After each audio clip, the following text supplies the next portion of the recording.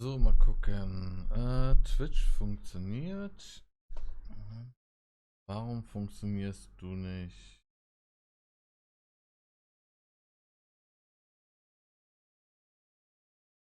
Du sagst du hast keine Daten. Du hast Daten, Junge. Warum sagst du hast keine Daten?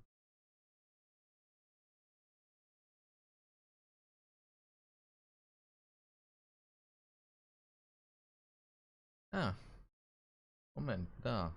Ah, Gott, das ist jetzt echt ein Grund. Okay. Okay.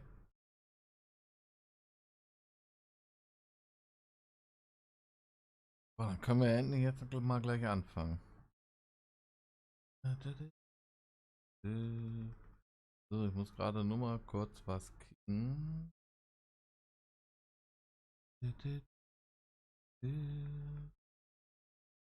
So. Wir haben eine sehr gute Verbindung. Das ist schon mal supi. Okay. Und da drauf. Warum hast du da schon wieder ein anderes Thumbnail? So, gut. Nicht wundern bitte, dass dort eine Zeit gerade runterläuft. Also doch, klar, ihr könnt euch wundern. Bin ich ganz ehrlich. So, ich muss jetzt mal kurz gucken. Ich muss mich jetzt nämlich hier ein bisschen nochmal umorientieren. Ich hau einfach schon mal hier in das Game rein. So, weil ich hoffe nämlich mal, dass es jetzt auch so ein bisschen auf YouTube dann auch mit funktioniert. Da muss ich jetzt gleich erstmal ein bisschen was erzählen, wa? Warte mal. Starten wir nebenbei Tales of Berseria? Ja, kann man echt mal starten. Gut. So. Sound gibt es auch noch gleich, keine Sorge. Also, erstmal Hallöchen. Jetzt muss ich erstmal wieder ganz weit ausholen. So, ich hoffe erstmal, euch geht's gut. Die Sonne macht euch nicht allzu sehr zu schaffen. Wir haben hier schöne, schnuckelige 27 Grad gerade. Ich denke, bei euch wird es auch nicht gerade kühler sein. Gut. Heute gibt es eine kleine Änderung. Die Leute auf YouTube wissen Bescheid. Ihr wisst noch nicht Bescheid. Also die jetzt auf Twitch sind.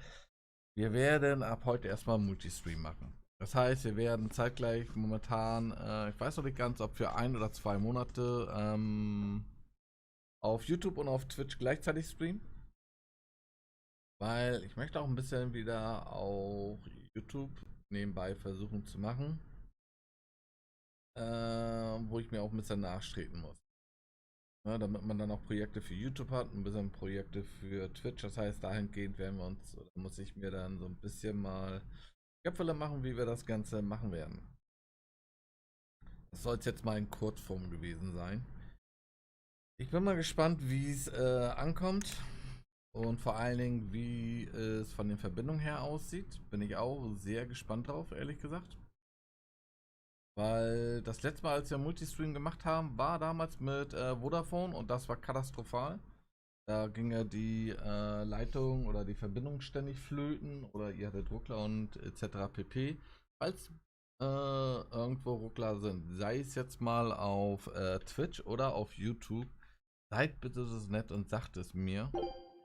Weil da kann ich immer noch im Nachhinein oder später zum nächsten Stream die Bitrate erhöhen. Weil beide Plattformen brauchen unterschiedlich viel Bitrate. Ich bin jetzt momentan aber, was habe ich eingestellt? Ich glaube 15.000 Bitrate habe ich zur Sicherheit eingestellt. Die kriegt meine Leitung auch locker hin. Ich glaube, ich kann bis zu 62.000 Upload machen. Das ist nicht das Problem. Gut, das ist jetzt erstmal, wie gesagt, das in Kurzform, nicht, dass ihr euch wundert. Ich habe auch versucht und ich denke mal, man sieht es vielleicht leicht in der Schattierung drin. Ich habe ein Chatfenster mit eingebaut. Wisst ihr, Thema Chatfenster. Ich weiß gar nicht, ob der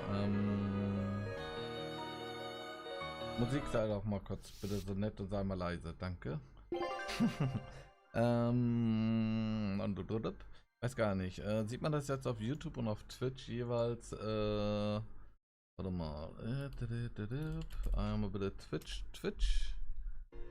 Ja, Twitch-Zeichen haben wir da. Und dann gucken wir mal YouTube. Mal gucken, ob man dann beide so ein bisschen rein kombinieren kann. Warum willst du da nicht? Du kleiner Sack, du?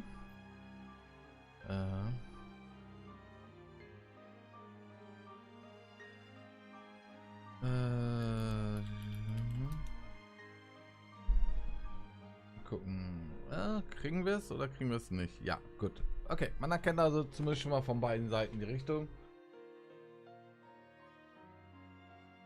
Wenn die Schattierung nerven sollte, muss ich mir da was anderes einfallen lassen. Aber wie gesagt, wenn bitte Probleme sind, bitte Bescheid sagen. Wäre supi.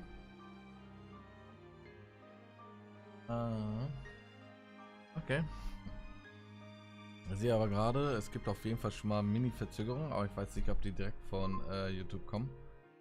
Ich werde es mal im Auge behalten. Na, warum wird sie jetzt nicht mehr meine... ja. Gut.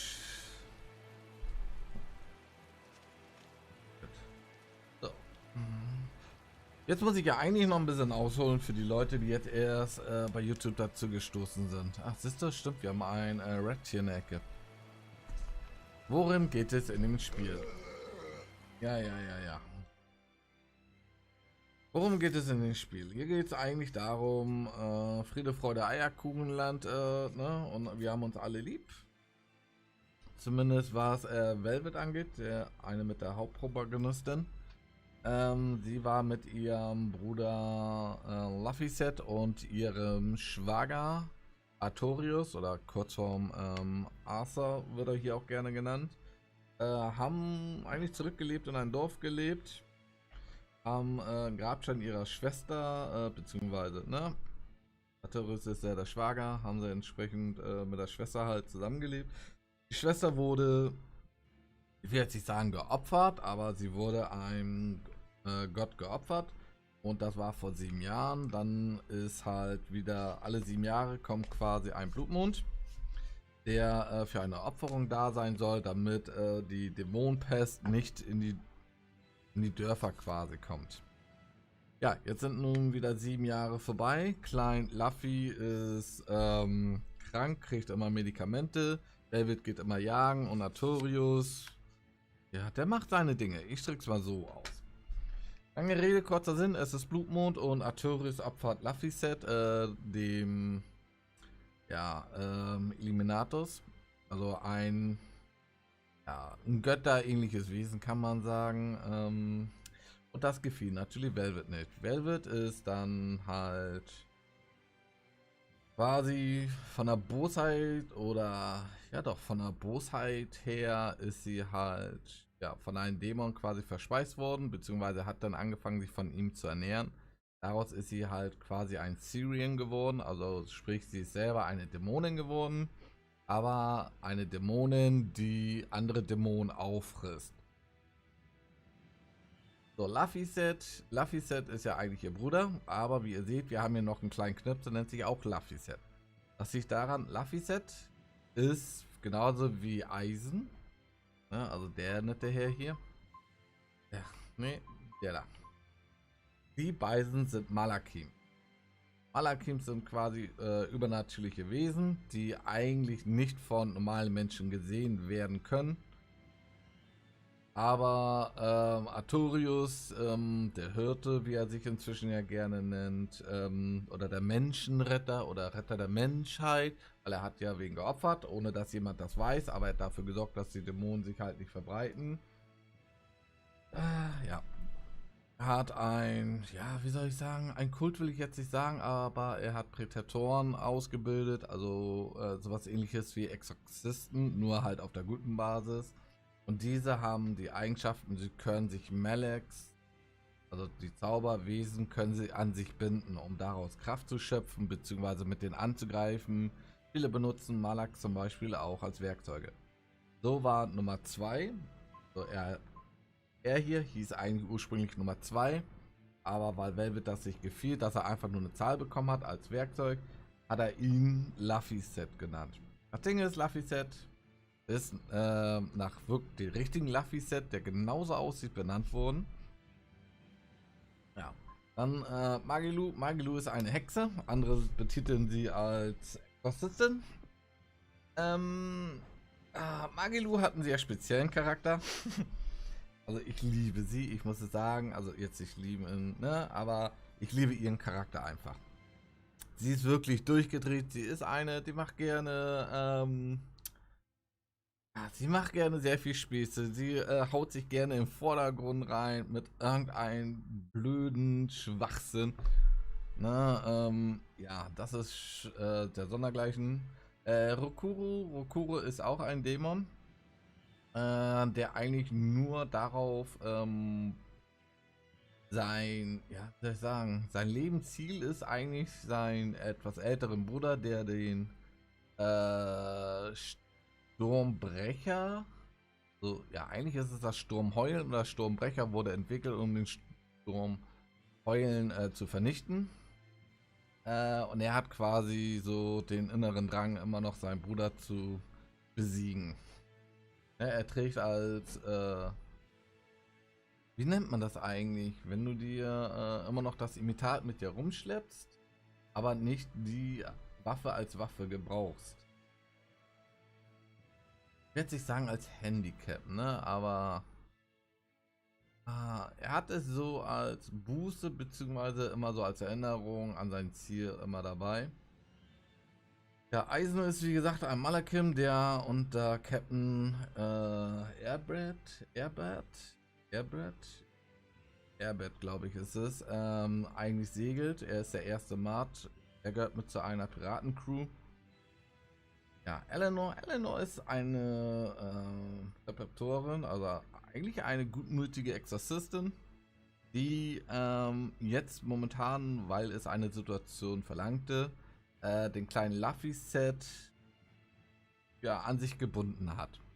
Weil ansonsten wäre Luffy-Set zum Dämon geworden und das hätte Velvet nicht gewollt.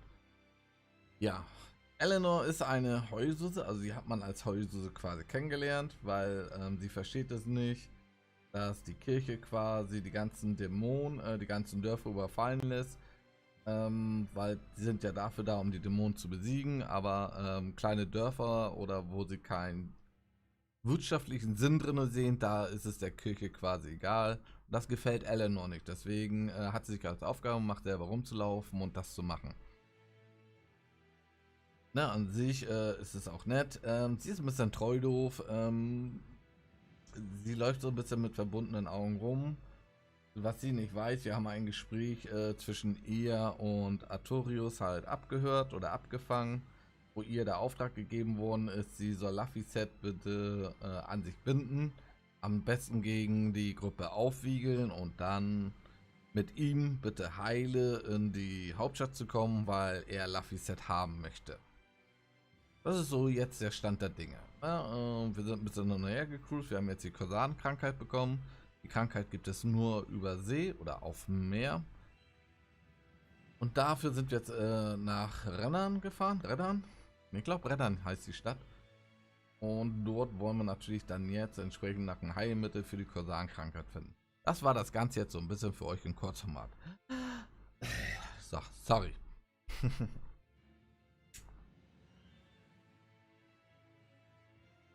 Aber ihr müsst ja auch ein bisschen auf dem Stand der Dinge sein. Ja, können wir mal. Oh, mal alle besiegt. Sehr schön.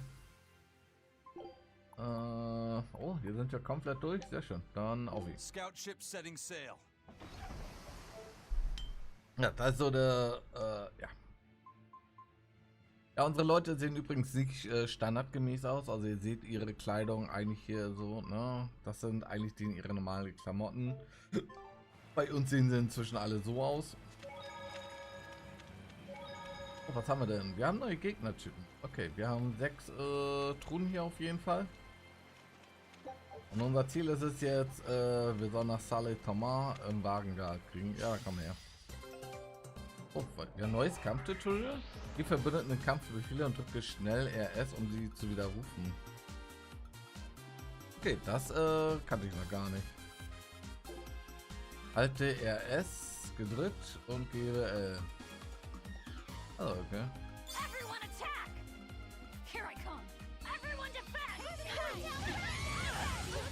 Oh, sorry. Oh mein Gott, so. Die Mages, die sind echt nervig.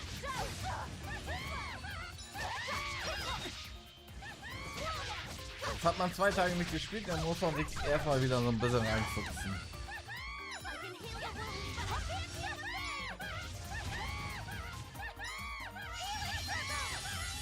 Danke für die Heilung.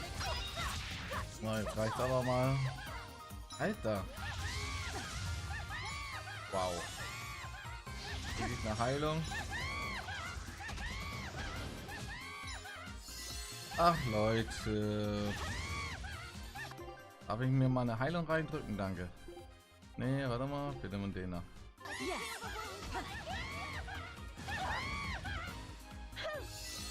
So, jetzt ist aber langsam was wichtig. Blöde Scheißding, Alter. Jetzt machen wir mal dann ein bisschen auf.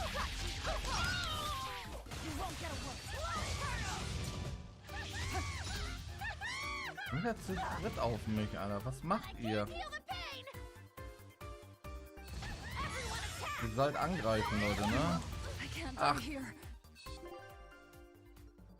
Hast du sowas? Wegen dieser Scheiß-Quest jetzt?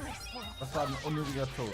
Gott, das auch unser erster Tod seit 2 Streams.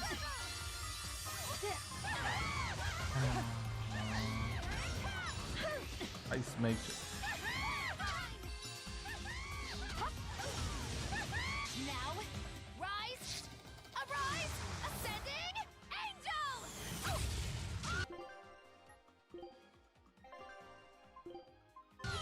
Ach nö.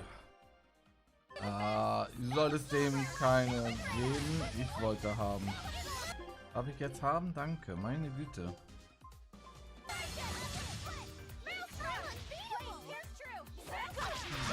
Einmal so eine scheiß Einstellung geändert. Na, und dann sprengt das die ganze Runde. Ey. Meine Fresse, ey. Da haben wir jetzt wieder. Danke. Ah Gott. So. Links machen wir auch gleich an. Okay, aber interessant, es soll eigentlich nicht durchgängig dastehen. Dann kann ich das direkt mal ändern. Kann ich dich transparent werden lassen? Nachrichten immer anzeigen? Nein, bitte nicht. Mal anzeigen. Okay. Ich hoffe, dass es dann auch gleich wieder verschwindet und erst wenn wieder was geschrieben wird quasi. So ist es zumindest gedacht. So, sorry, aber solche Einstellungen müsste ich halt noch so ein bisschen mit reinbringen. So, lieber Oga, dann zeig mal, was du kannst. Was bist du? Du bist ein Troll, 7200. Du hast Wind. Wind? Warum wir Wind?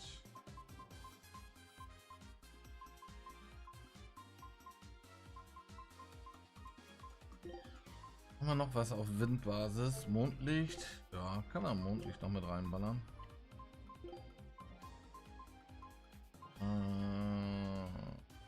Runter.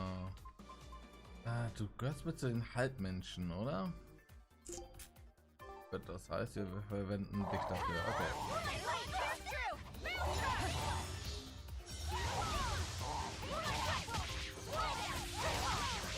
So, dann krieg ich jetzt ein bisschen Fläche. Oh. Ja, aber wir sind gerade echt in der Area, wo die ordentlich Schaden machen, ne? Ich finde es nicht verkehrt. Wir sind halt auf guter Schwierigkeitsstufe unterwegs und können auch langsam anfangen, ordentlich Schaden zu machen. Dann wird zumindest nicht nur ein reines Gemäsche. So, wir haben wieder gegessen, dann komm du mal her. Was wird das hier eigentlich jetzt für ein Big Red? Ach, als ob jetzt wieder so eine hässliche... Moment. Nee. Du gehst direkt weg, Kollege. Ich doch kein Mensch hier. Ich bleib hier.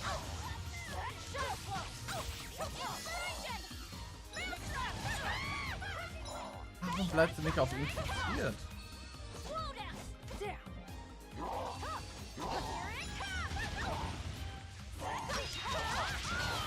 Danke.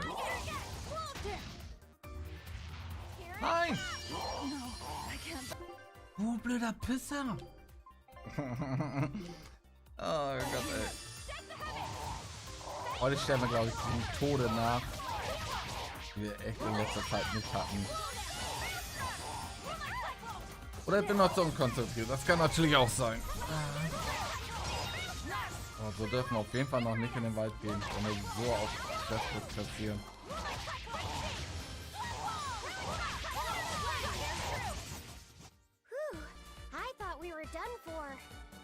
0,27, ja, weil wir K.O. waren, ja. Ärgerlich. Thema ärgerlich. Hat irgendwer eigentlich schon wieder was ausgelernt? Ja. Oh, du hast doch keinen neuen Beutel, ne? Nee. Aber hier geht gleich schon wieder einiges los zum Aus. Okay. So, was haben wir denn? Wir haben noch Katzengeister. Schleims. Okay, was seid ihr für Schleims? Dreckschleims. Auch Wind. Seit 25. Was sind wir? 20? Dann ist es kein Wunder, dass wir momentan das kriegen.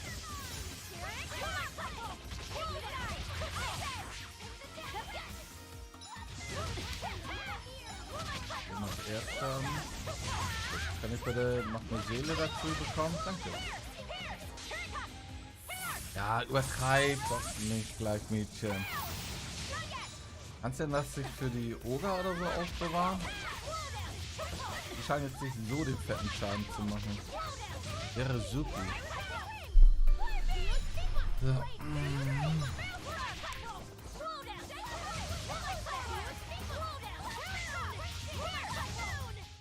Hey, is everyone all right? Also, siehst du, Kamera wollten wir auch noch anmachen. Der fehlt ja noch zum Glück. Ah, aber Chat ist weg. Sehr schön. Sehr schon. So, ja, du kommst gleich dran. Weiß gar nicht. Was haben wir hier noch? Hier kommen wir wahrscheinlich nur mit einem Supersprung hoch. Jo, hier kommen wir nur mit einem Supersprung hoch. Ja, ich mag euch immer noch nicht, ihr scheiß Hexen. Genau deswegen. Warum fokussiert ihr mich gleich als allererstes? Also 4 Leute hier.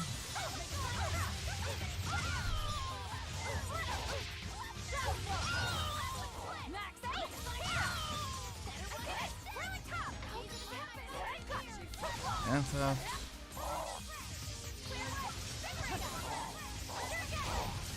Danke, weg mit dir, du blöder Sack, du. Okay, du hast die Kampfstiefel. Hab ich noch eine andere Kampfstiefelart für dich? Dein Hemd hast du auch voll. Du brauchst noch Matrose lernen. 62. Oh Gott, du hast die ersten noch nicht, ne? Ja, schäm dich. Ja, dann kriegst du das. Ich hoffe, du lernst es schnell, bitte, weil dann können wir dir höhere Tierstufen geben. Ja, komm her, du hässlicher.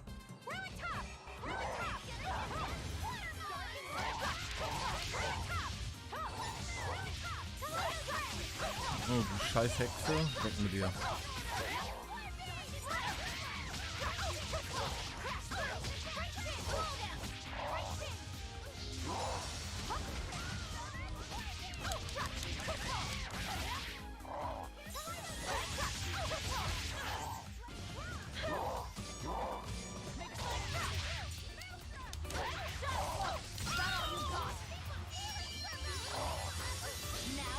Ja, gut, jetzt ist in Ordnung, Mädchen. Jetzt darfst du Zähne machen.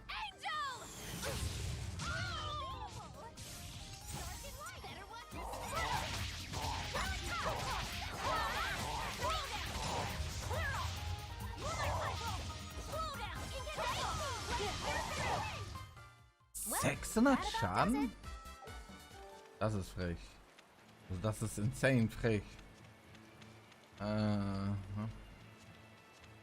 Holy shit, Alter. Okay, hier in der Ecke machen wir extrem viel Schaden. Hey, Laphicet. What's the Reaper's Curse Magilu was talking about? Supposedly, Aizen's presence has the power to bring misfortune to the people around him. Is that some sort of special Moloch power or something? It's worse than mere misfortune. At Vortigern, there was a sudden mass outbreak of demon blight, and many of his fellow crew died on his watch. I find that a little hard to believe, honestly.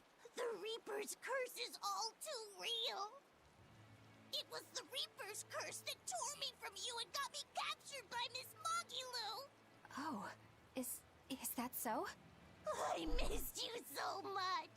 The hazy halcyon days when I I would blow on your cheeks to make your tears dry up. Hey, that's not... It must be destiny that we've been reunited. How I wish I could return to your side once more. Do what you want. I don't care. Really? I won't stop you. Maybe she wants a Moloch who freely divulges a young girl's secrets. I'm fine, thank you very much. I've already got Laphicet to look after as it is. Aw, no fair! Is he the one who blows on your tears now when you cry? He most certainly does not. And as of right now, you're a stranger to me.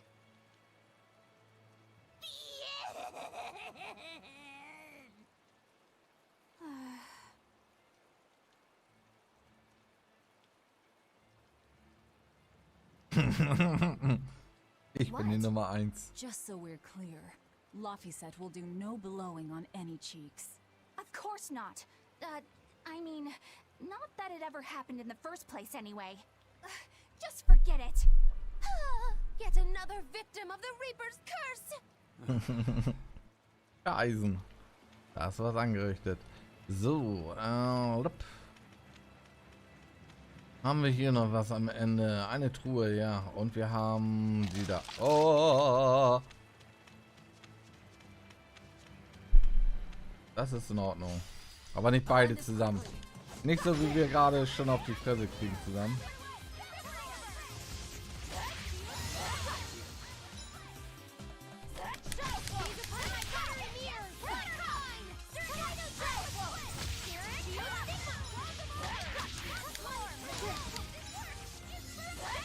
Bei euch geht jetzt wieder der Schaden so ein bisschen, ne? Warum? Ach, ihr lähmt einen die ganze Zeit, ihr blöden Säcke, ihr.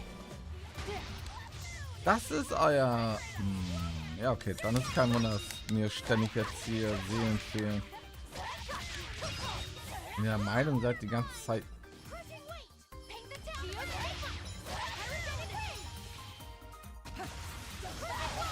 So, jetzt ist aber hier langsam mal bitte blöder Sack. Weg hier.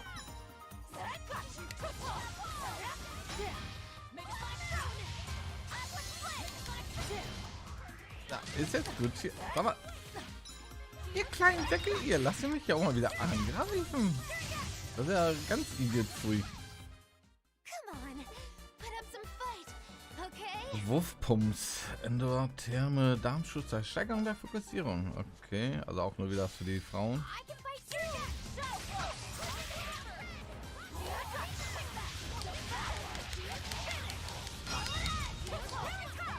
Sehr schön.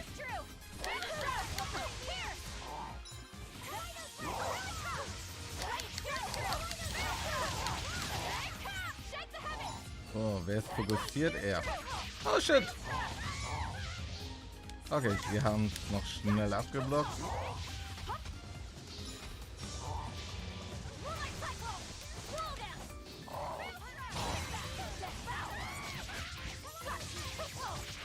So.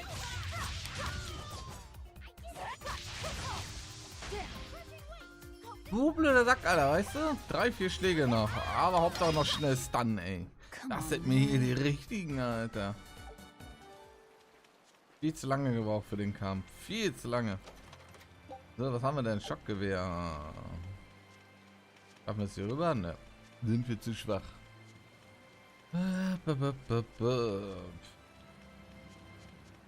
Also so wird es echt ein bisschen schwierig gleich im Wald, ne? Oh. Der Red scheint eine Fee zu sein. Was haben wir da denn? Haben wir hier noch irgendwo was? Ne. Der Red scheint eine Fee zu sein. Weiß ich, ob ich sagen soll, dass es gut ist. Are you feeling all right? Yes, for now at least. I'm glad for that. But please remember, the Reaper's curse is no joke. Is Eisen's curse even real? I'm having trouble believing in it. You never know. Talk like that might give you a stomachache, or a blister, or a bug might fly into your mouth. A bug? Miss Moggy Lou, please stop making up things just to scare Madame Eleanor. Like when you said that 4 Navy warships tried to detain the Von Eltia and disappeared without a trace? Or that Eisen made a stopover on an island and the men there caught demon blight? Or that a man bumped into his shoulder and started laughing and died from suffocation? Please stop. That's even more frightening. That's a pack of lies. It was 7 warships. Everyone on the island, not just men, caught demon blight. And the guy who bumped into me died from hiccups. But as far as the Corsair's Scourge goes, you don't need to worry. Just drink the Solitoma juice and you'll be fine. Assuming they're in bloom. Yeah, there is that. Ja, I have a bad feeling about this. der Geschmack soll die Leute quasi so an ihre Kindheit erinnern. Was eigentlich auf gut Deutsch bedeutet, das ist wie Lebertran oder Fischtran. Für alle, die es schon mal gegessen haben, wissen, das schmeckt nicht lecker. So, Frage. Kümmern wir uns um den Red? So, das Ding ist, du wirst eine Fee sein, eine Dunkelfee. Was für Skills wirst du drauf haben? Die Leute hier haben sowieso Betäubung drauf, ne? Also den Paralyse-Scheiß. Wird sie damit auch nur kommen? Wird sie nur mit Paralyse-Kram kommen?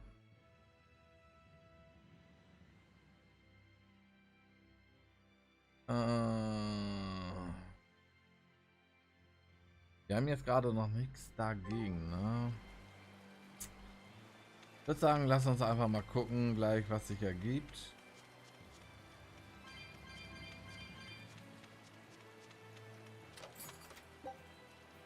Wir haben eine Kriegspike, das ist super. Frage. Du brauchst noch 20. Du warst durch. Du brauchst noch 13 oder 23. 23.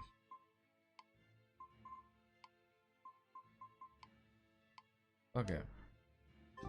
Pike können wir noch nicht verwenden. Also könnten wir schon, aber wäre schwachsinnig. Na gut. Dann zeig mal. Also wir haben erstmal 3 Hexen. Du hast 36.000. Deine Schwäche ist Feuer. Was ist bei euch? Bei euch ist Erde. Okay, und du hast eine starke Verbindung. Das ist sehr schlecht. Das ist sehr schlecht.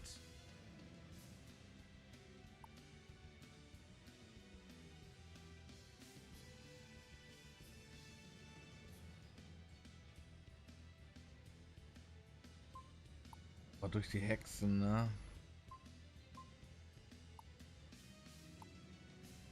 Gut, das heißt, wir müssen einmal unsere Dings umbauen. Einmal die Artis bitte umbauen.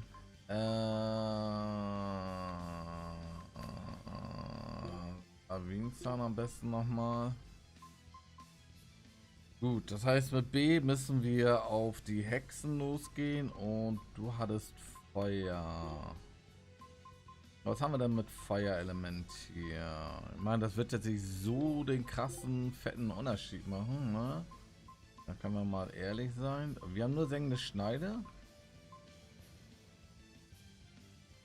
Dann machen wir den Harschen.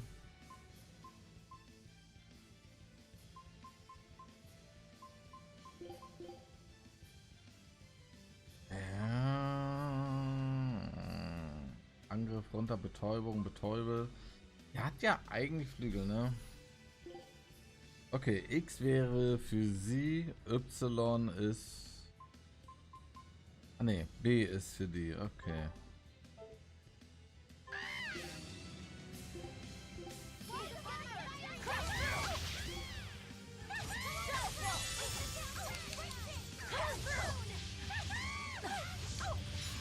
Ach, Jungen.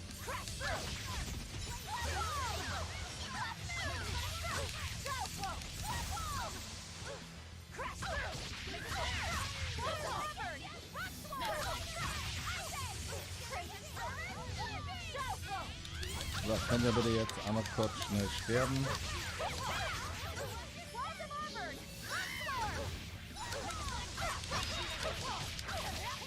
So, weg mit euch, damit wir uns um den Rest kümmern können. Danke. So, nur noch der? Ja, nur noch du. Beseria, Flügel und Furie.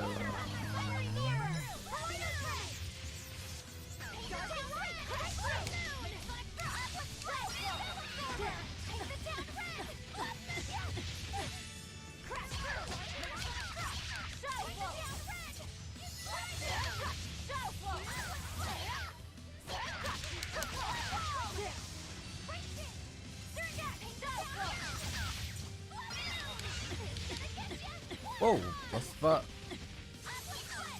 Was ist das denn jetzt gerade für ein Angriff von mir gewesen? Das wäre interessant.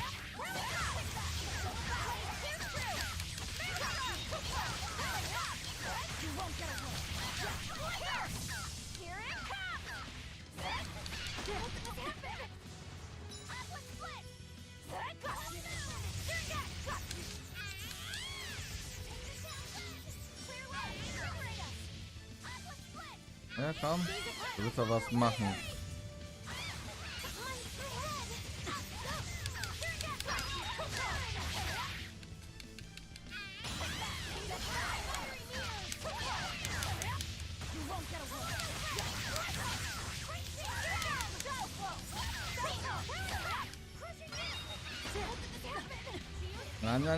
Na.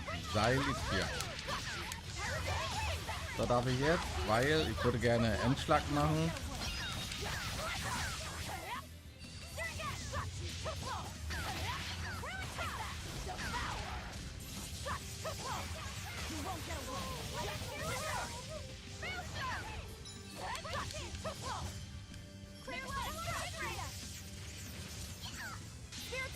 Ja, perfekt. Ein sehr guter Zeitpunkt. Reicht das? Nein. Ach, verdammt. Oh, aber immerhin 32,88. Das ist mal sehr gut. Gegen einen Red.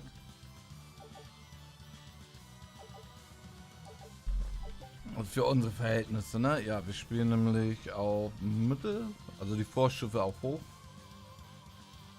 Dadurch sind die Gegner ja auch schon um einige schwerer. Ah ja, okay. So, jetzt müssen wir einmal kurz. Matrosenbluse, bist du fertig? Hast du noch eine? Du hast die Seide. Seide ist 3, du bist 6. Ja, dann müssen wir erstmal Seide machen. Das Ding ist, warum wir gerade die Ausrüstung quasi meistern, ist, all die Werte hier sind von den Ausrüstungen. Wenn wir sie meistern, kriegen wir sie passiv dazu. Ja, also sprich die Meisterfähigkeit, die dort steht, wie jetzt zum Beispiel Fähigkeit gegen Krustenwesen, der Schaden, der sich erhöht, der würde, wenn wir die 199 Punkte voll kriegen, würden wir sie passiv auf unseren haben. Der Vorteil ist, wenn du etwas ausgelernt hast und du benutzt es trotzdem, zählt der Wert doppelt. Deswegen ist es halt schon sinnvoll immer, dass man das so ein bisschen mit lernt. Und immer wenn etwas voll ist, direkt schon mal wechselt, damit du halt nach und nach halt entsprechend alles dann gelernt hast. So, Flammengewehr, was hast du? Wirkung von Verbrennung reduziert.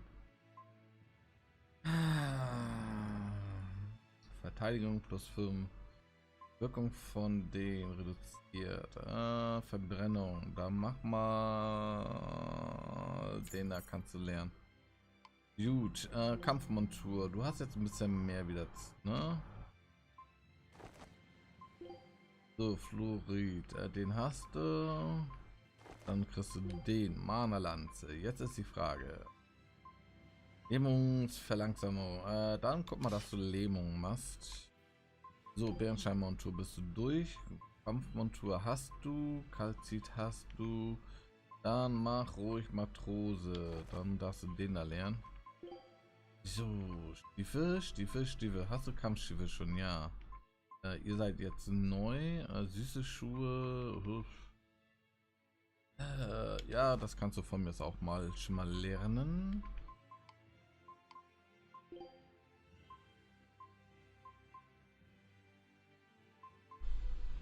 Ja, mein Mäuschen. So, du kriegst den schon mal von mir. Dann lernen ruhig den da. Gut, ja, passt. So, unsere XP ist zurück. Können wir gleich mal gucken, was sie aus den neuen Gewässern mitgebracht haben. Albatros, Fleisch und Knoblauch. Ja, und wieder raus. So. Gut, das war der nächste Red. Also, es soll maximal auch nur 10 Reds geben in dem Spiel, laut den Geschichten zumindest. Das sind die, wo sich halt nicht rangetraut wurde. Ihr seid schneller, ihr blöden Pisser, ey. Okay.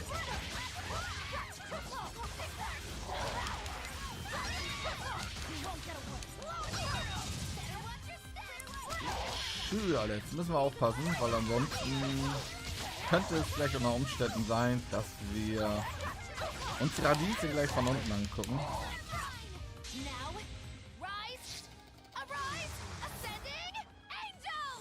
Doch nicht bei Trash Mobs.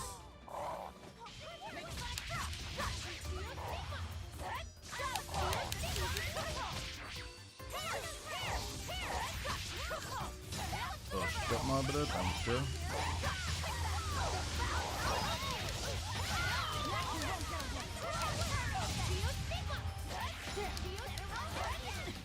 Ah, diese Paralyse-Viecher. So, weg mit euch jetzt hier.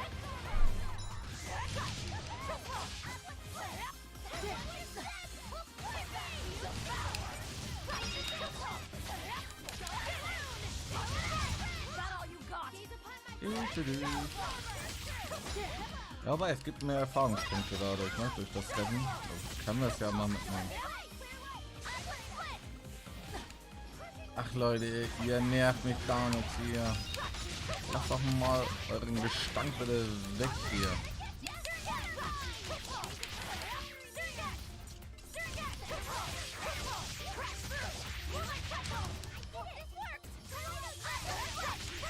So, mal geliebt, kannst du langsam mal eher was Sinnvolles machen?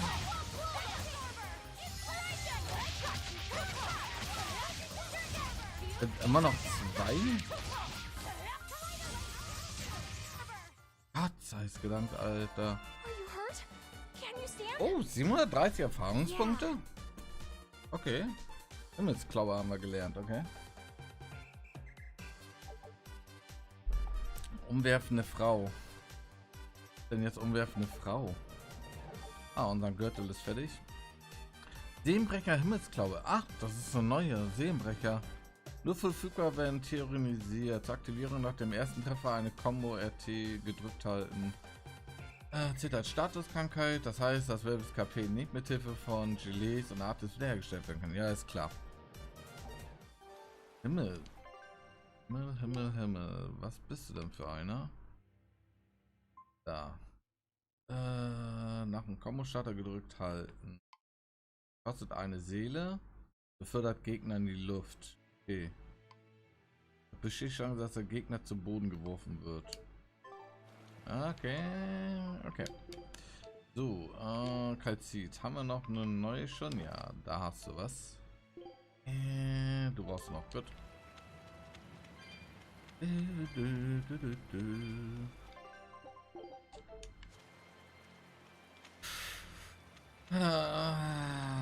Gehen wir jetzt echt schon in den Wald?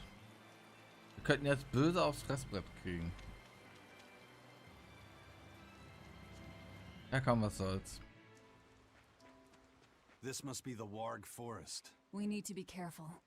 There may well be exorcists around. Ach, wenn das größte Problem wäre, Velvet. Achso, ich weiß davon nichts. Ja, mal gucken, was uns hier erwartet. Wir gehen ja einfach nur rein, um eine Pflanze zu holen für die Kosarenkrankheit. Kann ja nicht so schwer sein, eine Blume hier drinnen zu finden in einem Wald. Oh, eine Barriere. Na, sowas aber auch.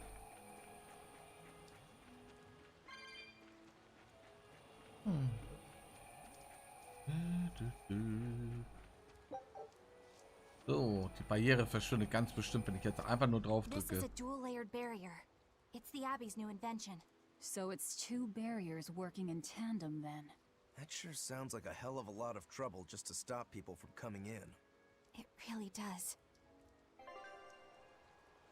Zweistufige Abteibarriere. Die zweistufigen Barrieren der Abtei können nicht so leicht geöffnet werden, aber man kann sie mit Hilfe von Schaltern bedienen. Die Barrieren des dazugehörigen Elements aktivieren.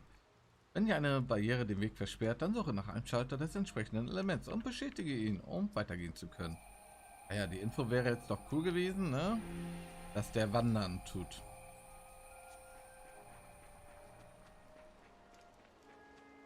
Weil er öffnet einen Weg und beschießt einen anderen dafür. So. Ah, die Reaper-Münze. Tails again, huh? That Reaper's curse of yours is consistent, if nothing else. The curse even affects coin flips? Seems that way. Amalok's powers affect physical objects and can, at times, even synchronize with their wavelengths. And in your case, it's that coin? Yeah. That's why it always comes up tails. You must forgive my skepticism. Whether you choose to believe it or not is really up to you. It might be worth noting that coin is also Aizen's vessel. So is that wavelength business the reason why Laphicet always has that compass around him? That's part of it, but in another sense, it's a kind of proof of his manhood. Proof of his manhood? Mhm. Must polish you so you don't rust. That doesn't make any sense. For a praetor, you really don't know that much about the world, do you? The Reaper's curse. The Abbey needs to know about this. I'll have to investigate further. A coin that always comes up tails. Can Amalek's influence extend so far? I see you're a woman of deep skepticism. I know it's hard to believe, but Aizen's coin really does only come up tails. Wait a minute. Are you using some sort of trick on it, Magilu? Oh, your gaze falls on me then? Well, I am a woman of deep skepticism. And one who holds grudges too, apparently. But no, I don't have anything to do with it. In fact, I tried a little spell to make it come up heads, and it wouldn't take hold. The coin's not gimmicked. There's no trick. See for yourself if you like. This is Demon Lord Daos. Good eye. It's from Carl. It's from Carlin. I've never seen an authentic specimen. It's incredibly ancient, and yet it looks freshly minted. There's a reason for that. Gold is normally soft, but they found a way to hard... I know! They cover the surface of a softer metal with a heat-reactive shape memory alloy. That's what makes it hard to scratch. Right. It's a technique no one alive can duplicate, and it makes any trickery impossible. I might just have to believe in this curse of yours after all. I thought you said they had made the surface itself harder, not covered it with something else. I think you're mistaken. No, I swear you said... Let's just leave it at that. Okay. Shape memory alloy. That's how they did it.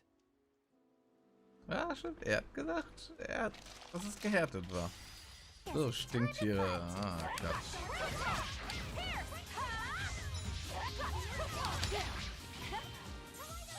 Ach, verdammt. Dachte ich, war noch schnell genug draußen aus der Lähmungsscheiße.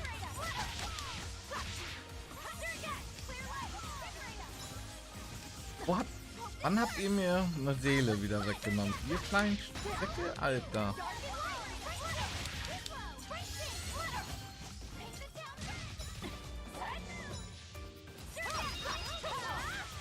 Danke für die Seele.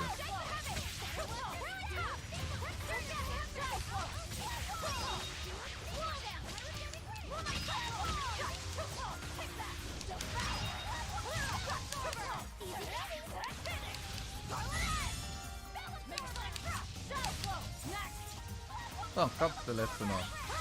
Ovi, verweckt. Well, that about does it. Ah, Level Ups, sehr schön. Brennender Mond, okay. Fluoridstiefel, Kalzit, ja. Ja, so, jetzt müssen wir noch kurz überlegen. Von da kommen wir jetzt gerade nicht runter, das heißt, wir müssen hier lang. Machen wir eine fatale Begegnung, die gibt uns nochmal ordentlich XP, ne? Gibt uns aber die Wahrscheinlichkeit, dass wir sterben.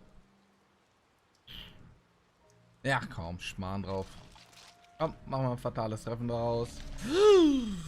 Ist der Fette jetzt mit dabei? Ja.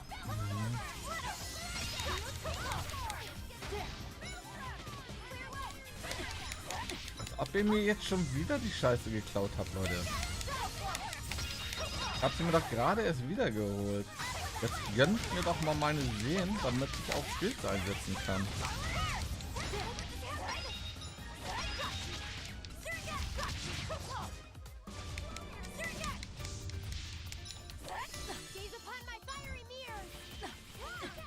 Ach Leute, als ob die blanke Anwesenheit davon schon dafür sorgt, dass wir Schaden kriegen.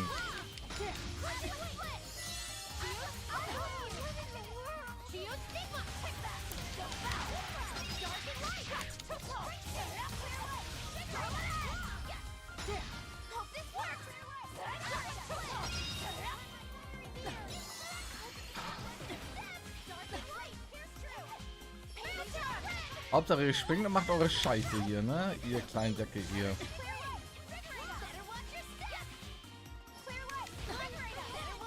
Das ist echt... Oh, come on, Alter. Darf man jetzt auch wieder gegen euch ordentlich spielen oder bleibt das eure einzige Attacke? Das wäre ganz schön lame, wenn ihr sowas einfach nur spammen würdet.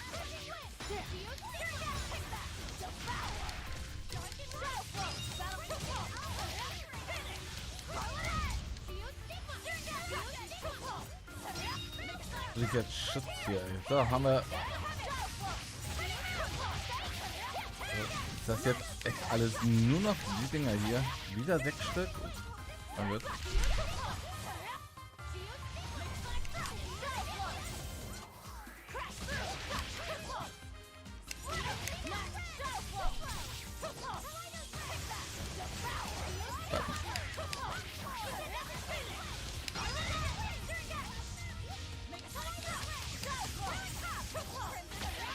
So, weg mit dir jetzt hier. Meine Güte, ey. Ihr kleinen Stink. Ich wollte sagen, ihr kleinen Stinkerchen, aber es wäre auch schon wieder falsch.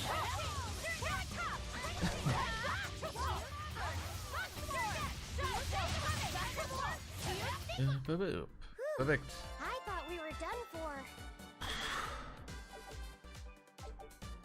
Immerhin gibt es ordentliche Erfahrungspunkte. Dornweste bist du durch. Dann kriegst du das von der Fluorid. Noch irgendwer schon wieder was durchgelernt? Nein, gut. Oh, wer bist du denn? Oh, euch haben wir schon lange nicht mehr gehabt.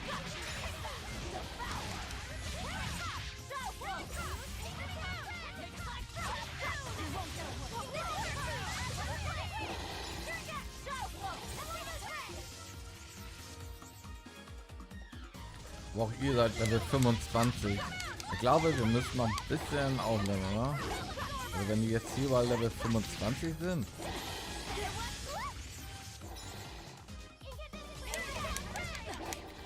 Ach komm.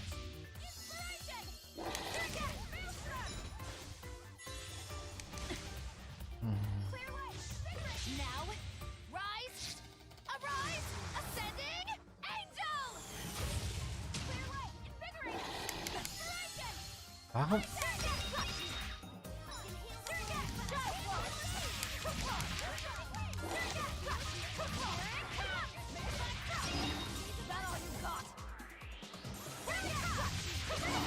Ah, danke. Hey, is everyone all right?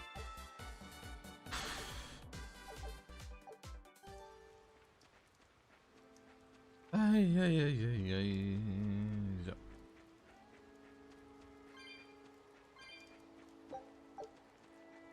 Naja, zumindest sind wir durch das Abteil hier gleich durch.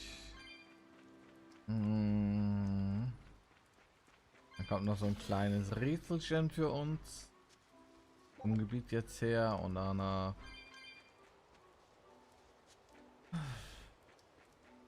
Danach finden wir bestimmt die Pflanze. So, haben wir hier noch was? Nope. Nope.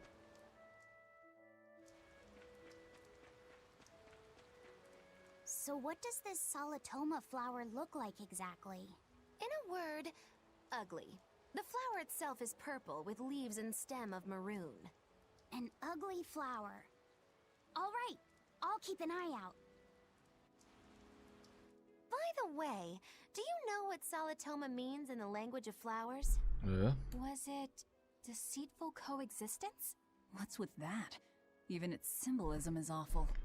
Deceitful coexistence. The perfect flower for us. Ja, eigentlich schon. What's wrong, Luffy said? Magilu is right, isn't she? Could be. Eleanor is from the Abbey. I'm not sure that someone like that would ever genuinely want to make friends with us. That's what I thought. But it's not all quarrels between us. There's commonalities, I guess you could call it. We share common ground. Deceitful coexistence doesn't trouble me at all. I'll always be here for you, Madam Eleanor. You and I shared an eternal vow that binds us together. All I did was make a pact to tether you. I'd appreciate it if you didn't talk about it in a way that could create the wrong impression. Madam Eleanor, you're so cold. Try your eyes, Bienfu. You still have me, don't you? Oh, Miss Magilu, you're the only one for me, honest. Good. Now think hard on my kindness and do as you're told. Yes, ma'am. I'll just have to hang in there until I find a new love. Uh-oh. Laphicet, think about deceitful coexistence this way. Demon, exorcist, Moloch, pirate, witch. We're never going to be a single cohesive unit. But each of us understands where the others are coming from in a way that's very real. So it's not really a deception. Yeah, not really.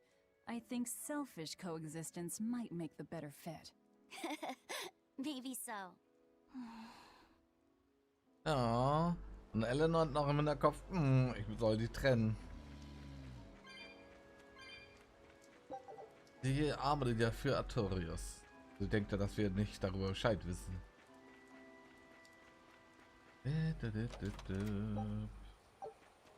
Ein Allheilmittel.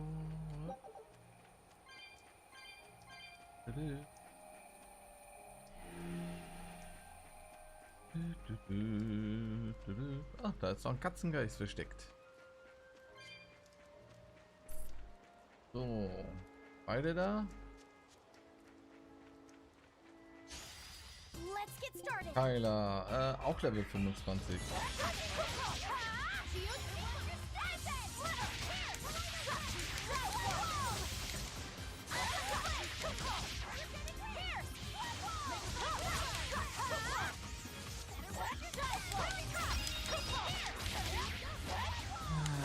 So, machen wir mal ein bisschen Seelen sammeln. Ich dachte, ich will Seelen sammeln, nicht ausgeben. Ihr blöden Säcke, Alter. Ach, schon mal euch zum Brudershit, ey.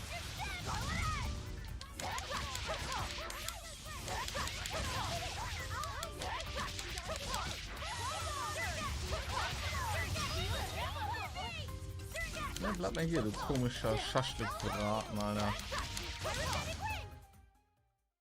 You're not hurt, are you?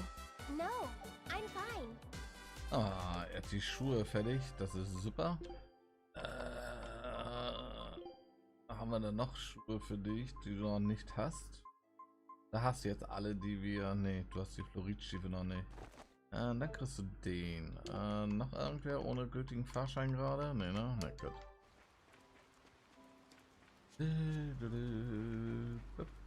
Wo ist der andere? Da. Komm, Nick. Ach, verdammt. Richtig umgedreht, du blöder Sache.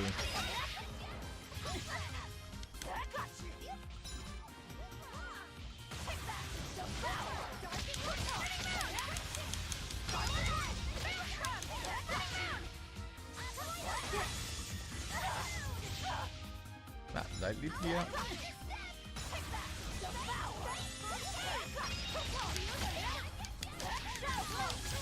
Nicht wegdrehen. Aber meine AOE geht nicht mehr durch. Ah, verdammt.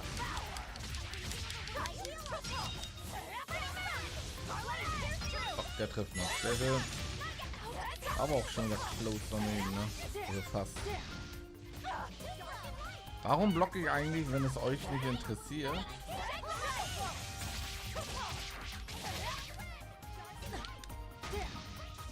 Ja, erstmal ein Doppelangriff. Okay. Was hast du für eine Hitbox, Alter?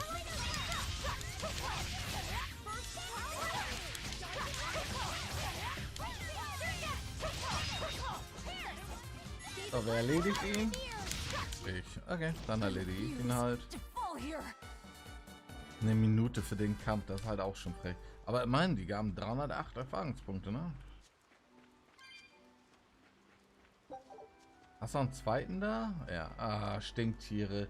Oh Gott, die Nervis vom Dienst wieder. Ah, ja, kommt mal her.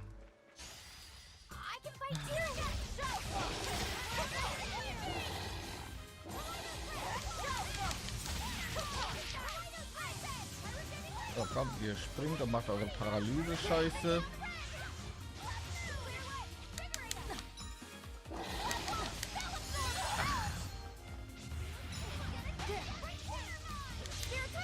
Ah, okay, dann machst du.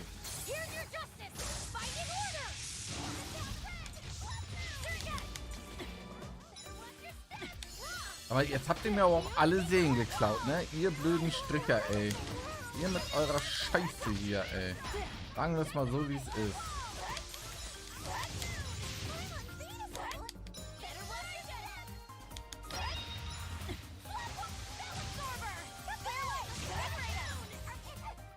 Also, die sind schon down, okay. Ey, dass die mit ihrer Attacke auch noch gleichzeitig deine Seelen klauen, das ist halt frech. Das ist halt frech. So, komm mal her, wir machen mal eine fatale Begegnung. Das ein günstiges. Das finde ich natürlich auch nicht.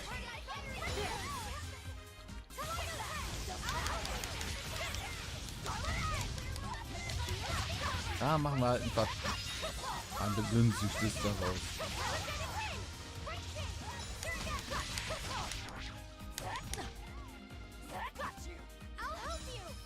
Wenn du eine Betäubungsbild bist, warum bist du da nicht betäubt?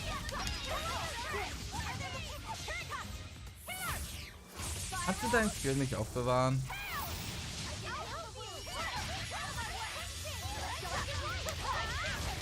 Aber anscheinend nicht. Na gut. Na gut.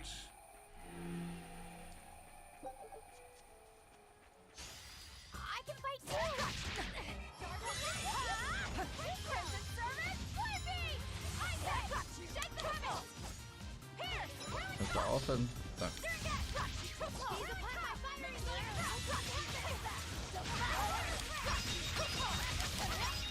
So, und weg mit dir.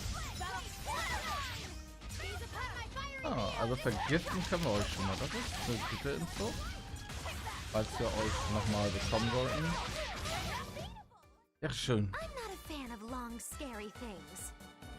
Have you looked in a mirror lately? You really go crazy with all that paper. You think I'm the one that's going crazy?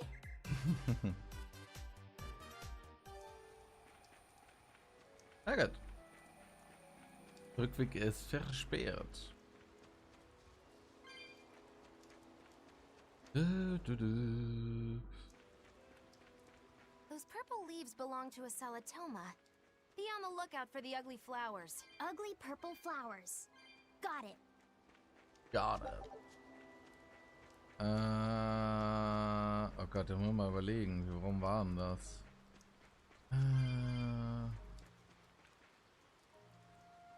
Nee, ich glaube erst links lang. Ich glaube erst links, dann rechts. Ah, natürlich der Nervi. Don't waste my time.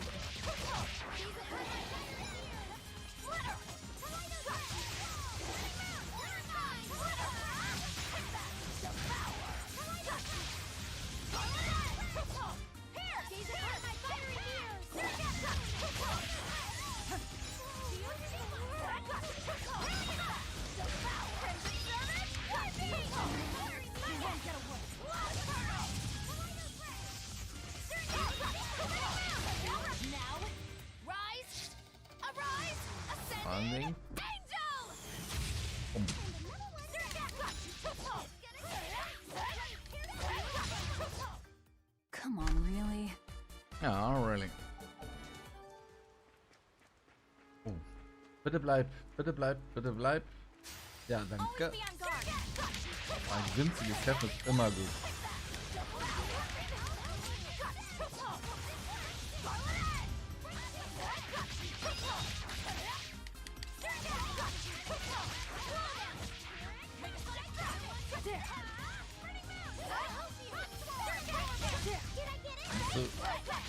Ist schon fast tot und dann blockt der Penner, ne?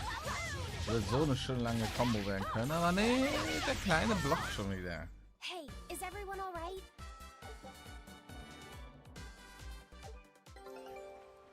Ah ja, und XP ist wieder zurück, dann schauen wir doch direkt mal. Scout ship. Einmal die Truhe mitnehmen. Nehmen wir die Katzengeist auch noch mit. Wie viel haben wir eigentlich? 279, ja. War noch ein bisschen Luft nach oben, aber passt schon. I'll end this quickly.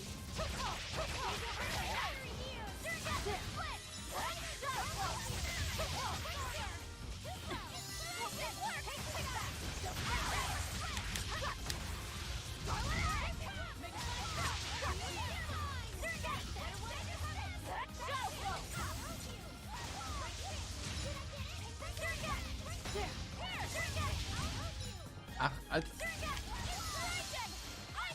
Das hat mir doch keiner von euch wirklich getroffen. Wieso habt ihr mich schon... Wie zum Teufel habt ihr mir meine Seelen schon wieder geklaut? Gott, ihr kleinen Säcke, Alter. Nur einmal zu hauen ist jetzt auch nicht so das Wahre. Ja, es ist ja schön, wenn es nur eine trifft, aber es ist schlecht, wenn es dann immer meine Charakterin ist. Eieieiei.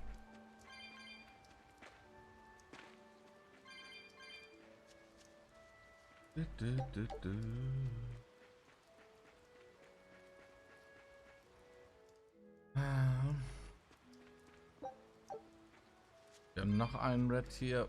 Alter.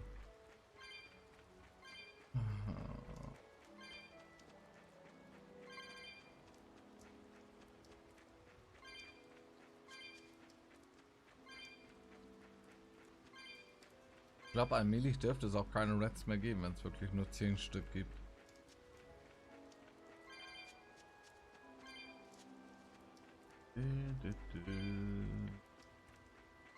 Was gibt es hier schon wieder viele von den Stinktieren?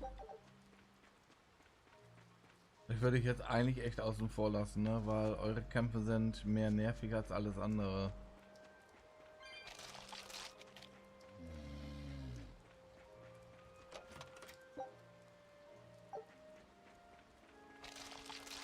Ihr seid mich mehr nervig gerade als alles andere. Und die Nerven kann ich mir auch ein bisschen sparen.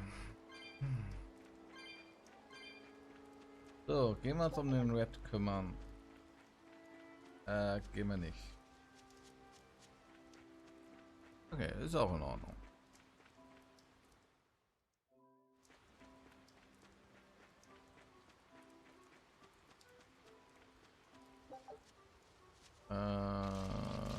Du warst versperrt.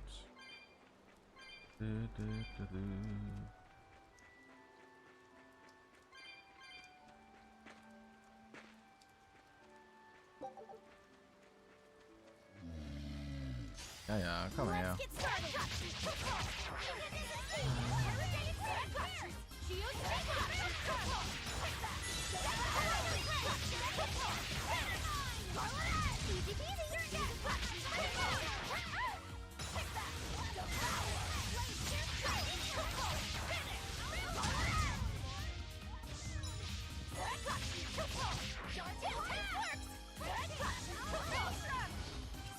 Ob du dich jetzt hier schon wieder schützt, du blöder Sack, du? Wow, all sorts of things popped out.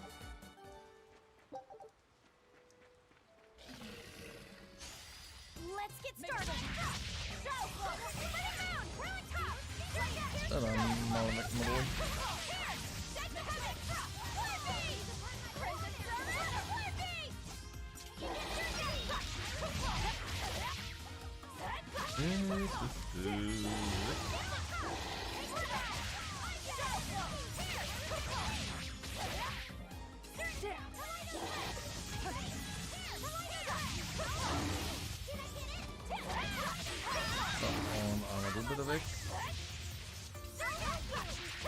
So, jetzt sind noch unsere Keiler.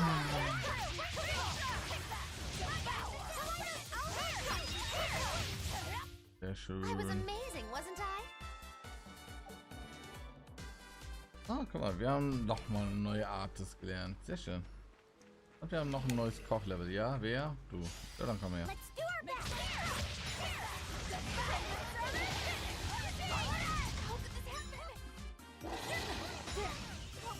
Ja, selber schuld. Ah, durch die Lähmung nimmt sie nicht alle Befehle an. Ja, okay. Das ist in Ordnung. Ich habe mich gerade gewundert, warum er nicht die Richtung benutzt hat, die er eigentlich sollte. Aber es könnte ein Lähmungseffekt sein.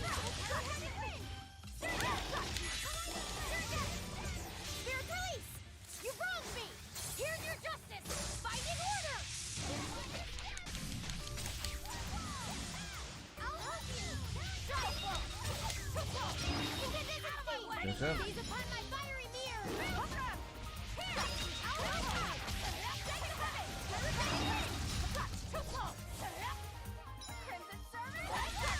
So, weg mit dir. Perfekt.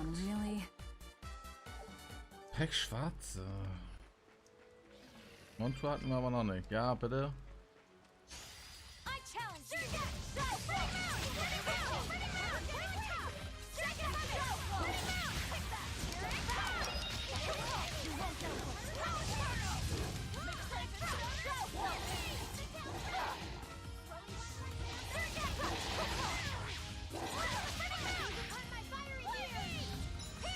Danke.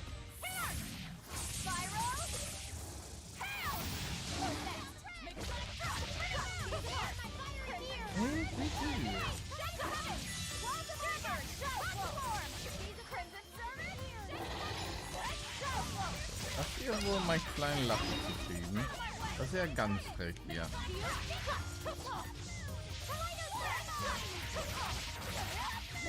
Ja, weg mit dir. Ey, ich sagte weg mit dir, Kollege, danke. Die Firma dankt. Lori-Teste, okay. Können wir uns die Tour auch nochmal schnell nehmen. Ah, nochmal ein bisschen Money.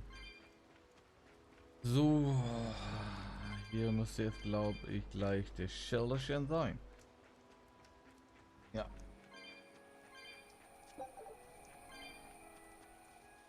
Mal gucken, was wir da vorne gleich noch haben. Weiß gar nicht, haben wir hier noch die Katzentruhe gehabt in der Ecke? Nee, okay.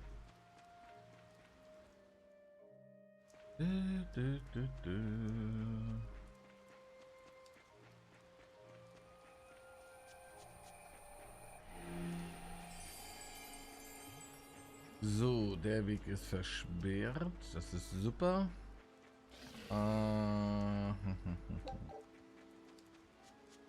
Wohin führst du? Das wäre jetzt noch eine Frage, die ich mir jetzt stellen wollen würde. Du führst mich quasi wieder zurück. Oder muss ich hier weiter? Weil dann würde ich noch mal kurz zurück und den Red schnell machen. Das heißt schnell. Erstmal überhaupt gucken, was das für einer ist. Ich denke mal, der wird dann auch wahrscheinlich wieder seine 40.000 live haben. Oder? Der letzte, wie viel hatte der? 36,6 oder so, ne? Könnte sein, dass der seine 34, die 40 hat. Was bist denn du? Oh, du siehst mir auf jeden Fall nach Gift aus. Kollege, du siehst mir auf jeden Fall nach Gift aus.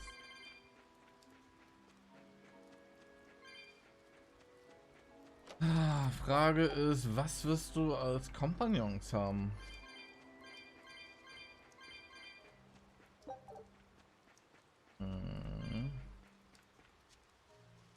Was hast du denn als Kompagnon?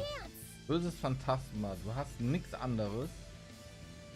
Okay, du hast 36,8.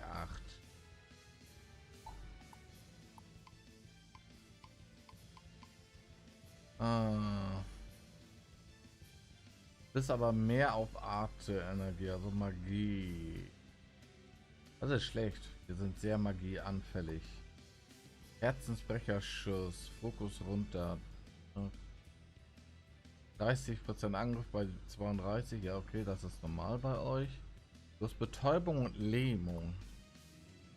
Ih. Ih. Okay.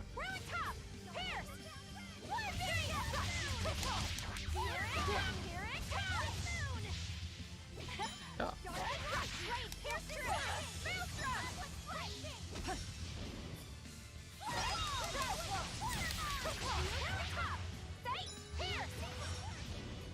Ich möchte eigentlich meinen Seelenbrecher auf jeden Fall noch aufbewahren.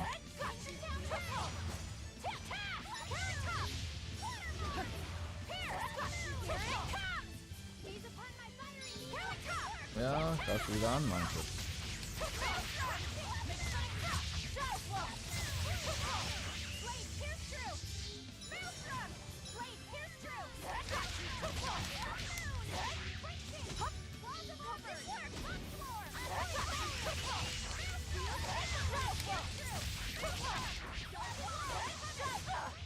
Ja.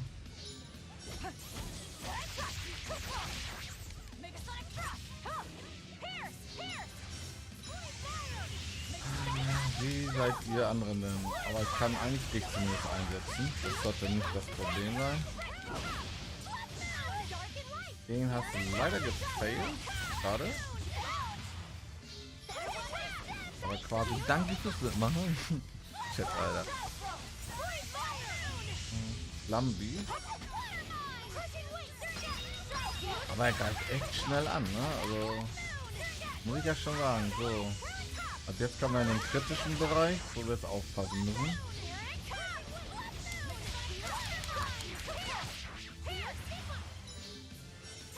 Weil ab jetzt macht er nämlich um einiges mehr Schaden.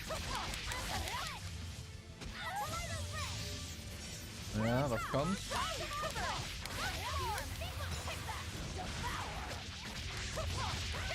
So, bitte kein Skill einsetzen. Danke.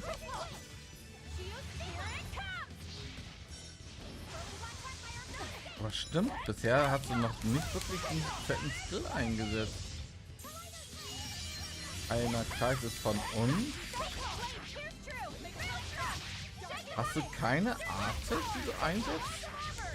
Ja, normalerweise gerade die bringt uns gerne um. Deswegen wundert es mich eigentlich gerade. Ja, dann weg mit dir, bevor du uns störst hier.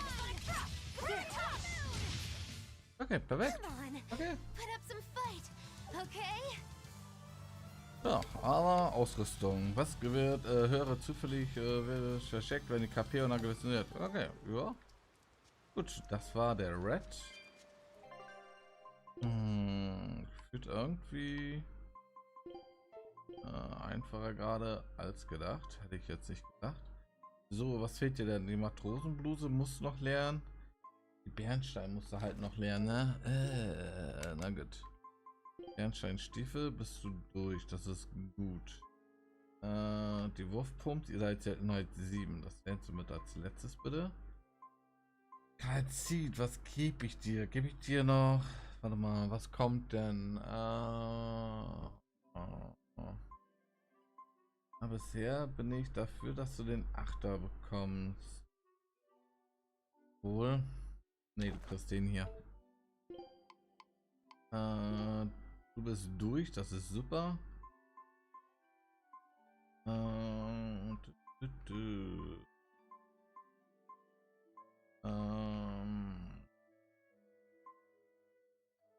Das ist die Kalzitpuppe.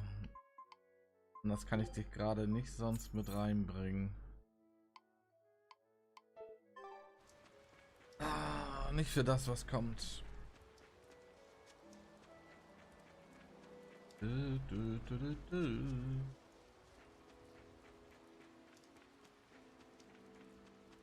So, das heißt, wir haben jetzt den Weg frei, das heißt, wir müssen da jetzt runter. Hi. Als ob ihr beiden Fettis nicht, also Molly, Entschuldigung, nicht Fett, ihr seid ja Molly, auf den ich da jetzt nicht durchgelassen habe, Alter. Damit ich auch gerne nochmal Schaden spreche. Was ist denn bei euch falsch?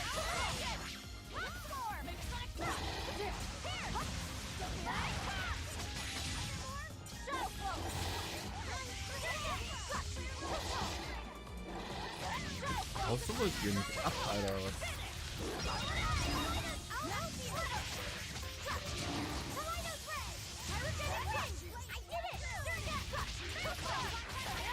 Einfach nur frech hier das Volk. Einfach nur frech. So.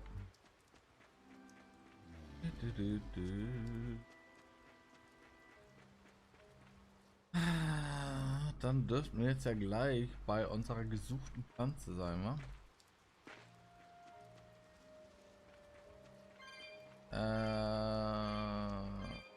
Hier ist auf jeden Fall unsere Katzenstatue, das ist super. Ja. Überschwanz, okay.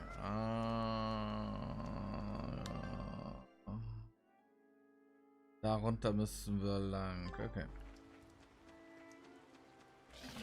Scheißen auf euch. Im besten Fall ja. Natürlich bist du angeblich jetzt schneller als dein Kollege oder was, ey. Ob ihr jetzt unbedingt ein fatales Treffer raus provozieren wollt, ey. Oh, weit. Ich sollte mich nicht beschweren, das ist ziemlich extrem. Solange wir jetzt nicht dadurch sterben, ist eigentlich alles gut.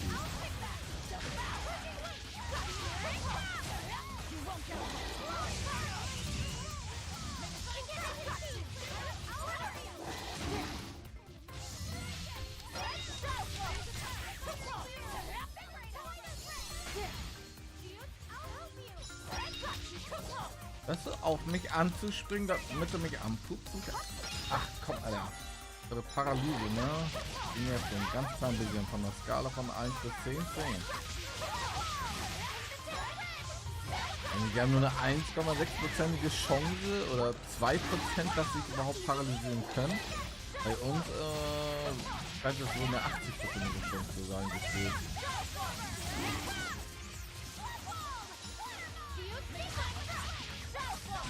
Und solche Nervis. Oh, hi. Ne? Sucht ihr wen? What do you think you're doing here? We could ask the same of you. Mit Malak? Ohne Malak, okay. Level 9 und 18? Habt ihr euch verirrt?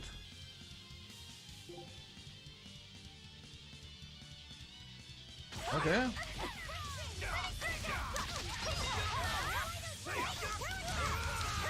Also hier rennen die Leute mit, oder die Monster mit Level 25 rum. Is something going on back there? They didn't look like they were demon hunting. Are you making that move? No, it just did it by itself. He's in sync with his compass, just like Eisen and this coin. Eisen, you're an Earth Moloch, right? Do you sense anything around here? No, I don't. It seems Laphicet's senses are sharper than mine. It stopped, but something still feels wrong. Like what? It kind of feels like when we got sealed inside that Earth Pulse. So a force similar to Inominat's power? I'm starting to think this may be no ordinary demon we're dealing with here.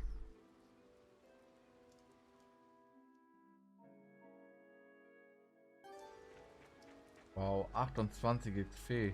Mach mich bloß nicht zu reich. Mit Kisten können wir eigentlich auf dem Rückweg holen, ne? Oder hattet ihr jetzt hier in dem Raum ein? Nee.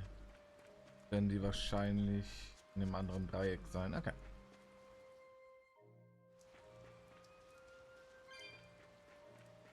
Ja, klar. Hau hier noch mehr Gegner hin. Always be on guard.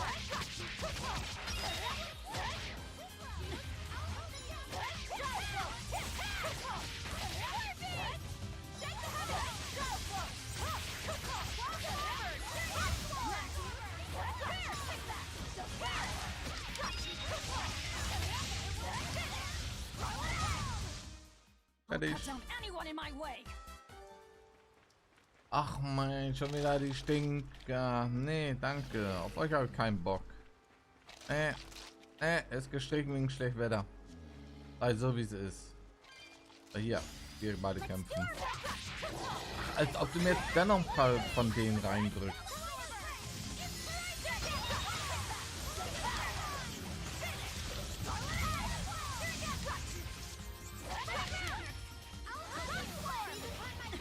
Und wann habt ihr mir dann bitte schon wieder eine Seele geklaut? Meine Güte. Du stehst vor ihm und stehst neben ihm? Why?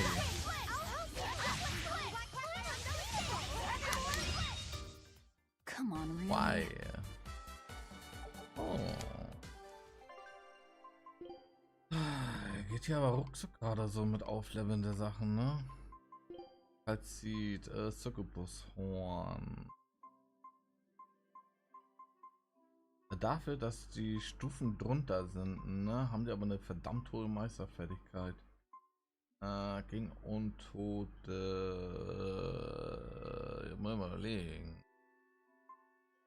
Ah, was? Wir machen den erstmal. Du bist damit durch. Natürlich, das nächste hat dann auch erstmal 700.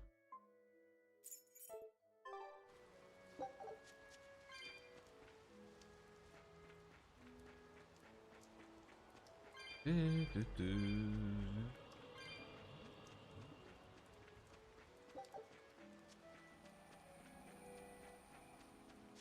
gehen wir uns erstmal kurz die Truhe holen. Cassandra Scherpe, natürlich. So, einmal wieder Farbwechsel, danke.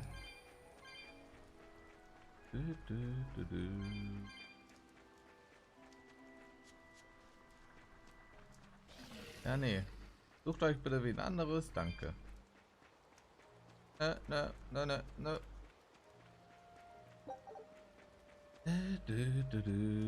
Oh, wir dürfen speichern, okay.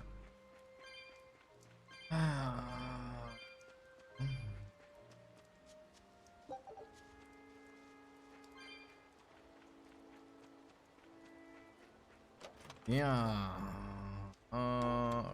Ja, wobei, nee, zerstör lieber bitte, danke. Dann gilt das zumindest als offen. Will ich etwas ändern?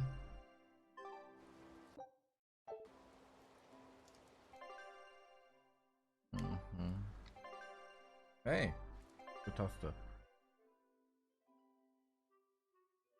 Wer ist denn voll? Luffy ist voll, Maggie ist voll.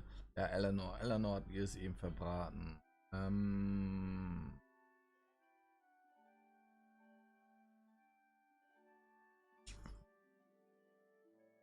So, behalten wir Luffy und Magilu dabei. Ja, Luffy eigentlich schon, ne? Wegen der Heilung.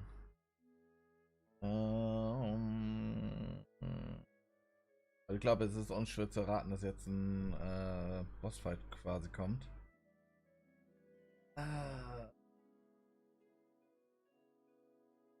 Nee, ich würde es eigentlich sogar schon fast so lassen. Wie weit bist du? Du bist in einer Minute fertig, okay.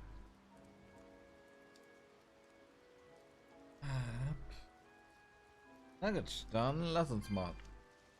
Lass uns mal diese nette Blume suchen. Wofür wir hier sind. It looks like a dead end up ahead. Luffy said, do you feel anything here? No, not right now.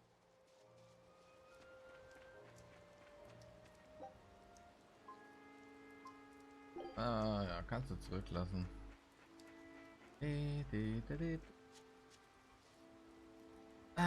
Gut, dann lassen wir mal. Look! Purple flowers! Yep, Salatoma. Is the demon the real reason the Abbey's closed off the forest? Worry about it later. It's flower picking time. Agreed. What do you think, kiddo? I told you these things were hard on the eyes. I mean, who puts those colors together? Yeah, they're Kamerafehlte really schon wieder, ne? nasty looking. But if they help the others, that's good enough for me.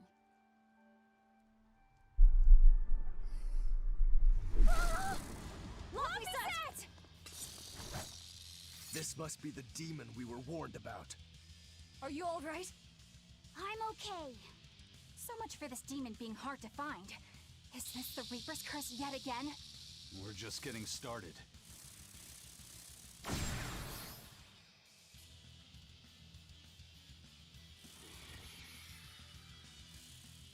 Another barrier! Barrier. Even my praetor hearts can't break that. What's going on here? Why go to such lengths to keep this demon alive?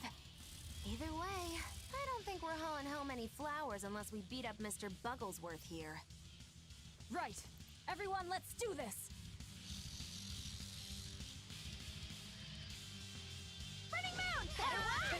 Was bist du? Schwach gegen 28.000. Okay, Panzer und Krusten bist du.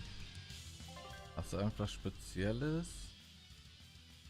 Du bist auf jeden Fall magisch. Du hast so hohe magische Abwehr, geringere Rüstung. Aber du bist sowieso Resistenz gegen. Wow, das ist ja auch geil, ey. So, was machst du? Du machst Angriff runter, Verlangsamung und Betäuben. 2 Skills. Ach, der Alter. Okay, du bist Level 26. This thing is so cool. I want to be a bug. Stop fantasizing and help. Spirit release! You wronged me!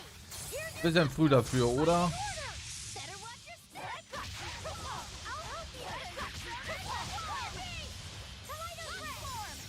Erstmal gucken, dass wir ein paar Seelen auf jeden Fall mehr dazu bekommen, damit wir auch ja voll sind. Okay, danke, wir sind voll. So, das heißt, wir können terrorisieren gleich.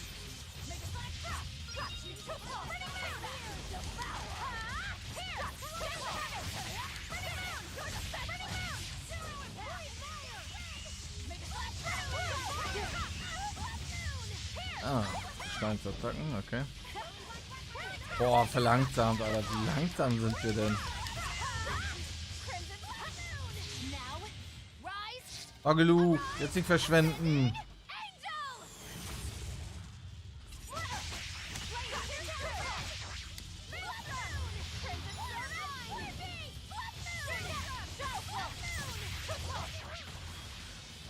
Oh, Drehnadel. Skill von ihm. Okay. Gott, sind wir lahmarschig.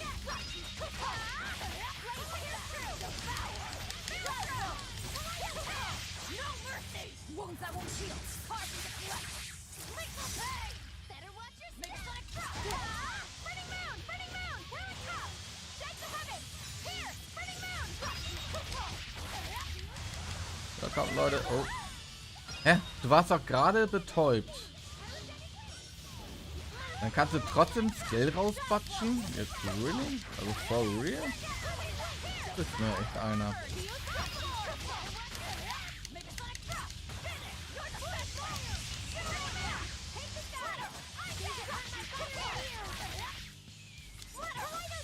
Achso, klappt ja gar nicht. Ja, ich habe vergessen. Ich habe den anderen. Wir haben die Punkte verbraucht. Wow, kurzes Berühren, erstmal Schaden.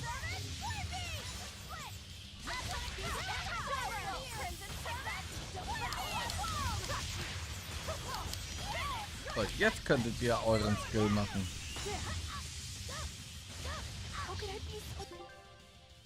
Wie bist du denn jetzt gestorben? Also ich frage jetzt den Freund. Aber du warst doch gar nicht an ihn dran, Elena.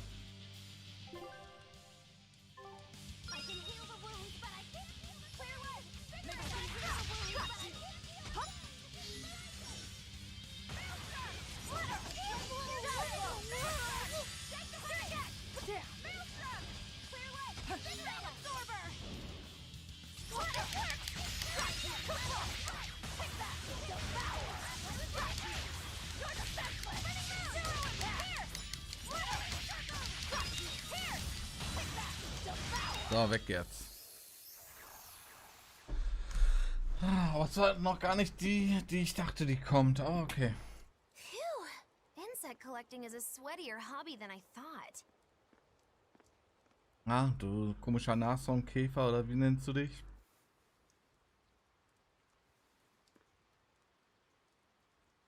Look! Can we keep him? No, hand it over. I'll dispose of it. Aww. Oh.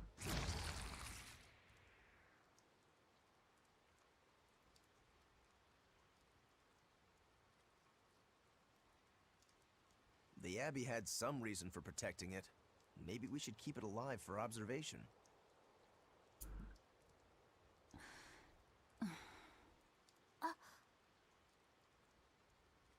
Ja, okay.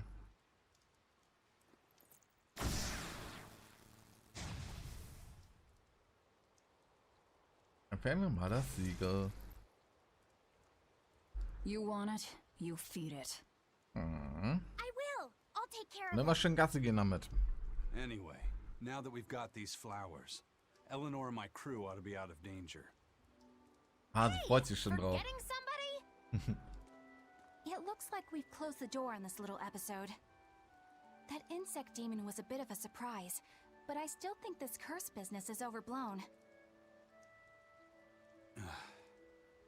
I can count on one hand how many have survived more than 3 years at my side. If you're not careful, you might wind up as corpse number 50. 50? Hmm. That's how many comrades I've lost. Oh, I'm sorry. Bezweifle ich. Just saying, don't let your guard down. Right. Now that we've got what we need, we should get back to the ship.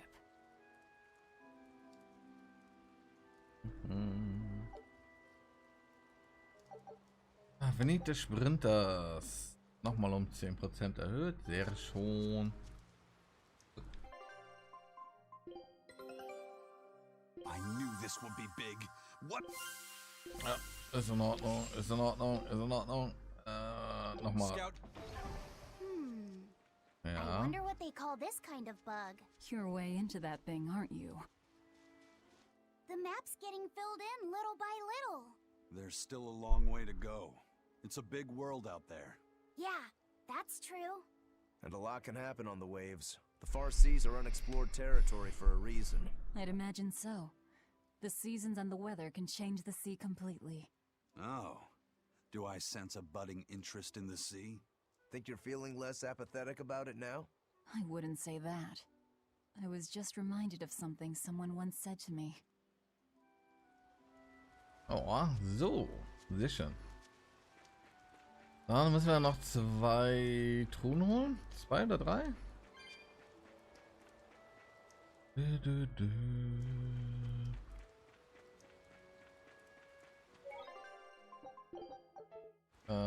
Ja. Like I said, So. can I ask you a bit of an awkward question? What kind of demon would you say Velvet is?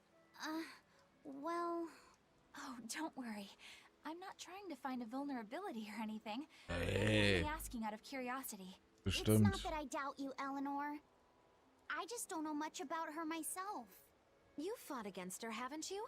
She consumes her enemies with her left hand and claims their power. She's a demon like absolutely no other.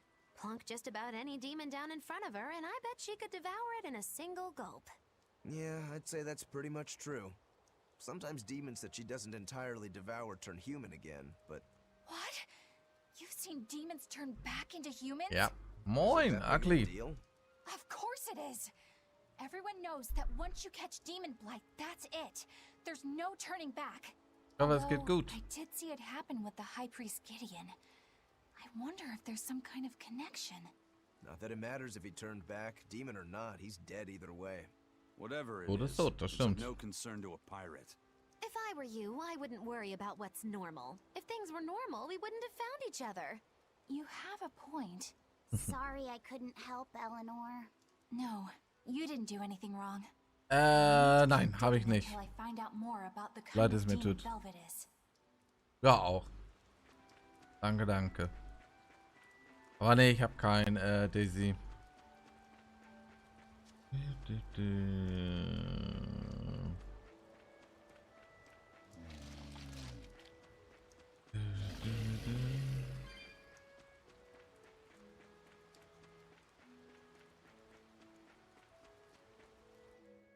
Aber ich weiß auch ehrlich gesagt nicht, ob Daisy überhaupt was für mich wäre. Aber dafür ist Daisy, glaube ich, mir persönlich zu lang gezogen. Also Survival per se kein Ding. Aber ich habe ja schon mal ein paar Videos dazu gesehen. Ich glaube, das wäre mir persönlich alles zu lang gezogen. Guess it's time to fight.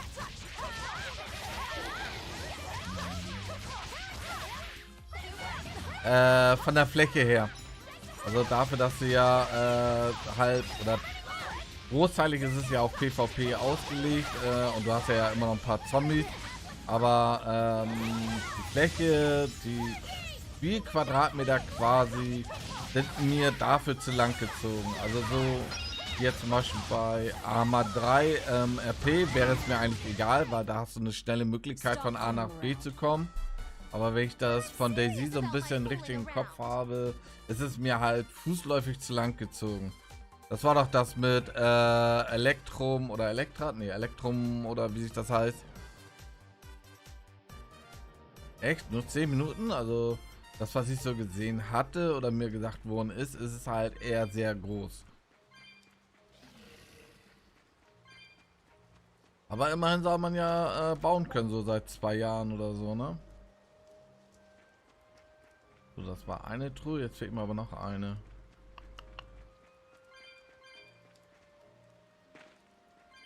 Das kann sein. Das kann natürlich sein. Schließe ich so nicht aus. Ich wollte eigentlich hier zur Truhe. Ah, hier gibt es eine Dorn-Noir-Flasche. Ja, okay. So, damit sind wir mit den Truhen hier auch durch. It looks pretty tough. Yeah, I've been around a long time, but I've never seen anything like it. It must be a new species. Incredible. A new species is usually named after the person who discovered it. The Laphicet rhinoceros beetle, then? Rhinoceros beetle? Whoa now, that's a stag beetle if I ever saw one. No. Those things may look like pincers, but they're actually horns. A three-horned beetle will cause quite a stir in the bug community. Hey, I know pincers when I see them, and those were some mighty pincers. The Laphicet stag beetle has a better ring to it, right? What part of that sounds better? The whole thing. Stag beetles are the strongest after all. I can't let that go unchallenged. The rhinoceros is the king of beetledom.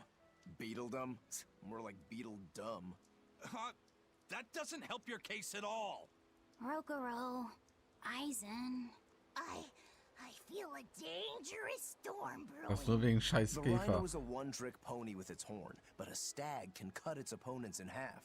Its weapons can be used in any situation. The stag is a true swordsman. That's petty trickery. The only beetle with the raw muscle to decide its own fate is the rhino. But they Habt only ihr live nichts for a Besseres zu year. tun? The stag can survive through the winter. They live hard and die young. Is the beauty of such a life lost on you? Why is it that boys get so excited when they talk about Also bugs? ich bin nicht so. Rhinoceros, stag, or butterfly. It's all no matter to me. They Korrekt. all look like cockroaches. They're totally different. So, what will you name it? I think Rhinostagros for now. Ja.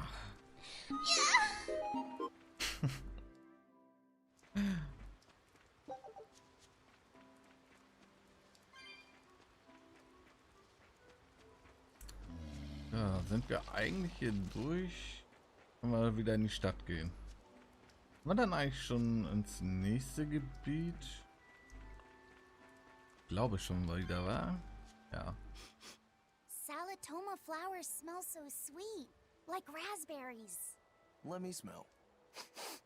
Oh, they smell tasty. Do they really taste that bad? They lure you in with their scent, but once that flower hits your tongue, its flavor transforms into something dreadful. Dreadful like how? The petals melt into a liquid thousands of times stronger than mint, and the leaves and stem taste richer than the richest beef tongue.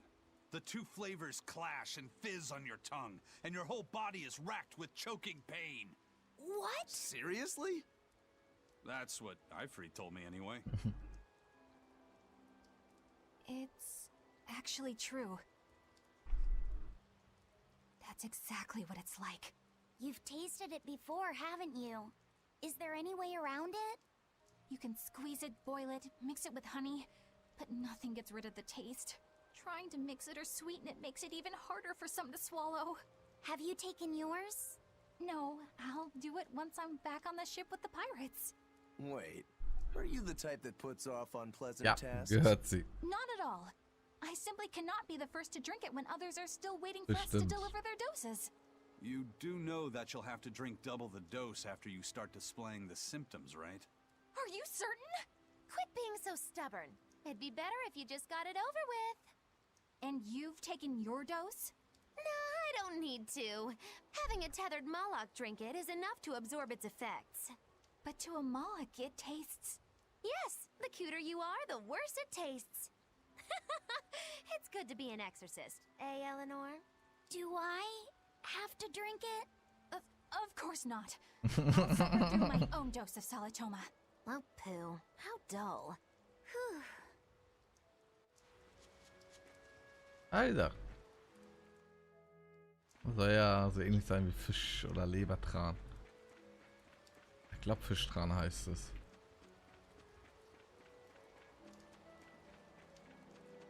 Aber wir sind eigentlich recht gut hier durchgekommen. Auch allein, dass wir den Red auf die Schnelle gemacht haben. Bei den Nashornkäfer, außer dieser eine komische Tod, den sie da ereilt hat, weshalb auch immer. Oh hi, die lebt ja schon wieder. You think there's any chance that wanted Moloch would launch an attack here? His target's probably Loringen, but stay sharp just in case. He might try to break open the bug cage as a diversion. Wanted Moloch? Loringen? First that demon Rex Helavis, and then Eleanor betrays us? We're never gonna catch a break. Quit whining. Cleaning up messes is our job. Stimmt, das war der Grund, dass wir überhaupt nach Lothringen dürfen. Wird vergesslich, ey. Looks like our Abbey buddies are up to something. And the bug cage. That barrier, I assume? If so, it won't be long before they find out we broke in. Then we should make our exit while we can. Mir soll es nicht liegen. Da wird. Aber laufen und gut ist. Und ab. Hat das uns eigentlich leveltechnisch was gebracht? Naja, wir haben jetzt schon 2 Level gemacht. Das ist auch schon mal etwas.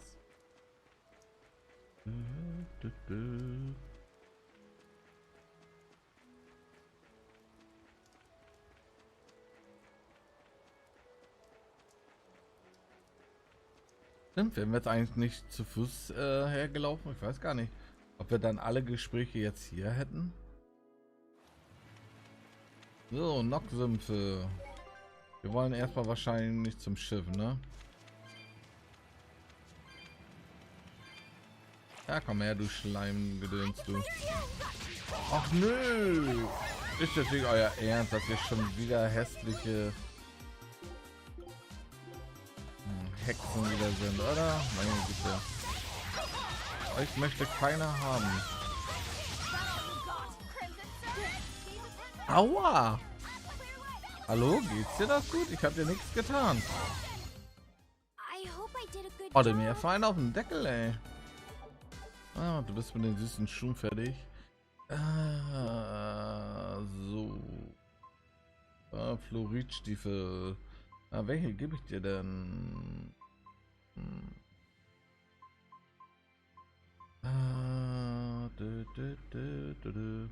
Geben wir dir Fokus?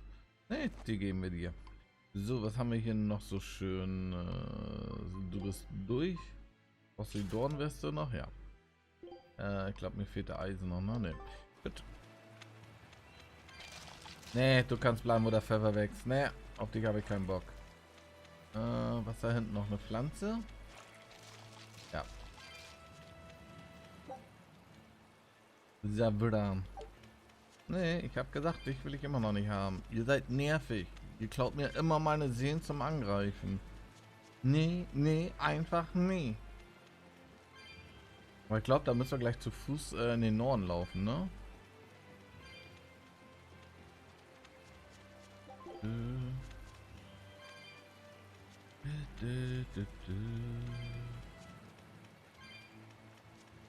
Kommt eigentlich der Pendelschwinger nochmal wieder? Ich weiß es gar nicht. Doch, ich glaube schon. Ja, wenn man von ihm spricht. Hey, how Hi. goes it? Zavid! Easy there, bro. I don't got time to spar today. Got a date lined up. That artifact you've got belongs to Ifried. Why do you have it? Just picked it up off the ground somewhere. Don't screw with me, tough guy. I have ways of making you talk. Ha! I wonder how much pain gets you to open up. You're the one about to be tested. It's not up to you how this goes. If I want to talk, we'll talk. And if I want to fight, we'll fight. Oh, er boostet sich damit, ne? War das nicht so? Ja. I'd play more, but I don't want to keep old Pointybeard waiting. We'll chat some more later, with our fists. Wait! Aizen! We need to get the flowers to everyone on the ship! You can handle it! But you're... Let's head back, Laffy said. All right. Ist halb so wild. Eisen gehört ja eh nicht mit zum festen Team.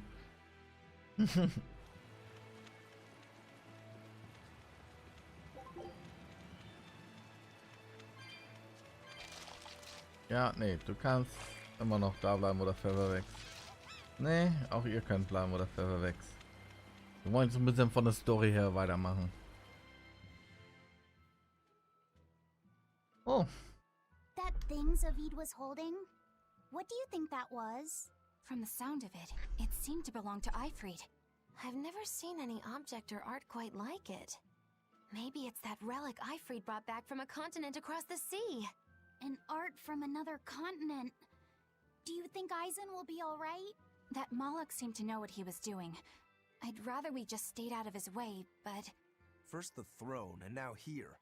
What is Zavid after, anyway? He was probably just making up that date business. But still, old Pointybeard? Just like Ifried. When I was talking with Benwick, he said Ifried had a pointy beard. You don't say. Then I bet Zavid is that wanted Moloch the Abbey's looking for. Yeah. He must be aware they're after him. And then he baited Aizen into following him, using something that belonged to Ifried. And I'm pretty sure Aizen knew that, but he went after him all the same. Ugh, this can only go well, I'm sure. Is Aizen in trouble? Ein It doesn't bisschen. matter either way, if his Corsair scourge goes untreated. For now, let's get back to the ship.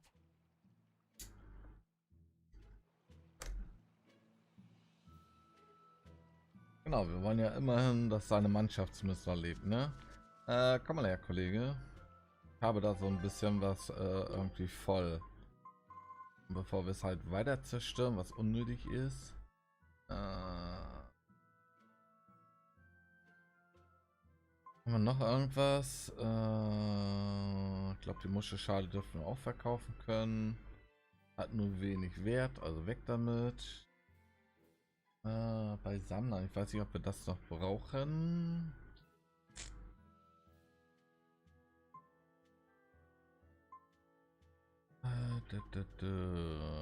Oh. Dich kann ich verkaufen, dich können wir verkaufen.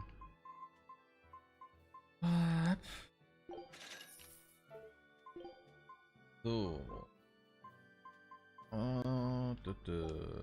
Nein. Danke.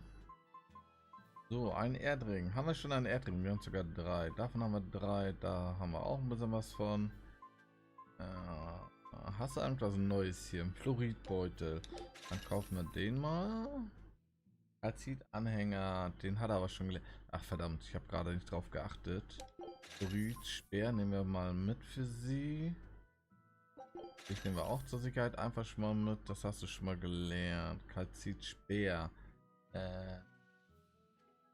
Bin ich gerade einen Kalzit-Speer gekauft? Aber er sagt mir 0. Ja komm, was soll der Geiz?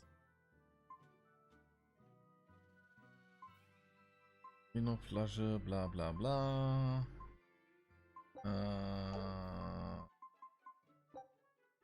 Einfach so, falls wir es brauchen. So, Frage. Du hattest doch, dein Beutel war fertig, ne? Genau. Dann kannst du nämlich den jetzt schon mal haben. Da fehlt uns noch ein Gegner. Hatte ich dir geholt? Achso, ich hatte Fluorid geholt. Okay, ich war jetzt... Okay. Gut, ergibt Sinn. Danke. Gut. So, mal gucken, was haben wir denn hier noch? Wir haben da die Schnagger. Wir haben euch hier. Oh, warte mal. Da ist was. Einer von der Assassinen-Gilde, von den Blutschwingen. Ich will meine Reds abgeben. Give me money. Give me money. Ja. Jawohl, wir haben 5 Stück abgeschlossen. Ja, gab dann erstmal 12.000, ne? Wie viel haben wir jetzt? Von den maximalen 10? 1, 2, 3, 4, 5, 6, 7, 8, 9. Ist das jetzt echt der letzte? Weil es hieß ja, dass es 10 sind. Der letzte ist Stufe 31. Dann irgendwie Infos. Burnak Hochebene, die große Kreuzung, Ventil der Trophäe. Mit einem Teil des Verbrochenen erstattet. Okay, aber sonst haben wir keine Infos über dich. Na gut. Ich meine, den werden wir so oder so finden, ne? Oh, warte mal, da haben wir noch ein Gespräch. Gespräch nehmen wir noch mit.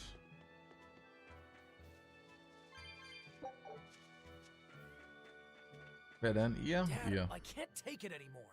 I can't deal with life in this village. There you go, with the whining again. Those two, they seem to be rather upset. Best stay out of it. They're going at it hammer and tongs. The phrase is hammer and tongs. I'm not whining. It's been 10 years and the village is no better off than when we started. Every year it gets colder, and every year our harvest gets worse. And the risk of demon blight hasn't gone away. Your point? Compared to other regions, Westgand has fewer cases of demon blight. Other areas are suffering worse from the cold and the demons. I'd say we're better off here than anywhere else. You're saying we're lucky that all we have to worry about is cultivating this inhospitable land? Don't be so impatient. We'll see results. Westgand has incredible potential. If we keep working this land, eventually it will become a prosperous place. Maybe not now, but in 100 years or 1,000, our descendants will have joy and plenty. That's enough for me. There you go again. Who cares about ancestors? I'm talking about... Good man, your words have moved me. As an exorcist, I promise to work my hardest to end the demon blight and help people like you find security. Oh, thank you for your kind words, young exorcist. Then I have a request. How about you start helping by marrying this fool's son of mine? What? Ever since his lover gave him the slip, he's been whining like this non-stop. I'm very sorry, but that wasn't exactly what I had in mind. Aha. Das ist gleich verkuppelt. Also wenn ihr wollt, könnt ihr alle noch gerne haben. Also ich bin ja jetzt nicht so. Frage, gibt es jetzt hier drinnen wieder was? Nein, gut. So, dann auf zum Schiff. Dann mal auf, dass unsere Leute hier gleich wieder was schnabulieren dürfen, was sie überhaupt nicht mögen. Gerade Eleanor.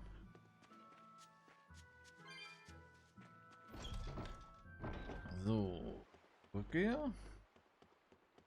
Halt. Was war hier? Ach, Froschkönig oder was? Look! A frog! It's unusual to see one this Mehrere. close to the sea. Hey, I 3 thought of Stück. a poem. Day at Port Renede. A frog jumps into the void. The sound of the sea. Magilu? What was that? Just a little poem that popped into my head. My inspiration came from pondering the terror a frog would feel if it unwittingly leapt into the salty ocean. That's... I don't get it at all. I got another one! Skinny little frog, Muggy-Loo is on your side. Do not give up hope. I guess that one is about rooting for a frog? That's right. I once bet a fortune on a game of chance involving frogs. That was my inspiration for this one. What do you think? Poetic, isn't it? I think you have a gambling problem. So, did this skinny frog win? Nope. I lost my entire bet. I think we can call that poetic justice. 3 Frösche übereinander, okay.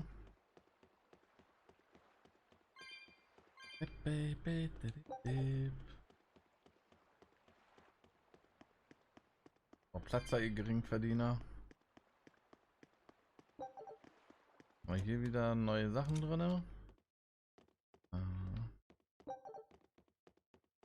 Alles, was wir verkaufen können, ist mir wichtig genug, bin ich ehrlich.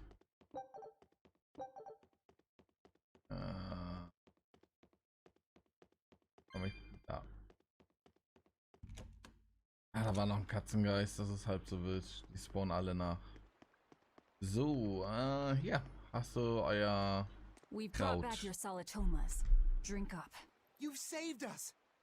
Ja, ich habe euch gerettet, genau. But where's the first mate? We bumped into some wannabe tough guy Moloch and he just took off after him. What? That must have been Zavid! Why didn't you guys follow him? Weil ihr wichtiger seid, ihr And leave Idioten. you all with the Corsair Scourge? Yes! Eisen's the one in danger here. Is it because the Abbey is after Zavid? So you even knew about it? I heard the details from a merchant who deals with the Abbey. Some big-shot exorcist named Melchior has set up a trap for Zavid and Loringen. If Eisen gets caught up in that, he might not make it out alive. So now there's Melchior to worry about. Why is Lord Melchior assuming direct command to capture Zavid? Wait, that's not important. What matters is I can turn Lavi's head over to him and finally return to the Abbey. Melchior is a legate. A powerful enemy, trap or no. Ugh, you guys are useless! Well, fine. If you're not going to go help him, we will. Ihr. What made you think you're capable of being any help? Would you let an ally get slaughtered just because you were scared? Ja, wir haben ja auch keine Angst. We want to save him. Maybe we'll lose. It still won't stop us. We are the ones who decide our fates. Only us. That's just the creed of Eifried's pirates. Gute Piraten können niemanden retten. You're a real hothead, you know that? Nobody said anything about not helping Eisen. Huh? You all stay here, take your medicine like good little boys, and be ready to welcome back your first mate and captain. The captain? Why else would Eisen knowingly barge into a trap, if not to save Eifried? Ah, of course! Leave the ship and crew to me. Here, this one's for you. Hier, dein Lebertran. Have fun damit. Schön essen. Those pirates haven't a lick of sense in them. They don't let reason dictate who they protect. If you say so, Demon. Ja, guten Appetit. Ja, essen. Ja, lecker, lecker.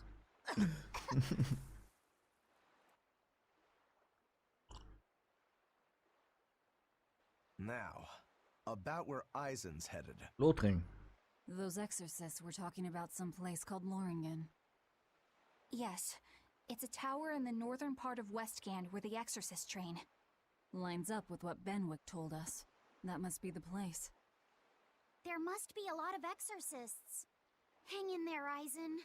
Ah, die That'll gehen noch take more gleich than hin. basic exorcists to do him in. We ought to pity any poor exorcists who meet the Reaper. Right. Let's work together and find him. Machen wir. So. Hoppala. Oh, ist hier noch den da. Bist du eigentlich schon wieder fertig? Nein, gut. Du bist du nicht. Gut. Ja, dann auf ich. Absolut Ring.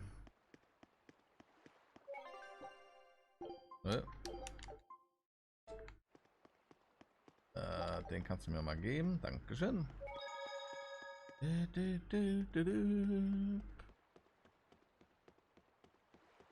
Oh Gott, ey. 3 Jahre ist echt schon lange her. Was kommt denn jetzt noch? Solitoma is as awful as I remember. I'd hoped I'd never have to drink it again. Are you alright, Eleanor?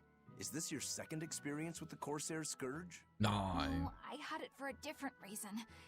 In the Abbey, it's tradition for initiates to drink Solitoma as part of their welcoming festivities. Sounds like hazing to me. When everyone shares the same experience, drinking something so shockingly revolting, our bonds are strengthened.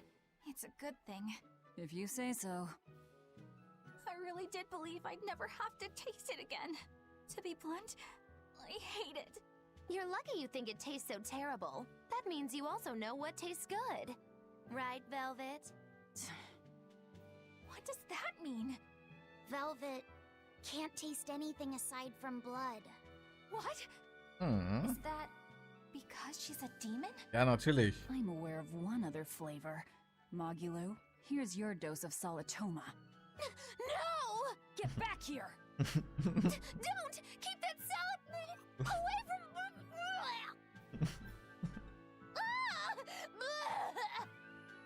I see. The sweet taste of another suffering. Ein unlogischer Haufen. Ja, das stimmt. Why does it seem like everyone around me is completely mad? Yeah! Continuing to fight when you know you'll lose just is insane! Would you stand around and watch your comrade die just because you're scared? I wouldn't want to, but getting myself killed wouldn't save anyone either. Yes, it would be illogical to fight.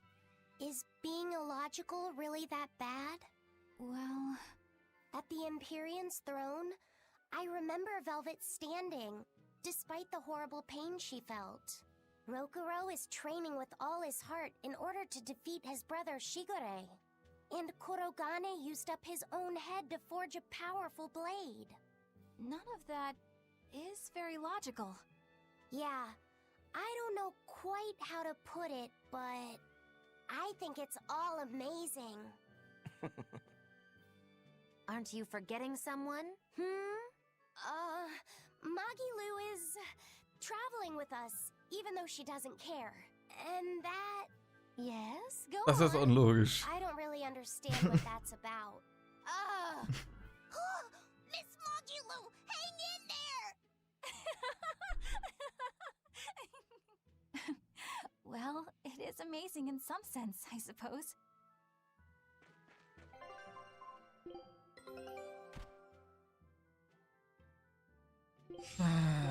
Was? Oh, wir haben einen neuen Skill gelernt.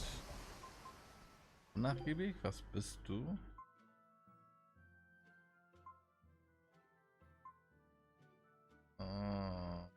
Höhere Siegesrate. Ah, okay. So. Und wir haben ein neues Gespräch und dann können wir direkt rausgehen aus der Stadt. Sehr schön. Über was wollt ihr jetzt beschweren? Hello there. Yeah. You're headed to Loringen Tower too? Yeah. Just a bit ago, a brawny, silver-haired man asked me how to get there. Did he say why he was going there? Something about meeting some friends of his. Exorcists use that tower to train, right? If he has exorcist friends, then maybe he's one too. But he seemed a bit rough and tumble to be an exorcist. I can't imagine a man like him. Did he say anything else? He said someone else might stop by and ask about the tower, and told me to tell him if they do. Did he mean you? Wahrscheinlich. No clue. So he was planning on us following him. What's he scheming? You mean Zavid? Or the Abbey? Both. Okay, dann können wir weiter. So. Loringen Tower lies beyond the Bernac Plateau. Blah! If you're gonna set up an obvious trap, couldn't it at least be someplace more convenient? So, dann können wir jetzt eigentlich links rum abbiegen, wa?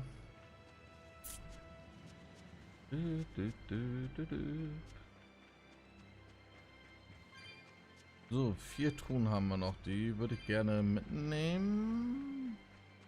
Das ist halt Gehen wir erst links rum? Ja, komm, wir gehen erst links rum. Das ist aber schön, dass du schnell bist.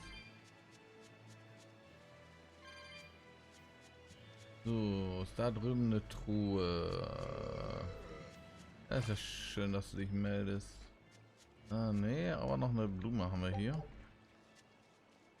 Die nehmen wir auf jeden Fall noch mit.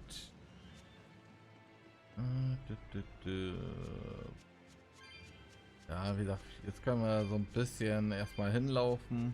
Dann gucken wir, was da jetzt für Gegnertypen warten. Wir müssen da oben lang. Aha.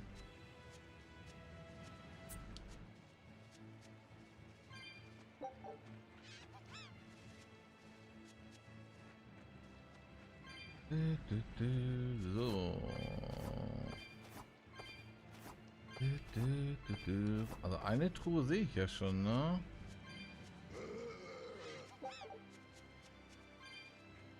Ja, ihr wollt ein fatales Ereignis haben, ne? Sehr schön, dass du das möchtest. Ich möchte es nicht. So.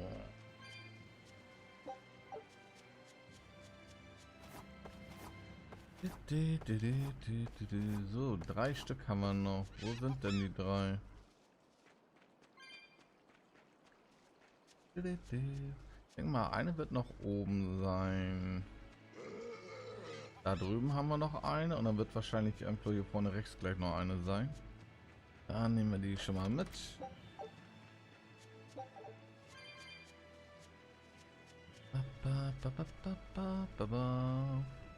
Oh, stimmt, war das nicht gegenüber von Lothringen mit den Katakomben?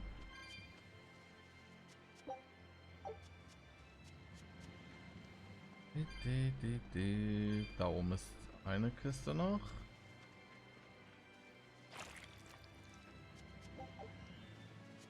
So ein paar München.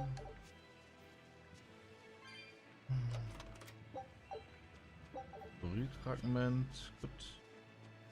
Ja, dann können wir jetzt Richtung Norden rausgehen. Aber wie gesagt, ich denke mal, oben eine der letzten beiden Sackgassen, da werden wir die letzte Truhe finden aus dem Gebiet. Schön das Ventil, das uns auf der aktiven Karte gezeigt wird, ob noch Schatztruhen da sind. Ja.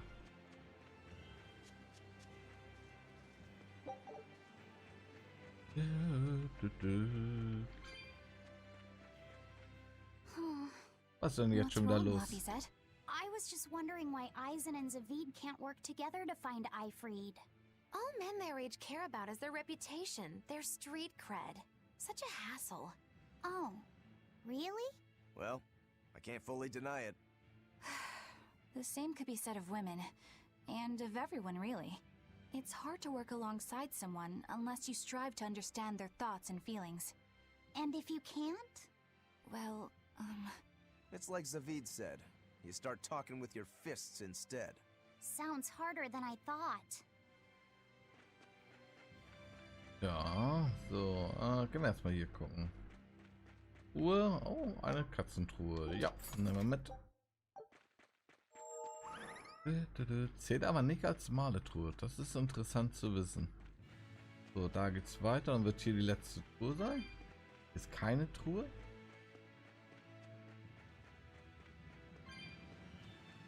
Da muss ich hier noch mal her. Auch keine Sorge, das machen wir jetzt nicht zusammen. Habe ich die denn? Oh, stimmt, wir haben ja noch eine Insel. Ah, das ist der Red. Das ist der Red. Okay. Ja, komm mal her. Welches Level seid ihr denn? Level 27. So, jetzt sind wir so langsam an vom Level her, ne?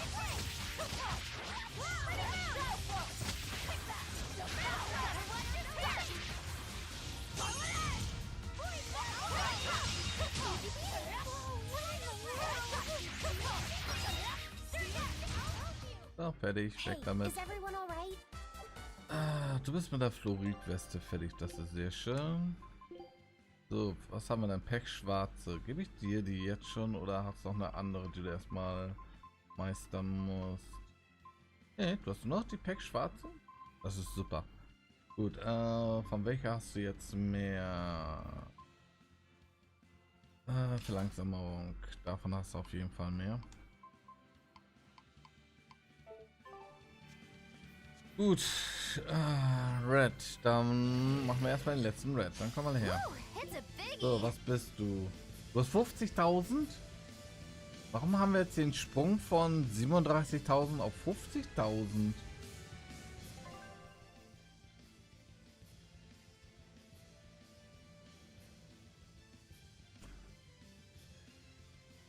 Du greifst physisch an. 800? Das tut weh. Betäubung. 3 Betäubung, 2 mal Lähmung. Der rollende Angriff hat eine ziemlich hohe Wahrscheinlichkeit. Allgemein hast du sehr gute Wahrscheinlichkeiten abbekommen. Das ist ja mies. Okay. Fertigkeiten plus 13% nach Angriffsverursachung von Lähmung. Das heißt, wenn er uns lähmt, danach kriegt er 30% Angriff? Ja, frech, Alter. Du bist ein halb Mensch und Vogel, okay.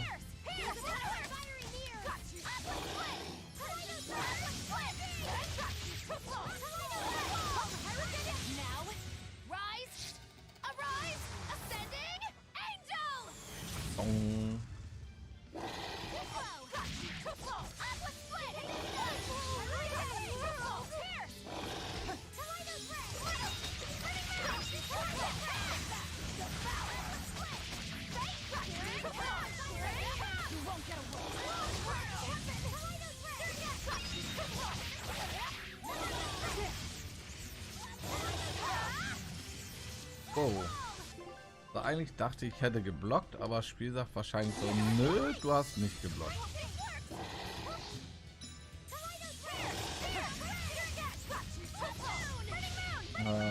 Er macht sowieso gerade Schutz.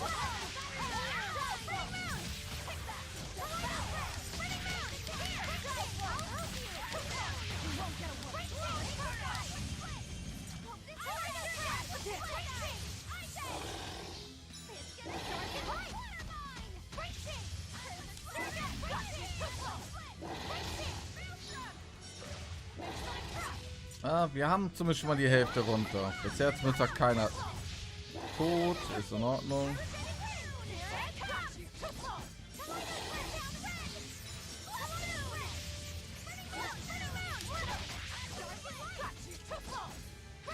Das. Ach verdammt. Oh shit. Danke. Ne, wir heilen uns selber kurz.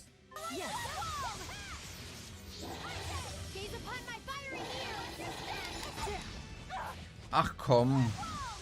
Als ob du jetzt den Skill zweimal hintereinander machst. Du blöder Pisser, ey. Nee.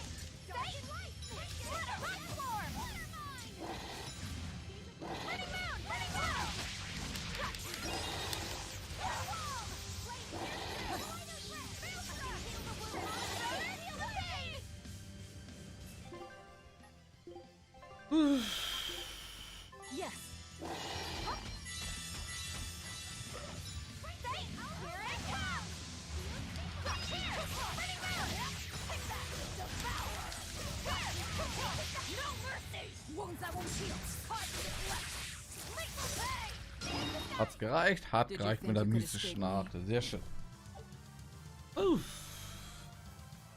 Noch 2 Minuten geht eigentlich. Okay, Rangpunkte. Wahrscheinlich Minuspunkte, weil wir uns geheilt haben.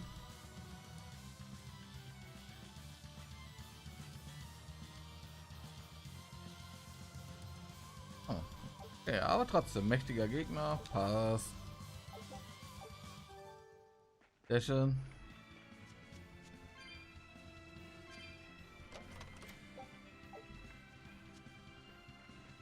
Damit kann ich leben, dass wir uns eigentlich recht wacker gut geschlagen haben. Du bist schon wieder schnell, ne?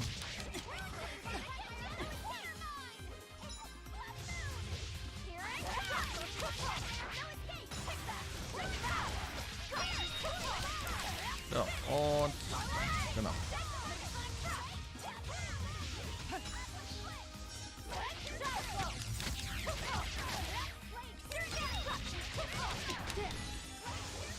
Ob du mich jetzt im Schlag schon wieder stunts? Hallo, seid ihr fertig mit dem Mobbing, was ihr da betreibt? Oder? So, jetzt ist aber mal gut hier. Meine Güte.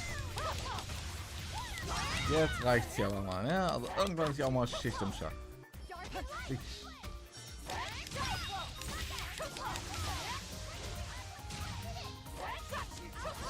Natürlich schütze dich wieder selber.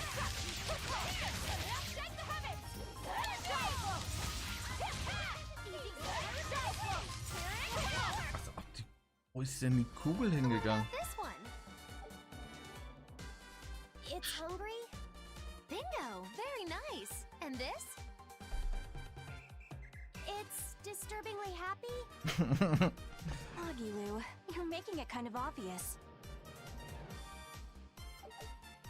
Bitteschön, dass sie da immer so ein bisschen noch Spaß dran haben. So, Ausrüstung. Fluoridstiefel bist du durch, sehr schön. So, Stand hast du schon. Dann kriegst du die Dornschuhe von mir aus. So, du bist mit deiner Schleife durch. Das heißt, du kriegst den jetzt. Du bist mit der Puppe durch, das ist super. Dann kriegst du den Schokoladen. Oh, Schokoladentafel. Hm? Mal wen mit einer Schokoladentafel erschlagen? Oh Gott. Whoa!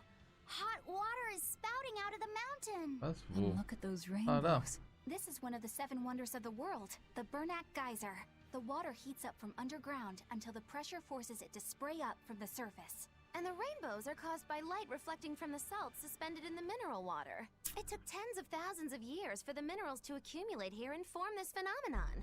Wowee! That was very educational.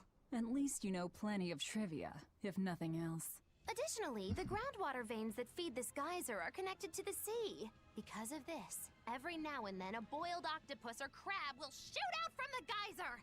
No way! That's impossible. Well, not impossible, but With the salt content of the geyser's water, I bet they're seasoned to perfection. Magulu, I'm declaring your bizarre imagination the 8th wonder of the world. People say that all the time.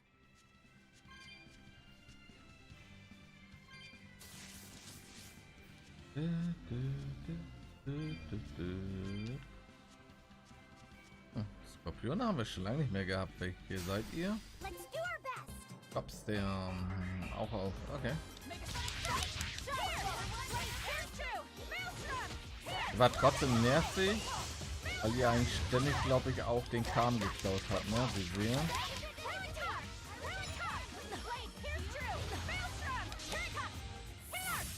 Komm, dafür lohnt sich doch nicht, Mädchen. Bei einem, der fast tot ist, lohnt sich doch nicht mehr.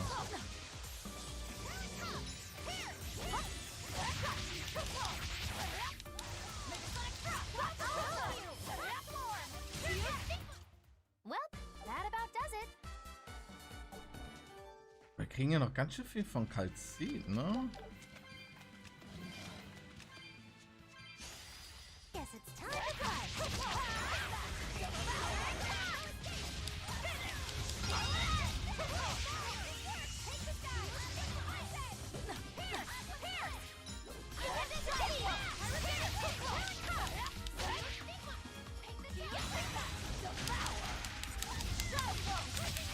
Einmal Schläge für alle, ist in Ordnung.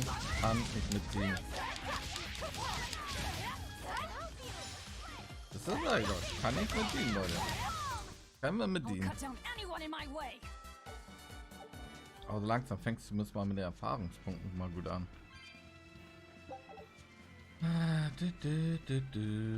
Hier hat sich eine Truhe versteckt. Eine Inno-Flasche.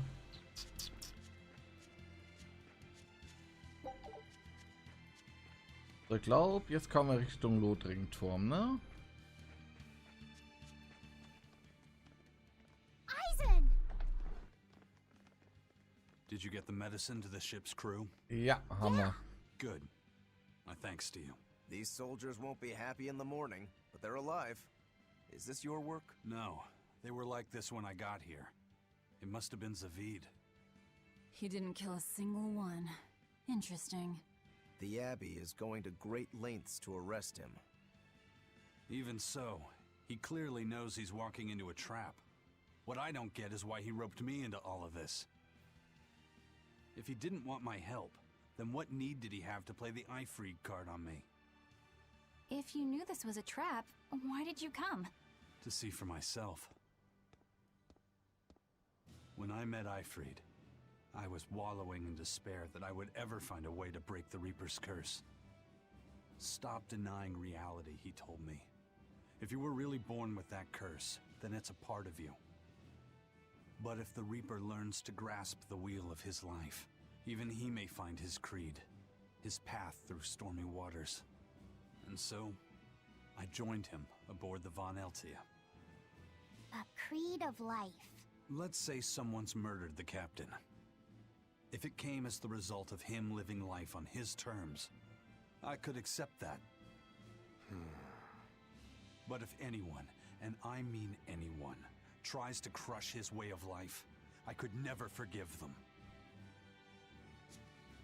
Who's there? Wer wohl? It's rude to eavesdrop. If you got secrets, talk about them at home.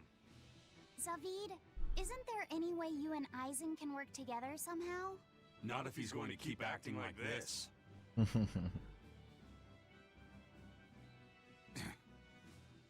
Well, that's how it is.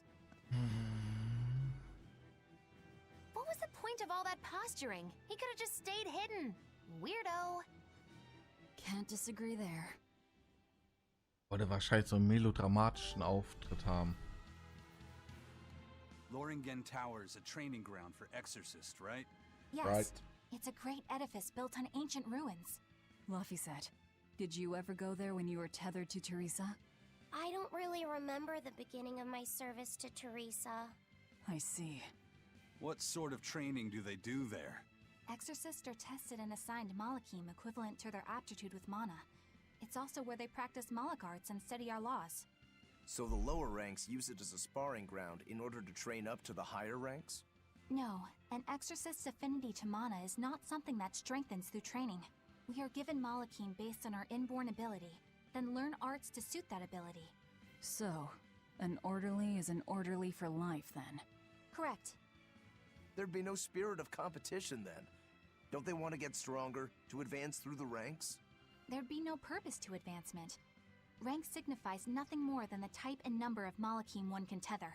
People join the Abbey for only two reasons: to protect people from demons, and to save the world. Are all of you that dedicated to asceticism? How sickeningly noble of you. I wonder if your wills are suppressed just like those of the Malachim you use. Deviants like you could never possibly understand our motives. In any case, that is who awaits you at Loringen Tower. So we're in for a rough welcome. I say bring it on. Ah, ich mich auch. Ah. I can't wrap my head around Zavid.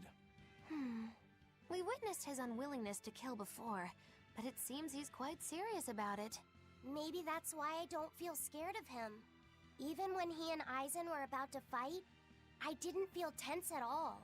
Perhaps that's just because you've been around Velvet a bit too long, kiddo. Next to her, few people are frightening. Do you think so? Don't ask me.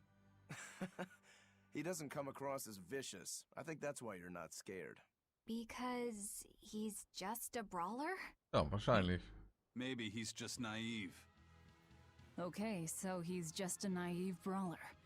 He's still involved with Eifried's disappearance, and he's also taking on the Abbey. I just don't get him. Me neither. Uh-huh. I agree, but I don't understand any of you either.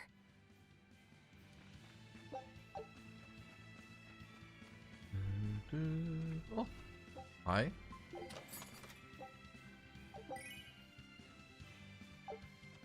Ja, jetzt gehen uns langsam die Katzengeister mal wieder aus, wa? Ei.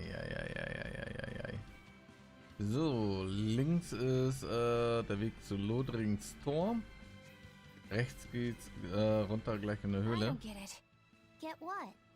Why did Eifried let Eisen join his ship, knowing he carried the Reaper's curse with him? What good did it do? I just don't see the reason behind it. Well, if it were me who had that curse, it would mean that you and Velvet could die because of it, right? Yeah, Mhm. I suppose so. If that's the case, then I'd feel like I'd both want to and not want to be close to you two. And I'd probably really, really hate myself for it. Do you suppose that's how Eisen feels? But Eifried still took him in. He agreed they'd put up with the curse together. It's all a bit hard to fathom. Well, if one thing's for certain, it sounds like Eifried's a very strong man. At least for a base lawless pirate. Hallo Robina und danke dir. Aber es geht gut. So, kann man direkt weitermachen. Da gehen wir zu den Nerfis direkt. You better be ready.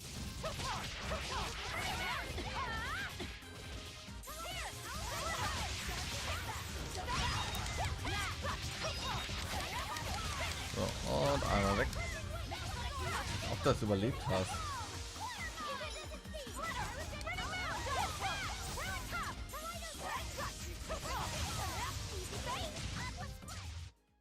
Perfekt. Oh, 21, das ist super. Das nächste ist schon wieder gemaxt. Oh ja. Nur noch die Fluorid. Sehr schön. Nur noch die Fluorid. Bernstein. Kalzit, bist du durch? Bist du durch? Sein Montur ist noch besetzt. Dann kriegst du die Matrosenbluse. Ansonsten war alles durch. Naja, ansonsten war alles durch. Sehr schön. So, was bist du? Auf 27. Ja, okay. Wow. Okay, interessantes Moveset.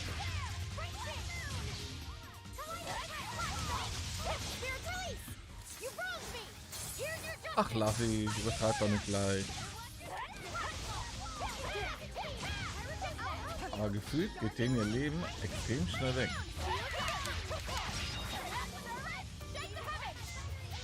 Komme ich überhaupt noch dran? Ja. Just how does this sword work? Eisen? Ja.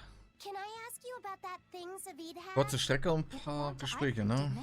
I've read much of the Abbey's archives on weaponry, but I've never seen anything like it. He found it when we crossed to the far continent. It's a relic from a long-vanished civilization. He's like me and can't resist a good treasure. But of everything we've found, that one was his most prized. What is it? I can't say. It seemed like a weapon, but Eifried wouldn't let anyone touch it. He went off and tested it on his own, then came back all grinning, saying he had an ace up his sleeve the next time we got into a fight. Then it's definitely some sort of ancient combat device? But why is Zavid looking for Eifried? To apologize for stealing it? He doesn't seem like that much of a gentleman. Did he really steal it? What do you mean?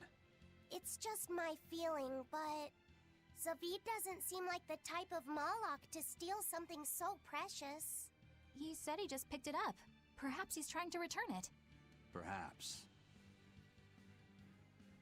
Ja, jetzt müssen wir uns gleich überlegen, ne? Wollen wir direkt nach Lothringen rein oder gehen wir erst in eine Höhle rein?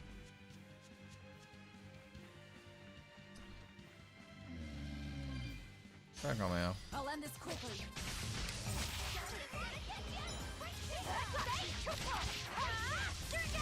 Okay, noch eine Seele gleich dazu. Danke. So.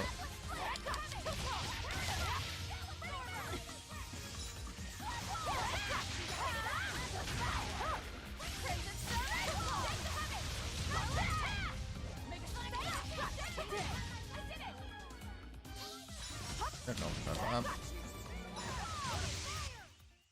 Wird erstmal weggespült. XP ist wieder da, okay. Frage, hast du jetzt alles aus der Ecke? Ne, ein Teil fehlt uns noch. Ganz gleich wieder los. Ja, gehen wir unten rein oder Lothringen?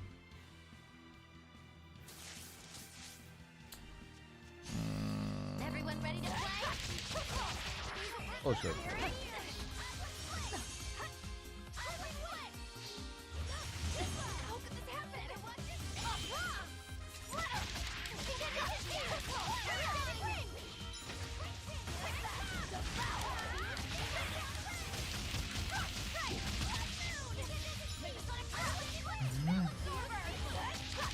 könnt ihr mal bitte Magilu ein bisschen zufrieden lassen hier.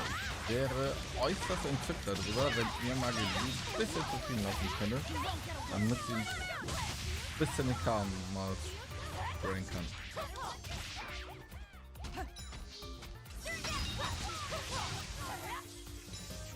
So, noch einer? Noch einer.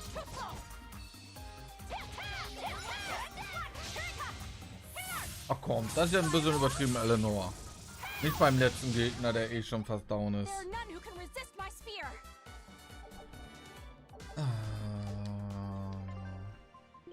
So, wer hatte jetzt was fertig? Du hast mit der Weste fertig. Kalzit bist du durch. Dornweste.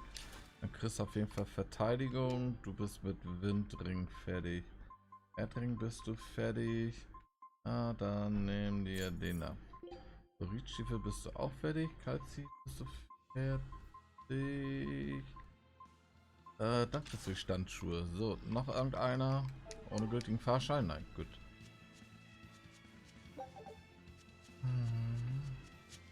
Ja komm, gehen wir mal runter. Schauen wir uns jetzt die Höhle an, oder? Ein bisschen stärker werden sollte ja eigentlich nicht schaden, glaube ich. Das ist ein grellpinkes Shirt, okay? Ich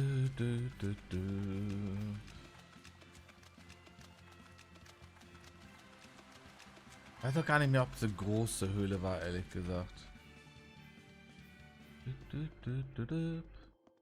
So, was haben wir denn? Östlicher Labantunnel.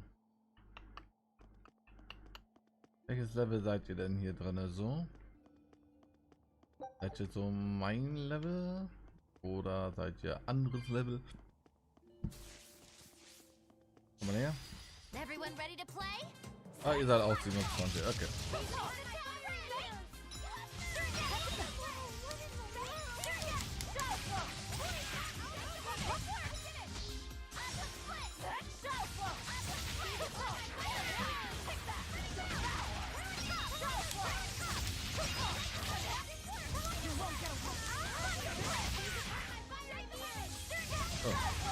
Oder weg. Dankeschön. Wo liegt hier noch was da?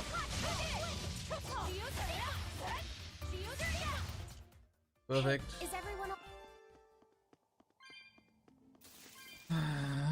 Also zum Trainieren braucht man dann, denke ich mal, nicht hier wirklich reinzukommen. Ich glaube, Items technisch jetzt auch nicht so wirklich. Ja.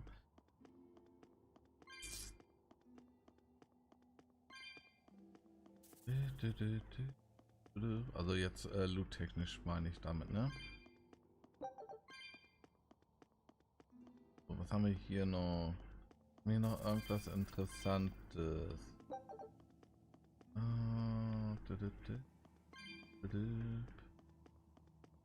Wohin geht's hier denn noch? So, ja, wir können uns später ja irgendwie hin und her bewegen. Oh Gott, ey. Was? Oh shit. Falsche Taste. Ah, na gut. Die da wollte ich eigentlich drücken. 28, okay.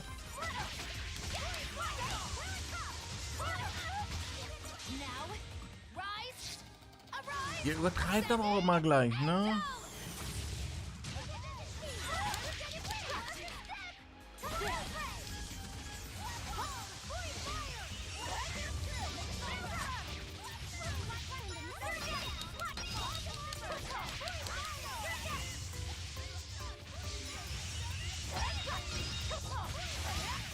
Alter Schwede, ey. So, wohin führt uns das Ganze denn jetzt hier? Ansonsten gehen wir nämlich direkt eigentlich wieder zu Lothring.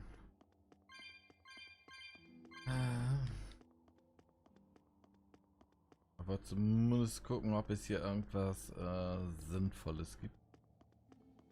Natürlich. Oh, hi.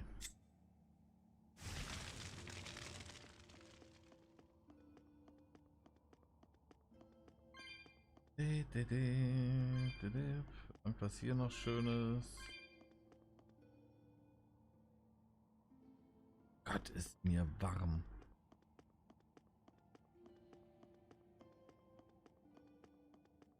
Einfach Sackgasse.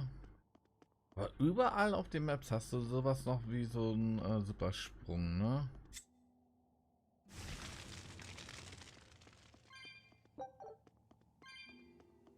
Ein Gebiet, wo ein Skorpion drin ist. Okay.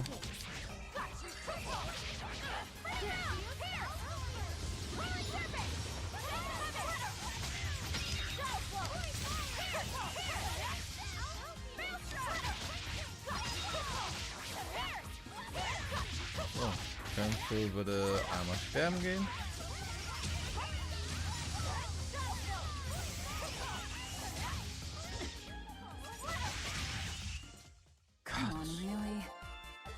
Oh, Wasseramulett erhalten, okay. Heilmittel.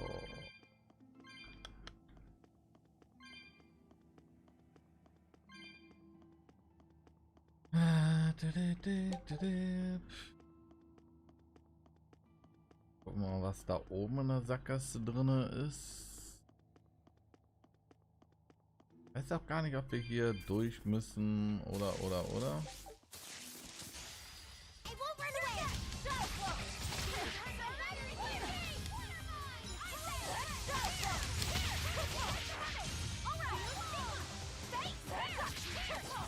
Aber hier drinnen haben wir relativ wenig Probleme, ne? Außer dass wir ständig jetzt gecancelt werden von unseren Schlägen her. Aber sie gehen zumindest recht angenehm down. Na, also jetzt durch allgemeines Teamplay ist es ja eigentlich recht angenehm drin. Muss ich leider gestehen. Das heißt leider, nein. Also ich finde es gut, dass du eine gewisse Synergie hast.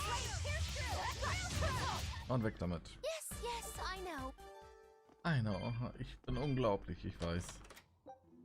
So, nochmal ein bisschen Money. Gott, ey. Ich glaube, hier muss man nochmal neue Kopfhörer bestellen. Irgendwelche Frequenzen sind so ein bisschen im Weg, was mich dann immer nervt bei den Ohren.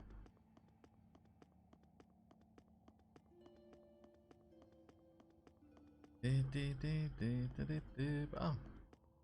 Also raten, wir werden jetzt aber nicht genug haben. 135, ganz knapp genug. Ganz knapp genug.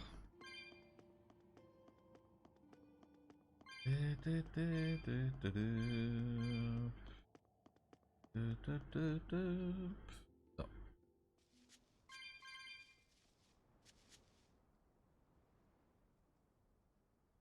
Ja. Da haben wir einen Teleporter. Was schon mal gut ist. Weil der sollte uns jetzt auch wieder den Weg nach draußen ermöglichen.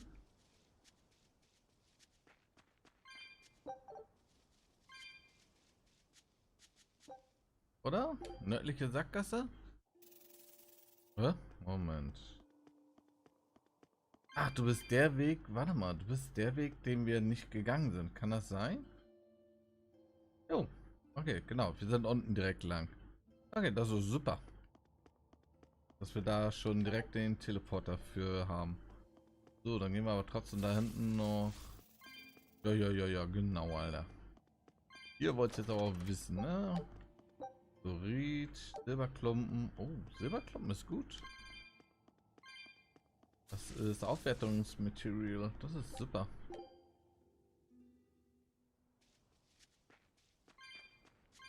So. Hat sich auf jeden Fall schon mal gelohnt, dass wir hier rein sind. So, was haben wir hier? Nur eine Sackgasse? Oder sind hier wieder versteckte Wege? Oder es kommt hier erst noch was, ne? Das kann natürlich auch sein. Aber hey, dann sind wir auf jeden Fall vorbereitet.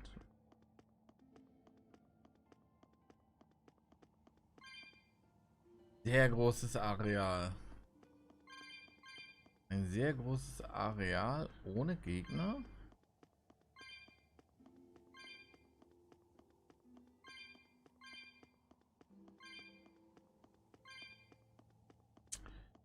Spricht eher dafür, dass hier noch irgendwas sein wird. Das weiß ich wirklich nicht, ob hier noch was sein wird.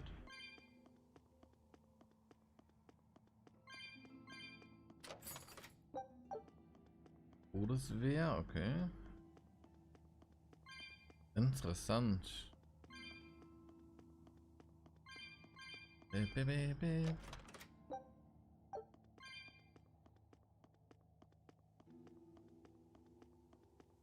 ist doch nicht so ein großes Areal. Nicht vergeuden, also außer dass du da 2 Kisten rein tust. Na gut, gehen wir erstmal nach Lothringen. Dann sind wir hier soweit durch. Oder wollen wir erst nördlich von Lothringen gehen?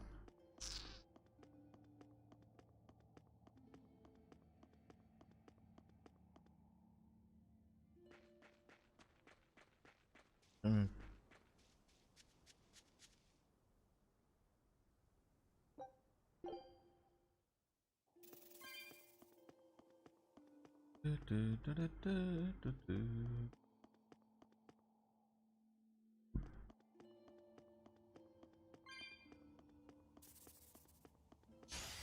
Don't waste my time.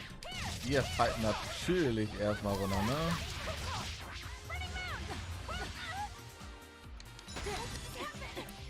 Könnt ihr mal aufhören, mich jetzt dauerhaft hier gerade mal zu stunnen?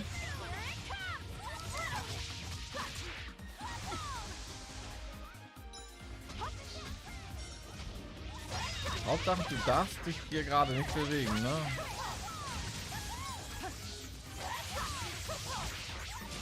Weil gefühlt bist du immer pro Schlag nämlich eine Sekunde gestunt. Wenn du dann ständig gecancelt wirst, ohne dass du dich wehren kannst, ist halt extrem nervig. Yes, I know, I'm incredible. Du bist sowas von selbstverliebt, Mädel, ne? Aber wirklich sowas von selbstverliebt. Was war das jetzt da gerade? Ah, komm, lass uns erstmal nach Lothringen gehen.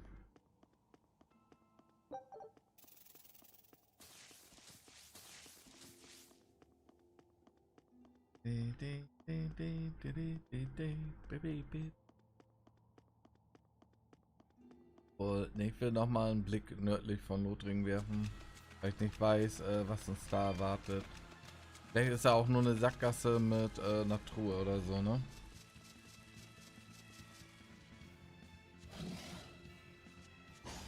Als ob du so schnell bist, Junge. Never. Aber wirklich never. Wir haben inzwischen plus 20% Laufgeschwindigkeit. Und könnt ihr mal aufhören? Ständig meine Axt diesen See mal zu treffen.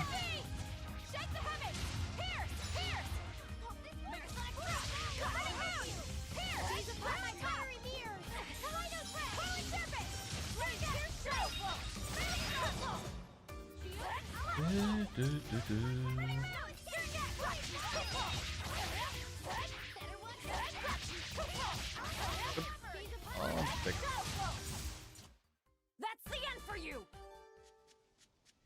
So, da hinten ist die letzte Truhe, die uns fehlt. Nehmen wir uns glatt mit.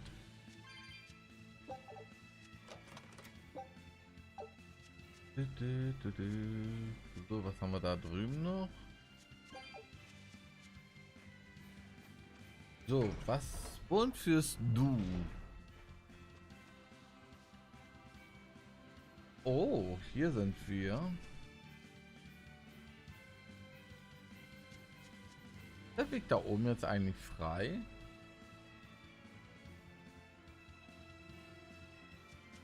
Das hier sollte nämlich eigentlich das Anfangsgebiet sein. Was uns quasi ja zur Kanalsperre gebracht hat.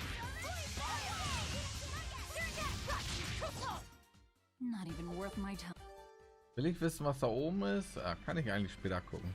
Lass uns direkt nach Rotling reingehen.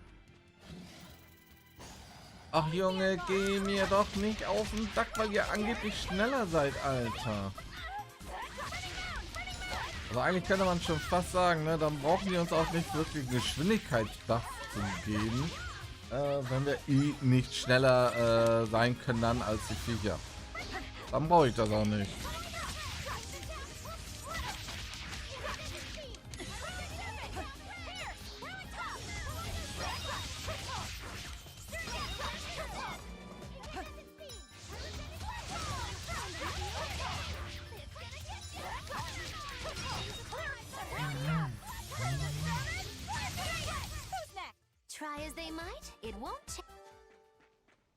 Mann, Mann, Mann, Mann, Mann, ey. So, ich glaube, hier war der komische Zauberturm. Naja. Ah, dann geht's jetzt aber auch echt zack auf zack hier, ne? Freut Going mich. on guard. They're really not bothering to hide this trap. They probably knew we'd sense it. The question now is just what they're planning to spring on us. Ja, das stimmt. Ich meine, von einem Boss gehen wir jetzt eigentlich gleich schon zum nächsten. Finde ich schön. Dass es jetzt so alles Schlag auf Schlag geht. Das zeigt dann auch so ein bisschen, ne, man kommt halt voran. Also nicht, dass wir jetzt überhaupt nichts, ne, rankommen, das nicht, aber ach, guck mal. Damit bist du auch schon fast durch. Das ist super. Hier sind wir auch mit dem nächsten fast durch. So, du bist mit den Stiefeln durch. Das ist super.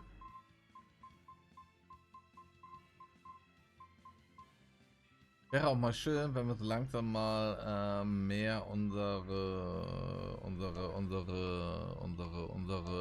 Waffen upgraden können. Ja, Lodring, Torn der Exorzisten.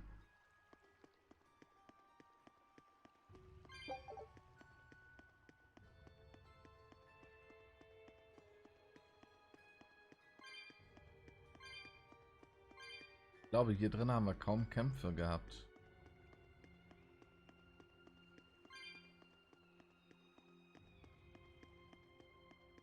Ich glaube, hier drin hatten wir kaum Kämpfe.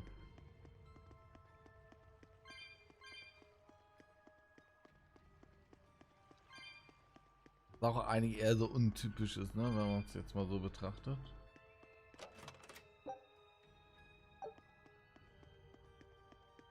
Wir sind hier in einem Exorzistengebiet und keiner ist hier. Ja, unwahrscheinlich. Das passt wieder so der Ausdruck, ne? Nachtigall, ich höre die Trapsen.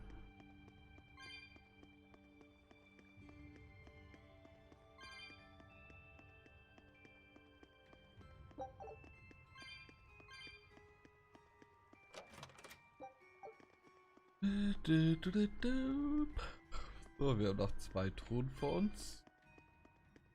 Eisen, when and how did Eifried disappear exactly? And how did you two meet in the first place? You know, you ask an awful lot of questions about us. What? I don't mean to pry, really.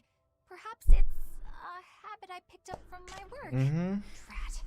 It seems I've been digging too hard. No matter. Eifried vanished about a year ago. He agreed to fight a duel against someone, and secretly left to meet his opponent. Once we figured out what was happening, we rushed to the scene. But all we found was the aftermath of a fight, and a pendulum. Was Zavid his opponent?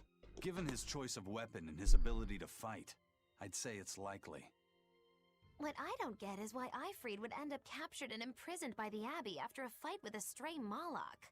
The Abbey had him prisoner? On their island. Until an exorcist named Melchior took him away, that is. What? Lord Melchior did? Ja. The Abbey would have captured Eifried about a year ago. Surely it must have caused quite a stir. I was simply patrolling. I wasn't involved in any such operations. Oh, but I do remember that we suffered a great number of casualties around that time. I never heard why, and when I went to investigate, I found no records of any major deployment. And then I was ordered to cease any such investigation by Lord Melchior. That's fishy. He wanted to hide something, clearly. And I think I'm starting to get a picture of what it was. And it involves the Abbey? Vielleicht, vielleicht auch nicht.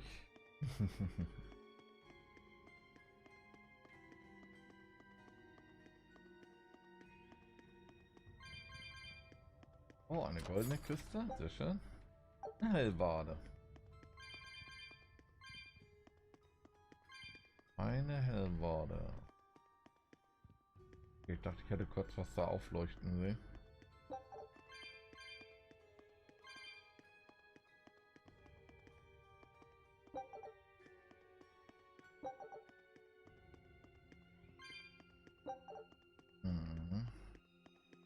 da müssen wir eigentlich hin, aber wir gehen erst weiter hoch.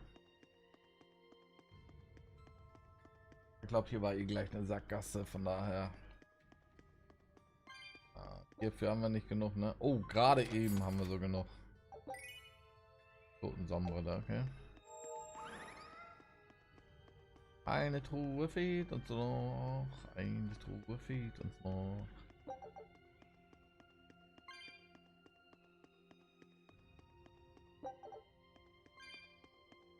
Da, da, da, da, da, da.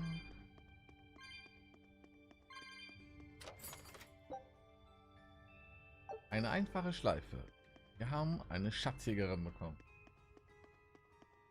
Gerade wenn ich mal so dran denke, wie viele Achievements mir hier noch fehlen. Werden wir wahrscheinlich noch ins NG Plus müssen. Ich glaube nämlich, es gibt hier ein NG Plus.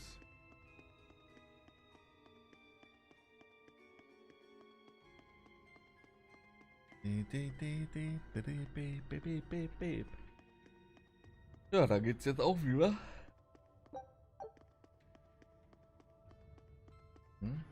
Hi.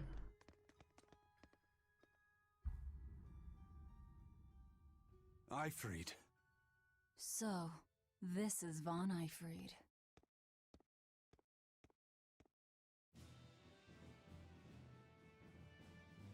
Ho, ho, ho. It's good to see you again. So you're alive. You could have sent a letter. Aber echt, ey.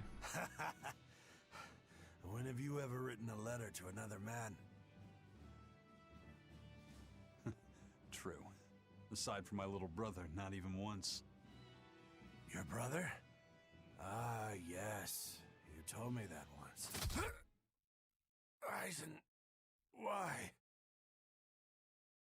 I've got no brother. Aha. Eine Illusion. Enough of your tricks.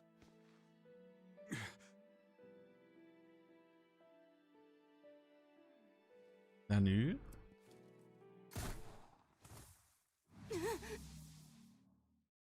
Noch ein Trick? Nanu? Thanks for luring him out. I owe you one. Zavid. Now come on out, you old coot.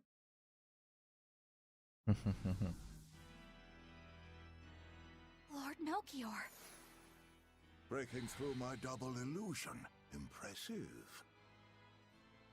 I'm making a point not to fall for the same tricks twice. I shouldn't have let you get away last time. I won't make that mistake again.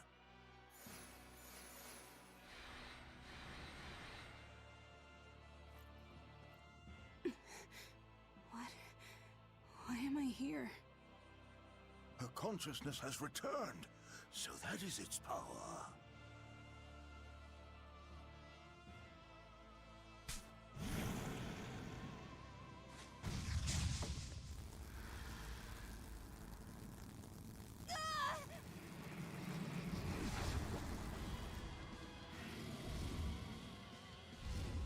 He turned her into a demon. What? This can't be happening. Und er verdrückt sich.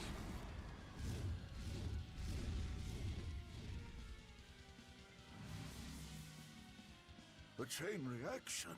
Your Reaper's curse is quite a dreadful affliction, isn't it? Don't you run away! Ja, wir müssen uns mal kurz um dieses Ungeziefer-Problem kümmern. Ja, gegen 3 Stück. Das wird ein bisschen... Ja, natürlich auch noch legendäre Wyverns. Natürlich. Level 30. Jeder... Oh Gott, Alter. So, Frage ist, auf wen gehen wir jetzt alle? Hey, worry about that later. You goddamn Now, rise, arise, ascending, angel! Dark and light! So, können wir uns mal kurz einigen, auf wen wir gehen? Auf den da, okay.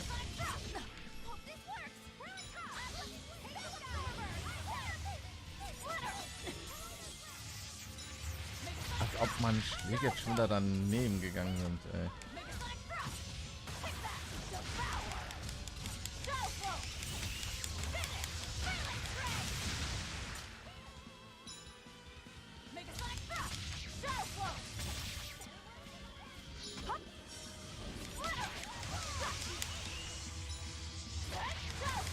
So, gib mir bitte mal eine Seele wieder.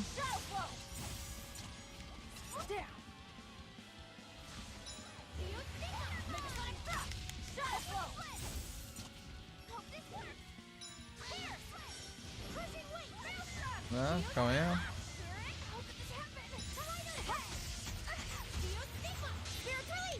Okay, dann mach.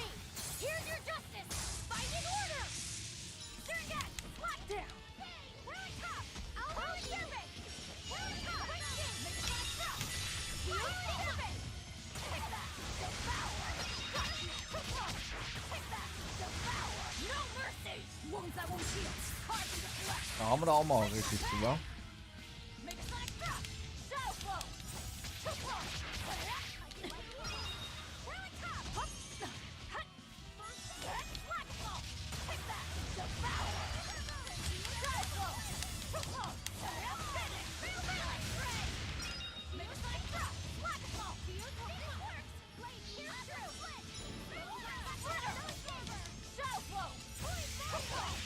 Könnten wir das Gott jetzt sterben? Das Protokoll soll zu sterben. Danke. So, du hast noch 11.000. Ihr beide. Ja, dann so.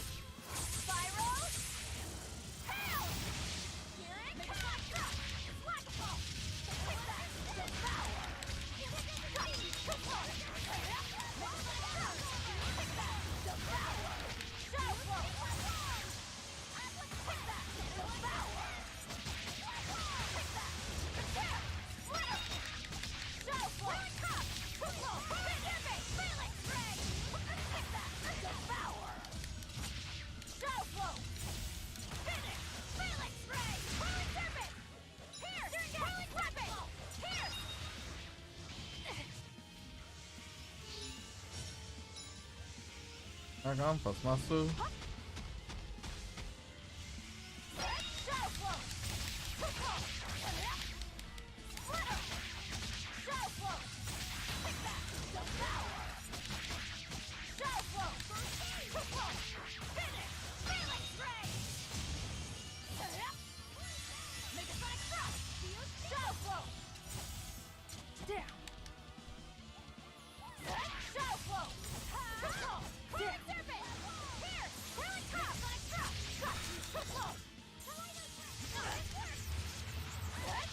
So, kannst du sterben jetzt.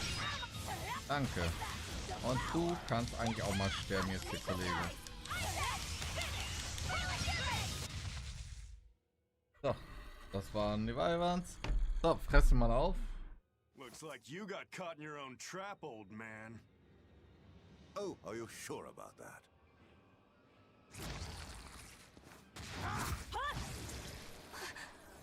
What the? No? I'll take care of the last one.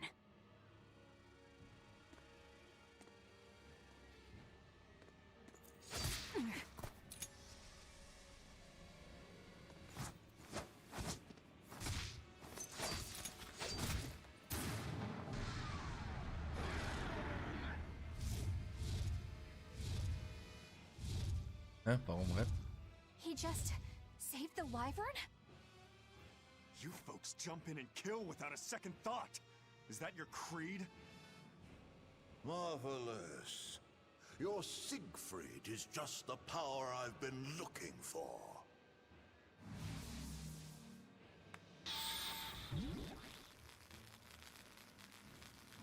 What? My work here is done. The hell did you do? Wait, damn you! Follow them!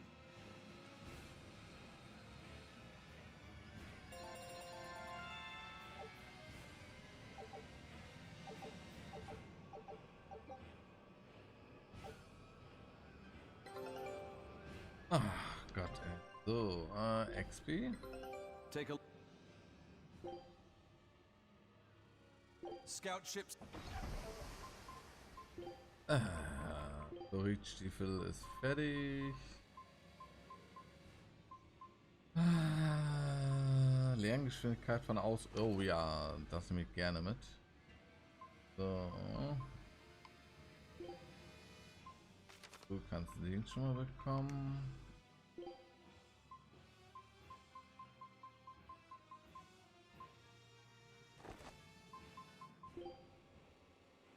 So.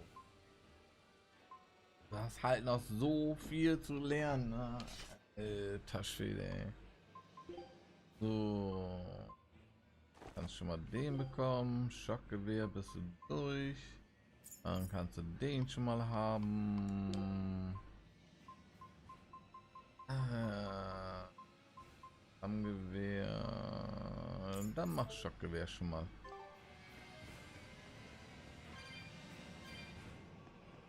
Where the hell did they go? Find them. They can't have gotten far.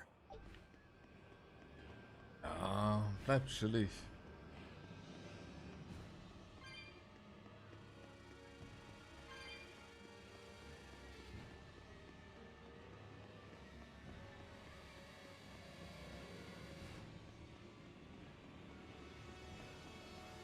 Frage, sind sie jetzt oben hin gewesen oder unten?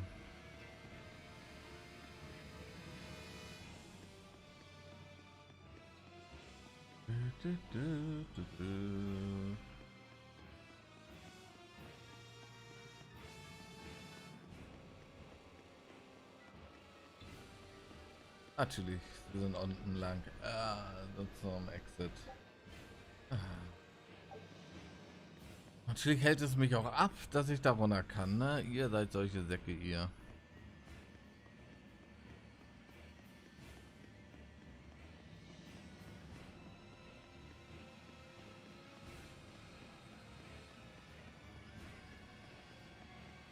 Aber es ist auch interessant, dass Malchen nur in der Lage dazu ist,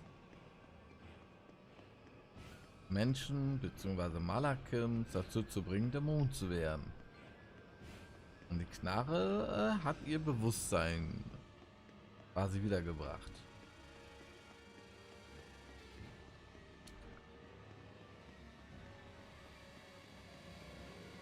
Das ist doch mal eine interessante Information. Damn, he's sure got some speedy legs for an old fart. I'm glad to see you're okay, Zavid. It's not me that I'm worried about. Melchior was highly interested in your weapon. And yet he didn't steal it. Surely a legate like him could snatch it if he wanted to. Why bother stealing it when you can just copy its hidden formula? Some arts can decipher the workings of other arts in a split second. And guess what Melchior's specialty is? As he left, he said, "My work here is done." The Abbey must have some use for that unknown art. Who knows what? After all, they brought it here from another continent. And we'll find out what they're after and crush it to dust. Let me ask you just one question. Why do you have Siegfried? I'm counting on you, he said. Back when I served the Exorcists, they sent me on a mission to capture Eifried. Zavid, you were once their slave? Yeah, my mind was under the influence of Inominat's domain. But when Eifried aimed this baby at me, one shot was all it took to open my eyes. The fight we had after that was one for the books. He might have been a human, but that guy was a beast. Put a song in my soul. But then Melchior had to jump in and spirit Eifried away with one of his damned illusions. That old bastard, playing tricks with people's minds. But why'd he grab Eifried and not Siegfried when he had the chance? He probably didn't know at the time that this guy was the real prize he was after. But Eifried knew. Right before he was taken, he distracted Melchior long enough to hand Siegfried over to me. Well, that's all I know. Whether you believe me or not is up to you. Got it. We're done here. Huh? That was easy. Eifried only says I'm counting on you to people he trusts. Is that so? Hmm. So, what are you gonna do now? Gotta keep looking for Eifried. Still gotta give this back and settle our score. I doubt you have much time left to get that done.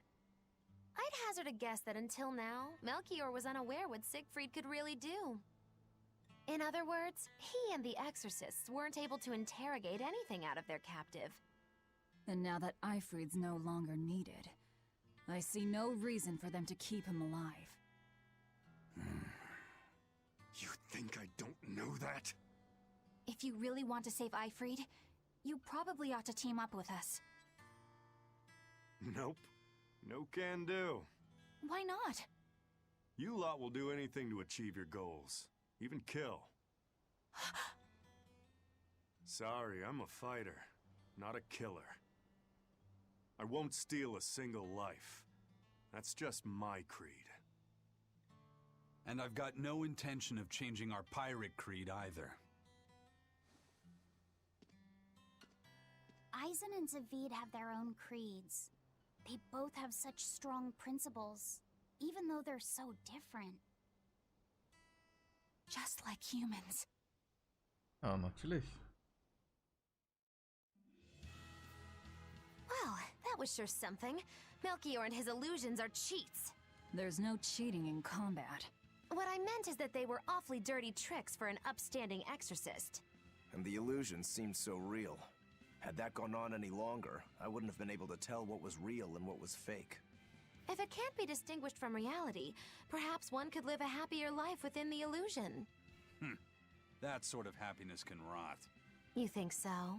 But by using illusions, you can defeat an opponent without causing them any physical harm. Oh, how humane. Wow, the Abbey is so great. Lord Melchior is an exemplary man who has served Lord Artorias since before the Abbey's Dann hat er einen founding. Dämon He's done erschaffen. everything from logistical planning to defense strategy and even political negotiations. He shows the utmost concern, even for his opponents, so He turned a friendly Moloch into a dragon. Ja. that was... Physical wounds can heal. Emotional wounds never fully fade. yeah, but Don't lose heart, Eleanor. Foul play is foul play, but you're talking to a demon and a witch. Who can judge? I appreciate that you're trying to console me, but as an exorcist, I cannot accept this.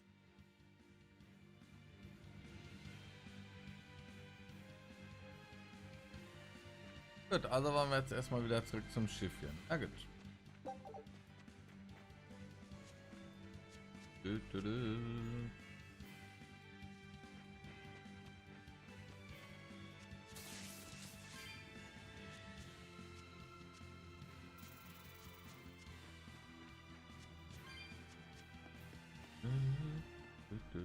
I thought I smelled someone pondering. What's on your mind, Laphicet? I know Siegfried comes from another continent and all. But do you know anything else about it, Rokuro?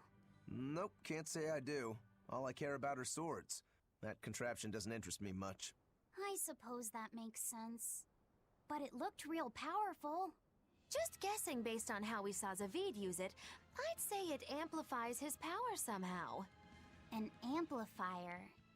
It's true that he seemed to get stronger when he fired it at himself.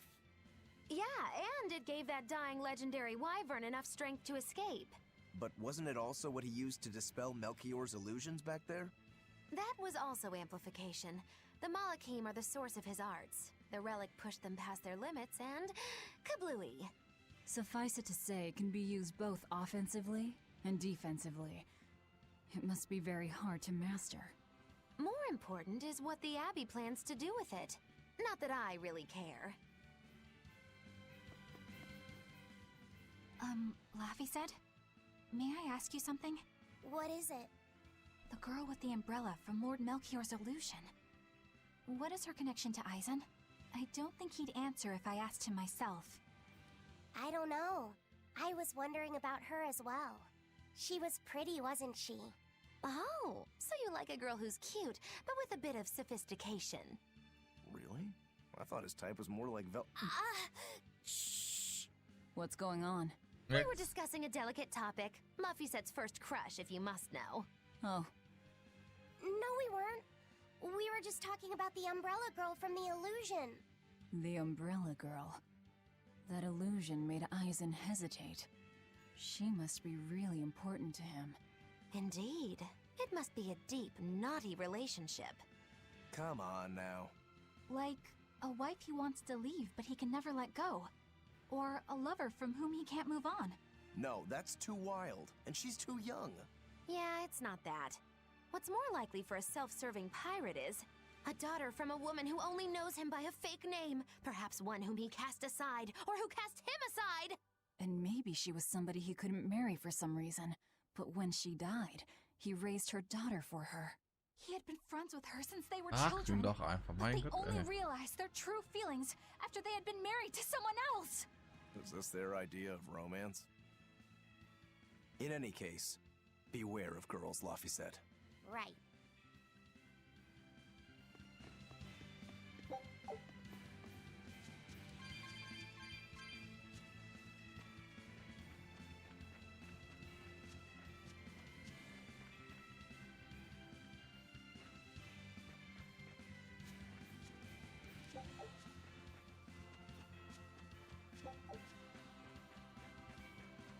Du.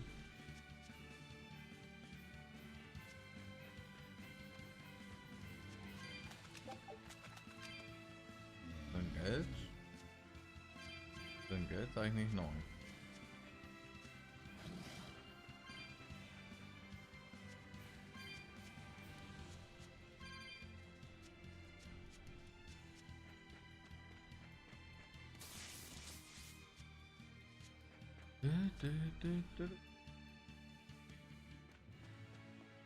Ah, können wir doch noch mal gucken, wo wir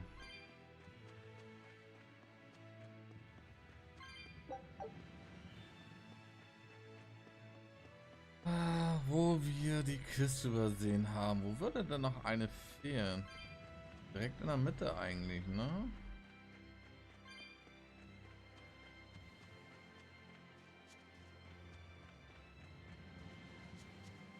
Snacke hatten wir jetzt ja keine. Ne. Ja, da müssen wir mal in der Mitte gucken.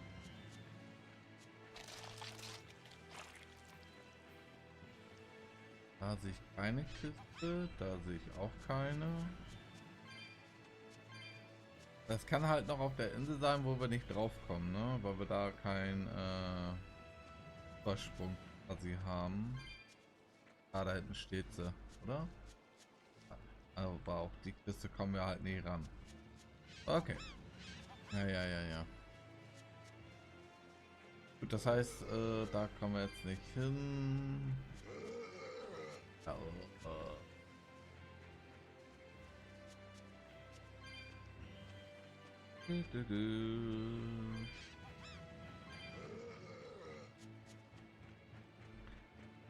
Eigentlich hätte ich noch gerne eine Stelle mit euch heute gemacht.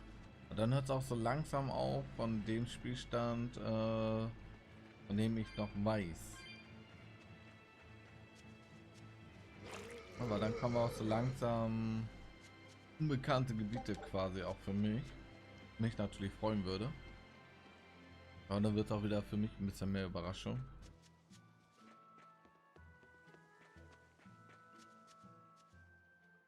Now what are we gonna do? What's wrong? This dog came up with a book in its mouth. Here, take a look. Huh. It looks pretty old. I've never seen this kind of writing before. It's not ancient Avarost, that's for sure. Part of it looks like a chronology, so maybe it's a history book? If I were to guess, I'd say they're Meliodacian characters, which would peg it at about 2,000 years old. It's more recent than Avarost, but the writing has fallen completely out of use. All kinds of notes are written throughout the book, too. Someone must have been studying it. If it's research material, that might make it Videl's book. Videl? Who's that? He's a weird kid who's way into studying history. He lives at the inn.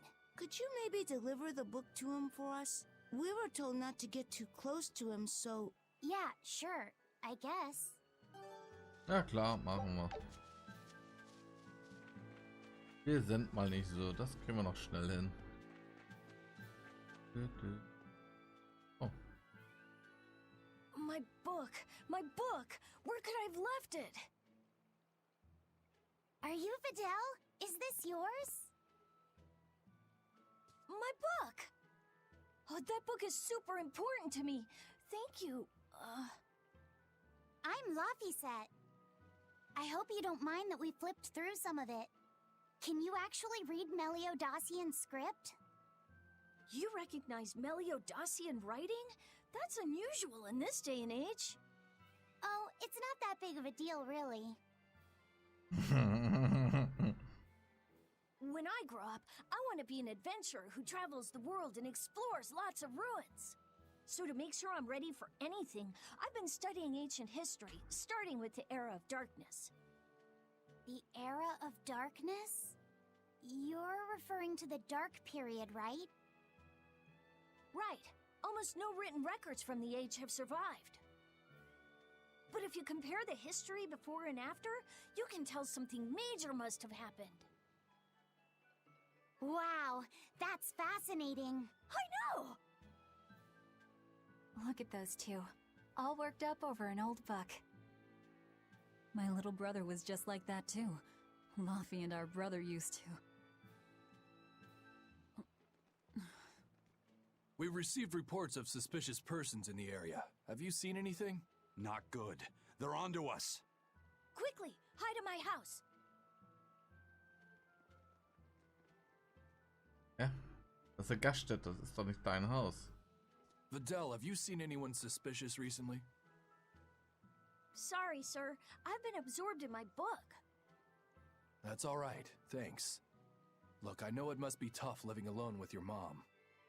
Just remember, your father's a praetor. He's out there fighting to protect us all. Keep your chin up for his sake at least, all right? Uh-huh.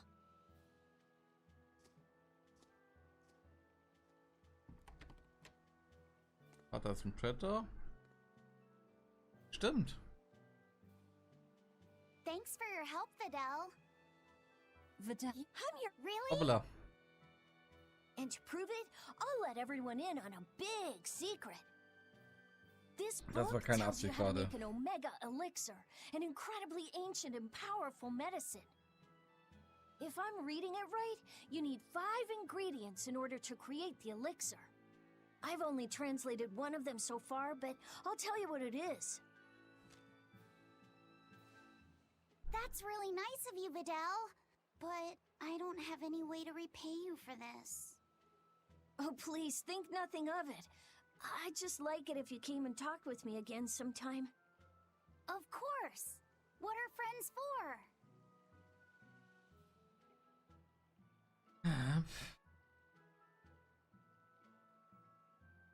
The Omega Elixir. That's an ancient medicine said to be able to cure any disease. But it was my understanding that no samples or recipes survived the Era of Darkness. Meliodacian script was used prior to the Era of Darkness, so I guess it's possible that Videl's recipe might be legit. He's just a kid. I don't know how much we can trust his translation. You saw his notes. I doubt many adults could even get anything out of that book. He might be onto something. Kids are more capable than we give them credit for, especially where their interests lie. I think we can trust Videl. Laffy used to read books intently like that too. Furthermore, couldn't a hypothetical Omega Elixir be quite useful to you, Velvet? Laphicet, you look like you really want to track down those ingredients. Yeah, I do. Personally, I don't really care. But if you want to look for them, I won't stop you. Okay. Wo war das der Grund, weshalb wir losgegangen sind? So, gehen wir mal unseren Red abgeben.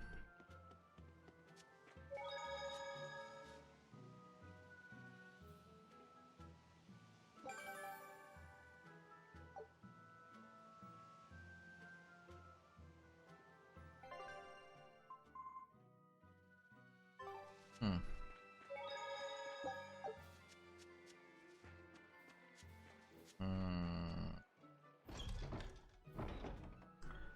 Oh.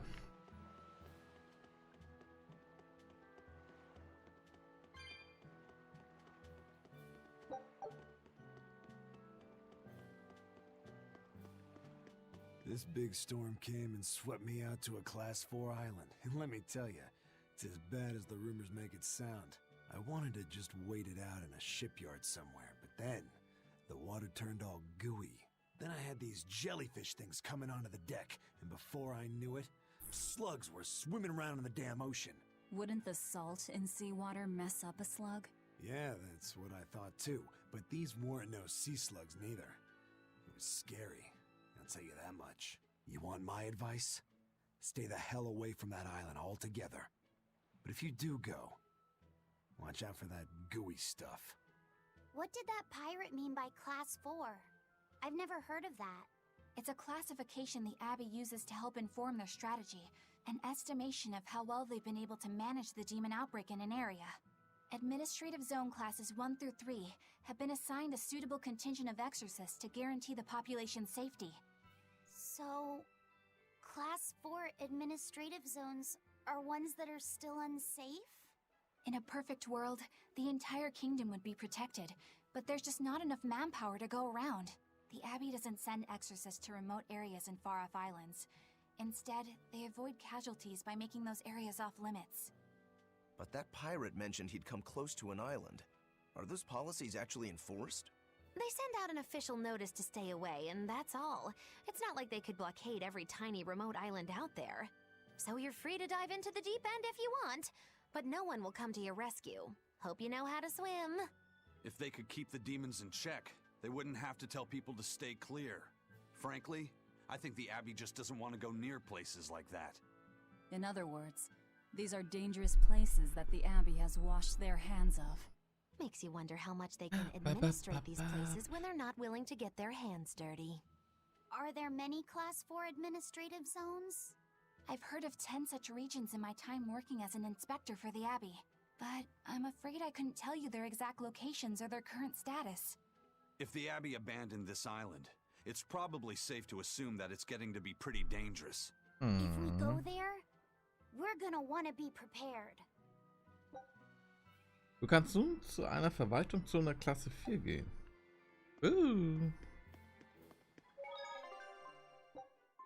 War ich glaube ich noch nie, oder? Wo?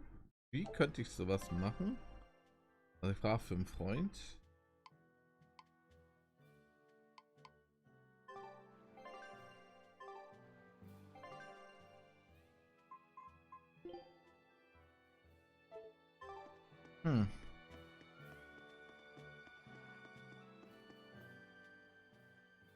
Demons!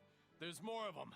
A whole band of them rampaging through Roarg Forest! There was already one dangerous demon in those woods, and now we have more!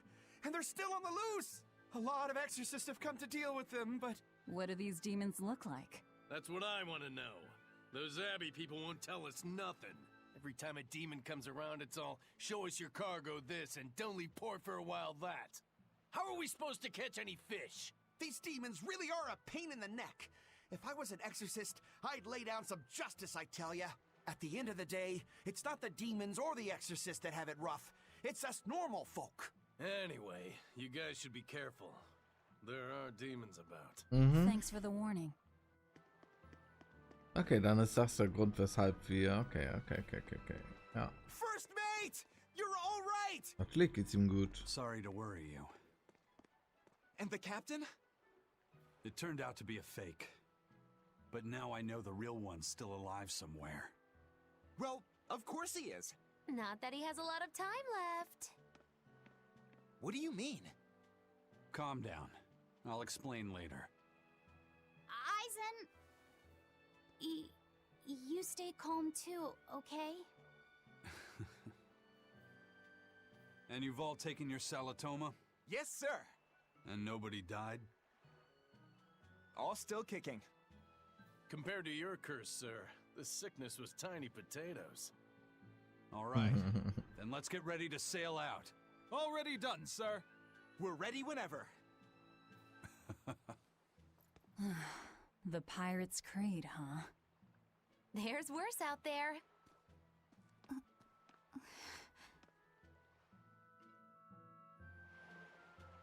Na, Elena?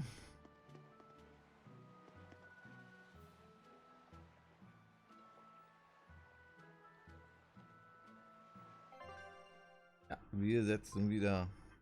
Oh, da. Ah, okay. Über das Schiff, wenn man da hinkommt.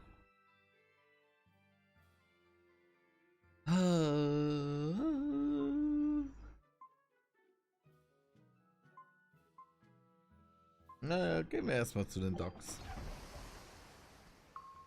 Ich glaube, Verwaltungszone nehmen wir dann später mal. It's too bad that wasn't the real Ifreed. But I'm glad everyone on the ship is feeling better. Yeah. Though it sounds like they never want to touch that Salatoma stuff ever again. What about Eleanor? She took it too, and her face went all wow. I don't mean how she looked. I mean how she actually feels. Oh, well, she looks like she feels better too. Good. You're worried about her, aren't you, Velvet? Und nur weil sie ein Gefäß ist. It's nothing like that. Let me tell you something, kiddo. When young maidens ripen, they have trouble expressing their feelings. So Velvet's ripen? Magilou! Quit giving Laphicet confusing thoughts. No trouble expressing those feelings, I see.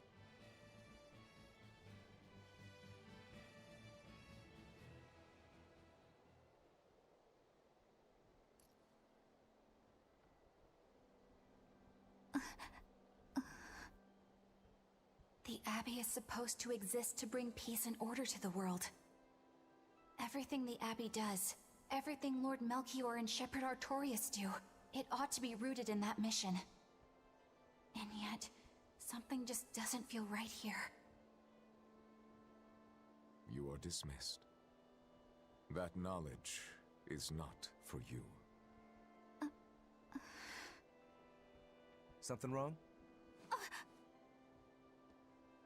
Whoa! Easy there. Just asking. Sorry. I was just deep in thought. Is there something you need from me? Nah. Just heard a bunch of sighs and wondered if you were feeling sick or anything. No, I drank my Salatoma juice. Ah. Tasted like crap, didn't it? It wasn't that bad. Hey. What? Are you afraid of demons? No, I am not. It's more like I despise them. 10 years ago, a group of them attacked my village. They destroyed everything. And everyone. Including your family? Yes. The only family I had at that point was my mother. And in all the chaos, Ist sie gestorben?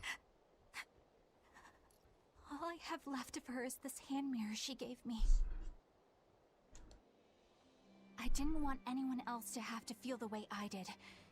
And so I became an exorcist in order to destroy demons. So you can keep your pity. Gotcha. I will then.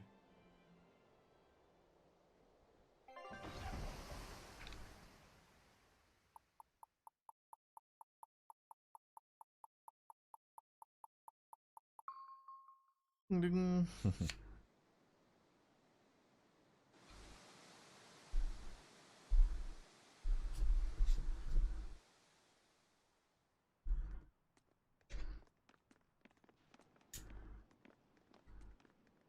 What is that? That's called a pangyon, a type of bird native to this area. Pangyon. Their meat is succulent and tender, and makes a lovely stew. Wow, what's it taste like? You'd eat that poor thing? Savage. You're one to talk, demon.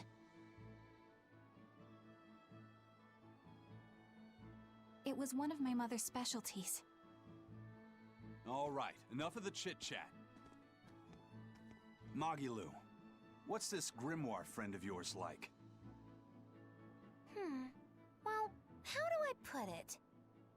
Störrisch wahrscheinlich. Oh. You know, like that. Like what?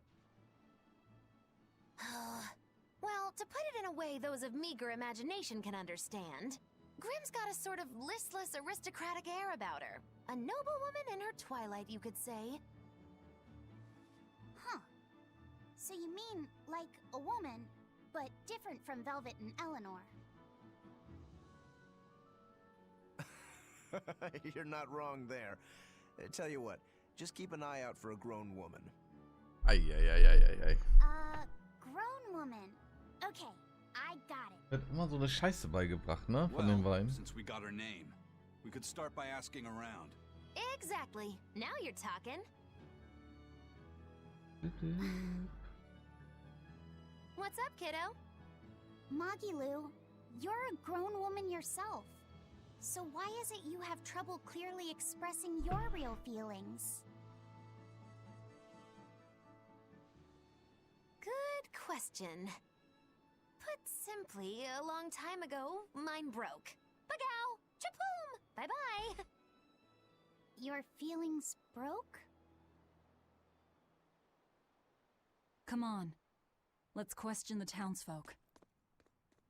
Genau.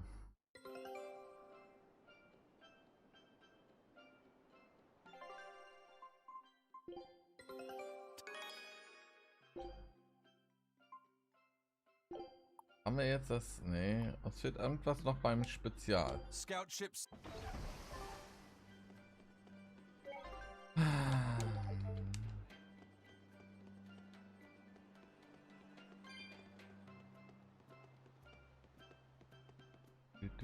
So, was haben wir da hinten noch versteckt?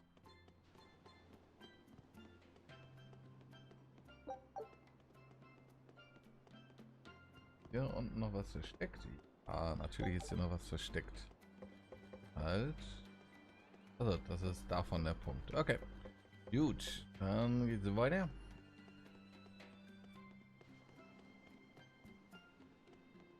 So. Frage, wohin geht's hier nach unten? Hier gibt es noch ein bisschen was. Okay.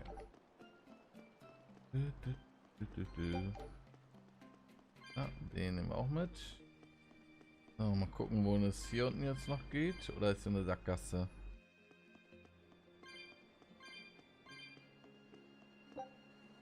Roter Lavendel, okay.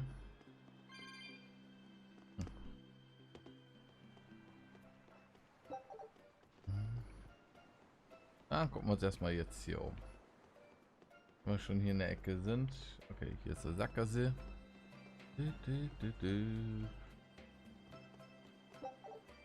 Erstmal die Leute beklauen.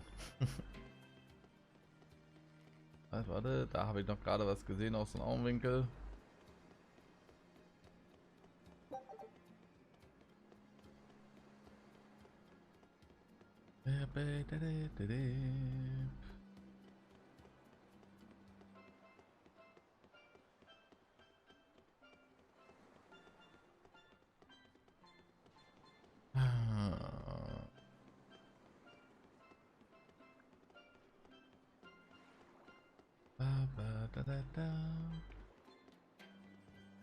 Da geht es wieder in eine andere Zone rein.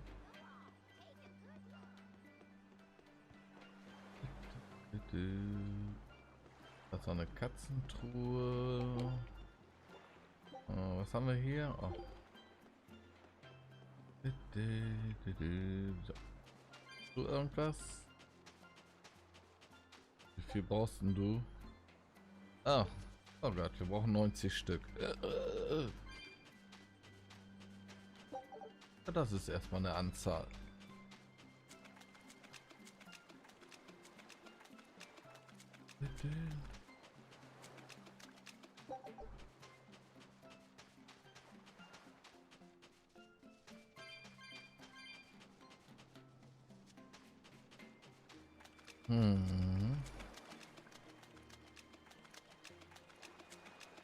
So, mehr gibt's hier nicht, oder was?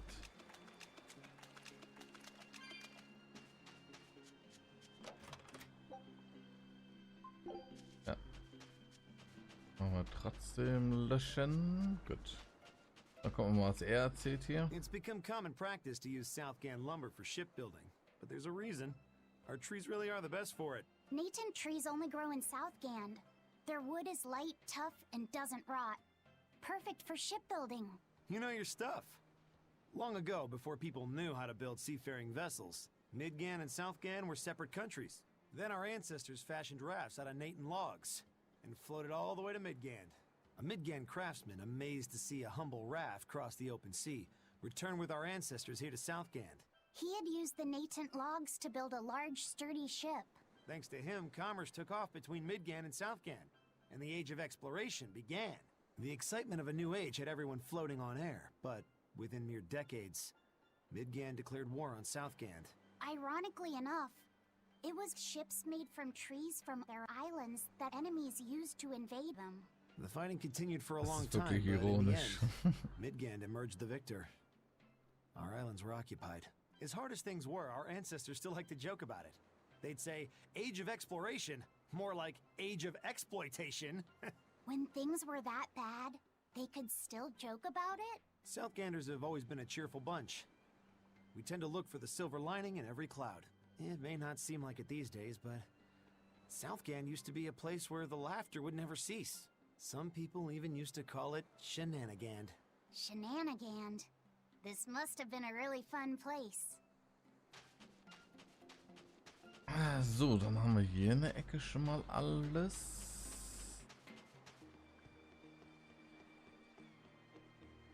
So. Ich nehme auch noch mit. So. Dann gehen wir jetzt. Ihr sucht nach uns. Als ob man hier nicht durch darf.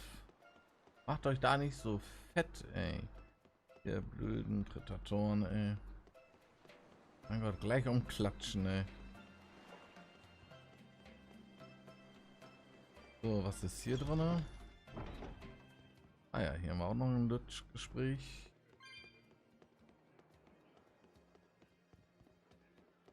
So, irgendwas hier hinter? Nö.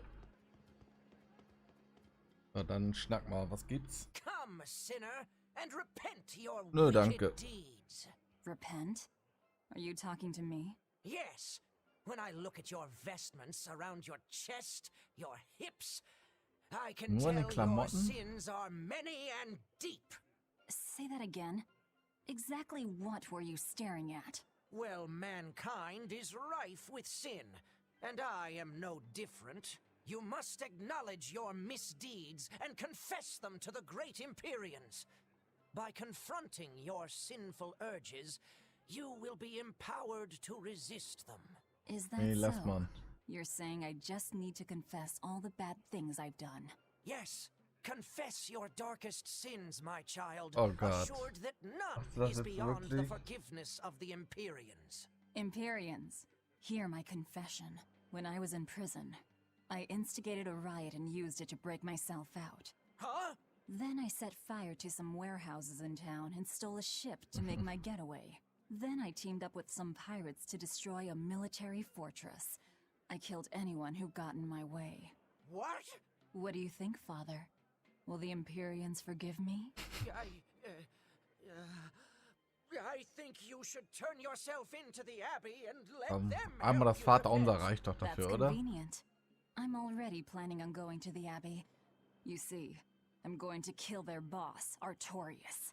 I need an exorcist over here! Quick! Somebody! Anybody! That's about how I figured it'd go.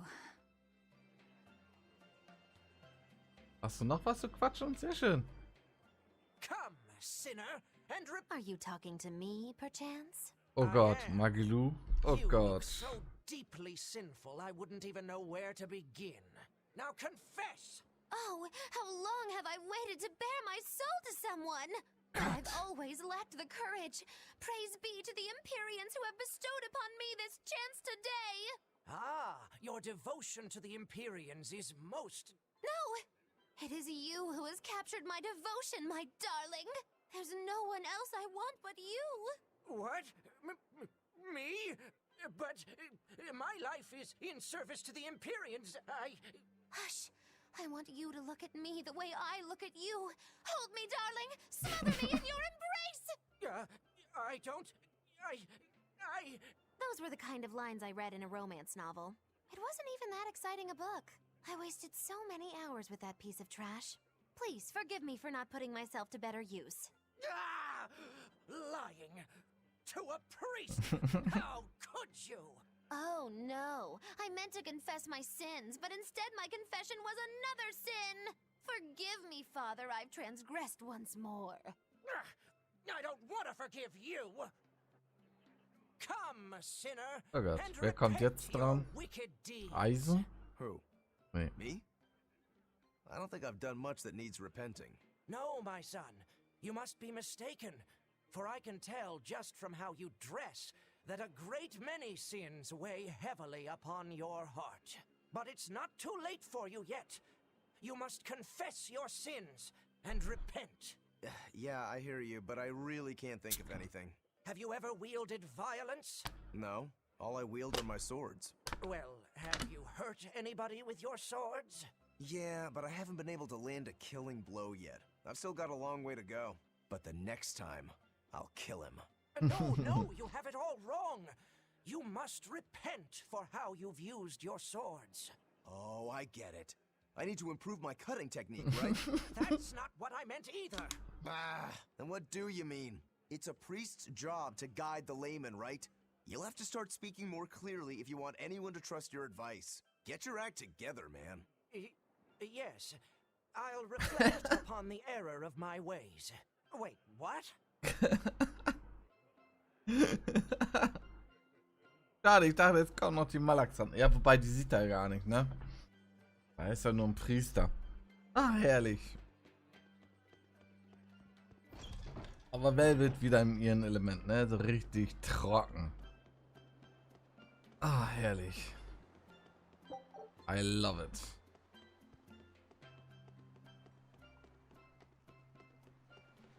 So, schauen wir doch mal, was gibt's denn hier Schönes?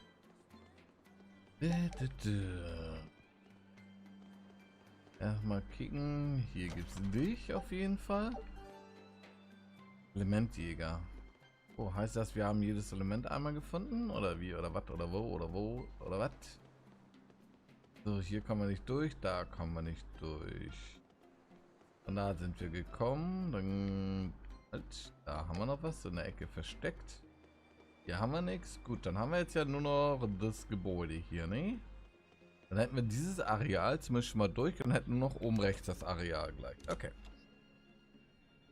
Ah, hier haben wir auch noch eine kleine Story. Da geht's nach oben.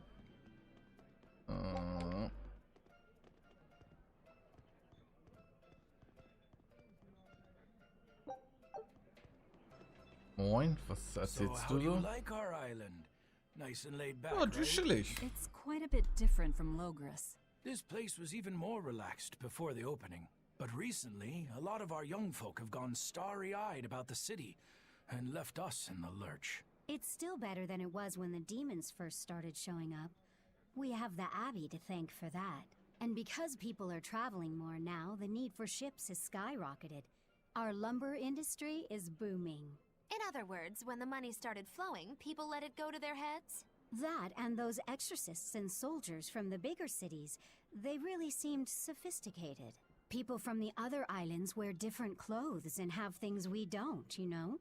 Getting worked up and worked over by what's trendy. Is that foolishness not the very definition of youth? If this keeps up, our island's traditions will fade away. That's what worries me. I understand how you feel, but you have to give young people the freedom to be themselves.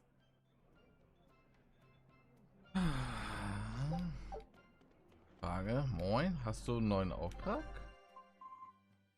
Nee, hast du nicht, okay. Was gibt's hier oben?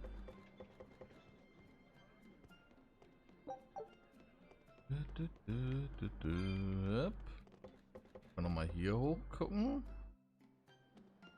Ah ja, hier ist die letzte Kiste. Seidenpapier. Na gut. Dann haben wir jetzt ja nur noch den einen Weg, ne? Gott, ey, das... doof wie es klingt, aber... Es nervt mich gerade so ein bisschen, dass ich nicht mehr weiß, wie es jetzt weitergeht. Also ich kann mich noch so an einige Stellen und an einige Kämpfe dran erinnern. Aber die Stadt hier habe ich vollkommen verdrängt. Das ärgert mich gerade. Und nur so für mein Ego ärgert es mich gerade. So, was gibt's hier?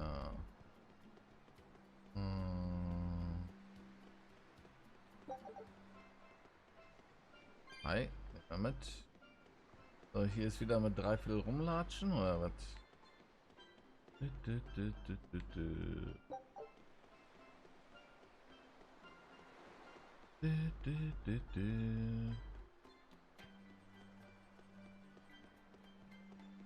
War da eigentlich? Aber stimmt, wo ich das gesehen hatte mit dem ersten, dem zweiten Gegner. Stimmt, war der Nashorn erstmal dran. Still no leads on that grimoire lady. Mogulo, when did you get that letter from her you mentioned? Hard to say. It must have been last year?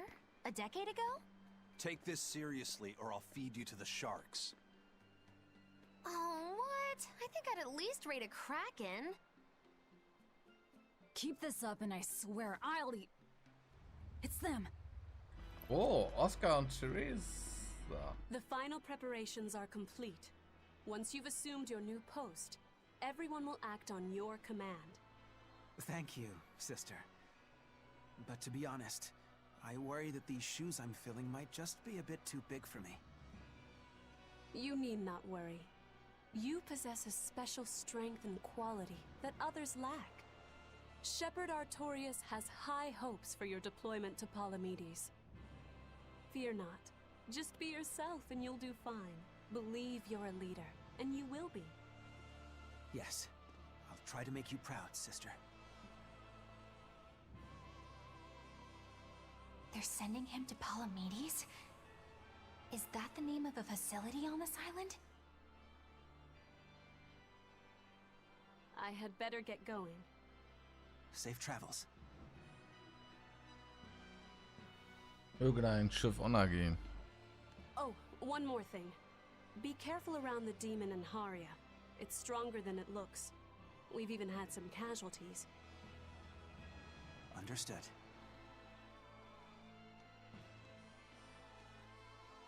Oh, war das die aus Haria? If you must drink the water, remember to boil it. Sister. I know, I worry too much. But I just can't help myself. Name Haria, da bimmelt irgendwas. War sie das? So, there's a demon in Haria. Sounds like it's a pretty feisty one, too. If so, it may prove useful. Still, what magical timing for Oscar to show up here at the very same hour we do. I understand your suspicion of me, but have you any proof? None, it's true. But as an exorcist, you're certainly sympathetic to the Abbey's cause. Das stimmt wohl. And soon you may wish we were sympathetic.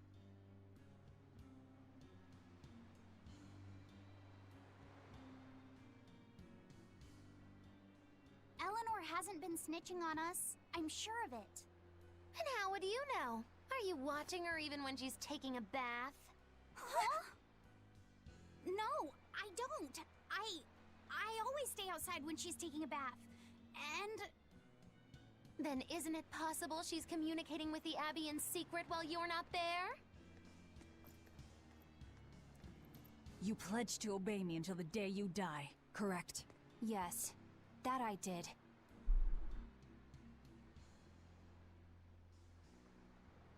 Dum dum dum. Remember, when you two trade blows, only the Abbey wins. One less demon, and one less traitor for them to worry about. While we're standing around here arguing, that demon could be attacking Grimoire. It's true. Let's find some more people to question around town. Dann kommen wir erst morgen zu ihren, wa? Natürlich belastend für mich.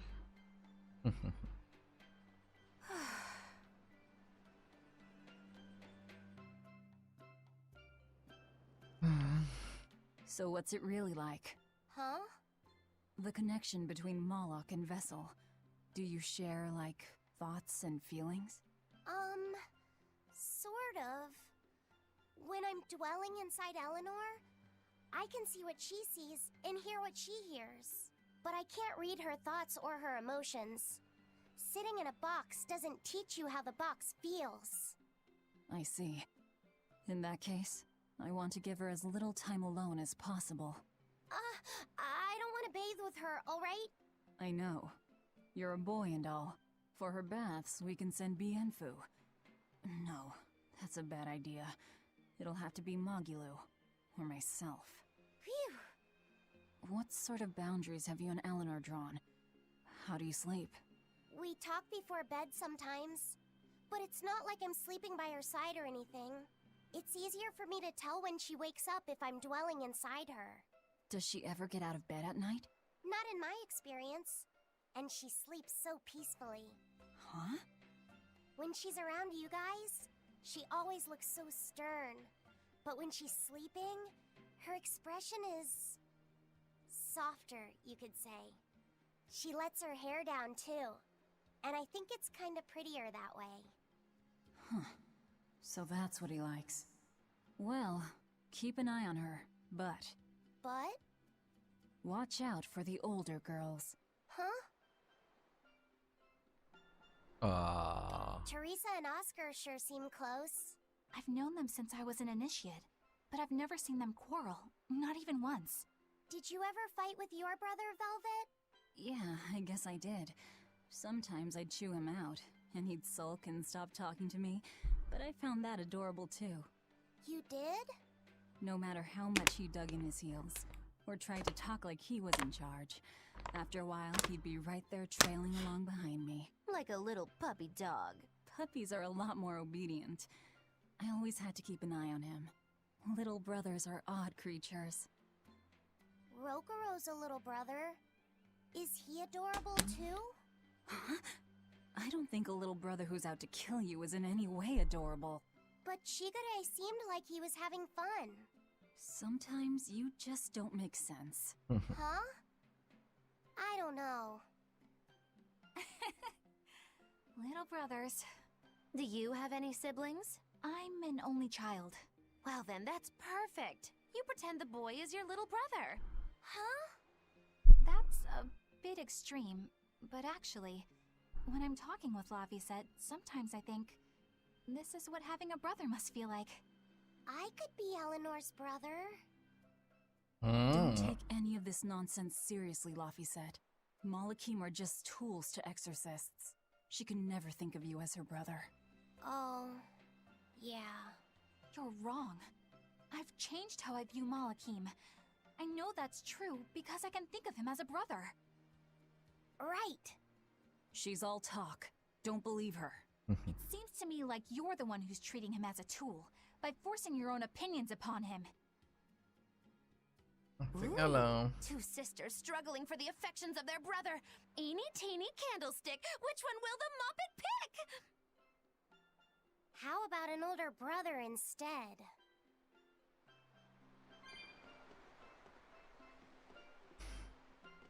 Warte mal, wir sind jetzt... Moment, wir sind jetzt von dort gekommen, korrekt? Korrekt. So, das heißt, wir werden erstmal links rumgehen dann wahrscheinlich, ja. Gut, schauen wir uns erstmal hier um.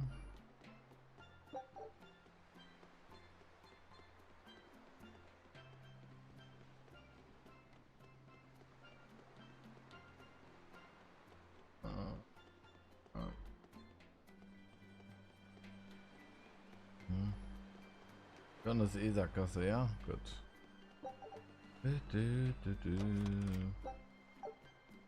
Eine Flasche. Jetzt haben wir runter auf dem Boden.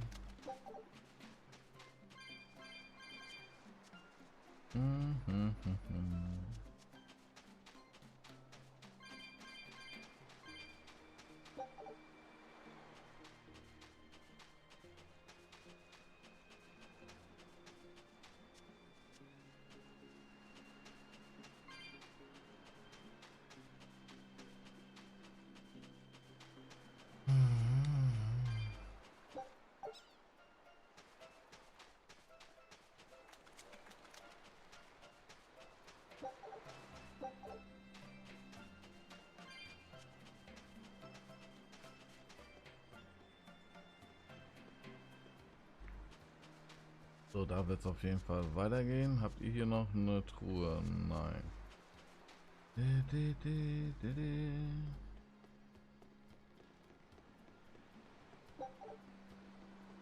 So. Essen habe ich eigentlich genug. Mit dir sollen wir quatschen für die Main Story. Hier haben wir natürlich nichts mehr. Hier haben wir auch nichts.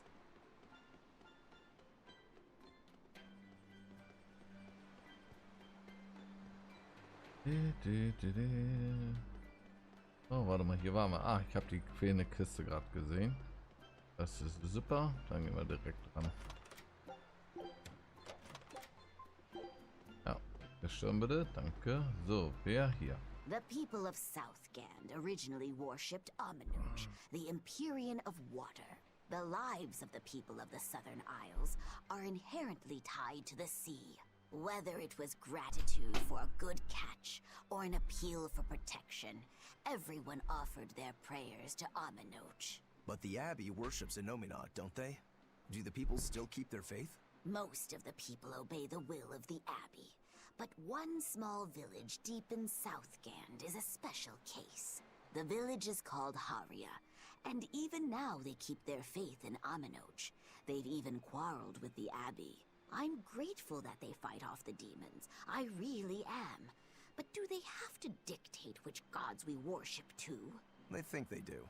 It's their truth. Then again, they can't control what's in your heart, can they? So. Wir hatten doch jetzt hier unten, glaube ich, noch eine Kurzgeschichte, oder? Ja, wo, wer, wie, was. Hier. Ah, du. What does it mean to become an adult? The eternal question of youth. Have you ever heard of the ceremony of adulthood? It's a yearly tradition on this island. If I remember right, it's totally wild. Everyone throws bananas and oranges at each other. Traditionally, yes, but things have changed over the years. Bananas and oranges are a thing of the past. People are always reaching for bigger and better things, right? In this case, it's watermelons. Whole watermelons. You're throwing watermelons? That's gotta hurt. Trust me, I know. But watermelons are the least of our worries. Recently, people have started flinging coconuts. Coconuts? Those things are as hard as rocks! Trust me, I know. Like getting hit with a brick. Now, every year, there are some kids who never make it to adulthood. You don't mean they... Yeah, I've kept putting it off myself, but it looks like this year I've got no choice but to participate. That's crazy. It's far too dangerous. And more importantly, how does it make someone an adult? There are ancient traditions that say overcoming danger marks a child's coming of age. Some people still cling to the old ways. You've hit the nail on the head. There are lots of old folks that sit around complaining how weak us darn kids are. The hypocrites. Back then, they used bananas and watermelons. They even cracked the watermelons ahead of time. I don't think cracking a coconut would help much either. So that's why you're standing about looking blue. I'm so ashamed of myself for being scared. If you don't want to do the ceremony, why not just skip it? I'd love to, but I don't really have a choice. I wouldn't be able to show my face around here if I chickened out. Having the courage to say no to something you don't feel is right. Isn't that the true mark of an adult? Wait. You're right! right!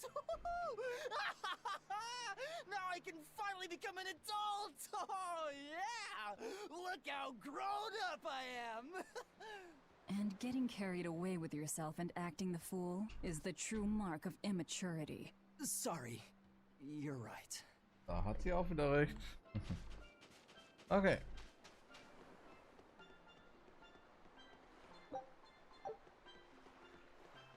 Also das sind die Spiele, Leute. Okay. Ja, dann können wir jetzt höre dich um. Ja, machen wir jetzt.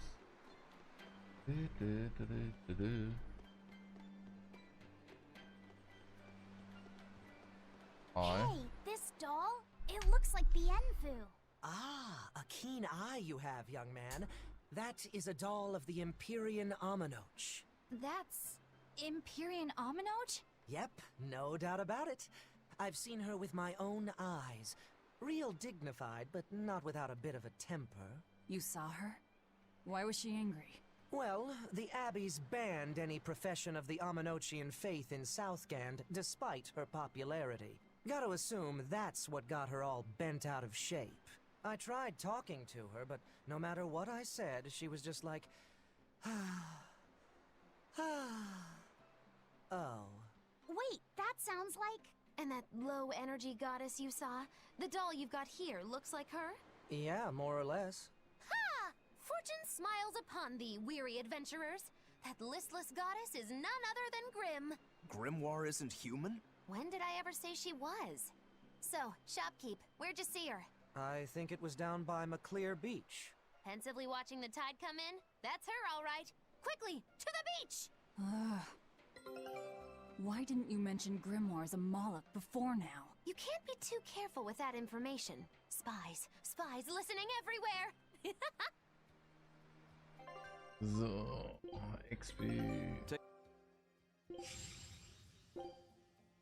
Scout ship. Was suche am Strand vom Malkia? Wo wäre das jetzt? Da lang? Maybe, vielleicht? Dass ich die ganze Passage hier vergessen habe, ne? Das ärgert mich so ein bisschen. Warte mal, wie heißt das hier? Ich muss das mal gerade kurz aufschreiben, dass ich hier sollt noch die Katzentruhe machen muss.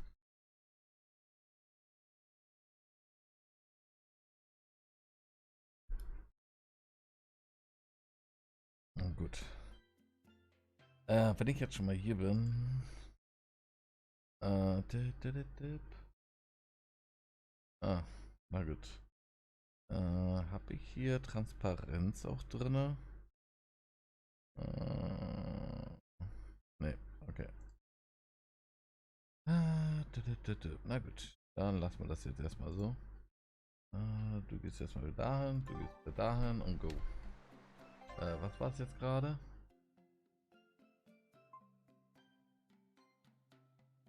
Oh nö.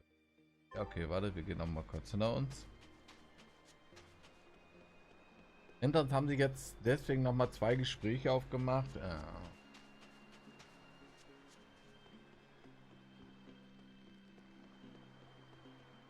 Achso, stimmt, hier drin waren wir auch noch nicht. Ach. So, haben wir hier irgendwas? Ne. Mal kurz.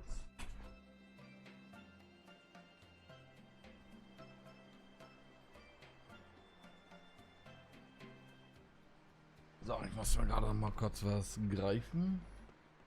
So, dann gehen wir jetzt einmal kurz zurück auf die Schnelli.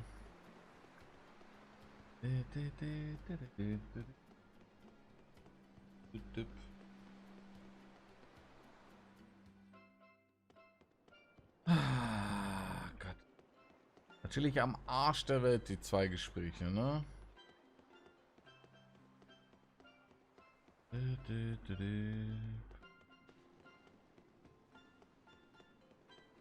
Aber mach auch nicht mehr allzu lange. So, wer ist denn jetzt hier? Du. Okay. It's a true shame that Lady Teresa will be leaving our island.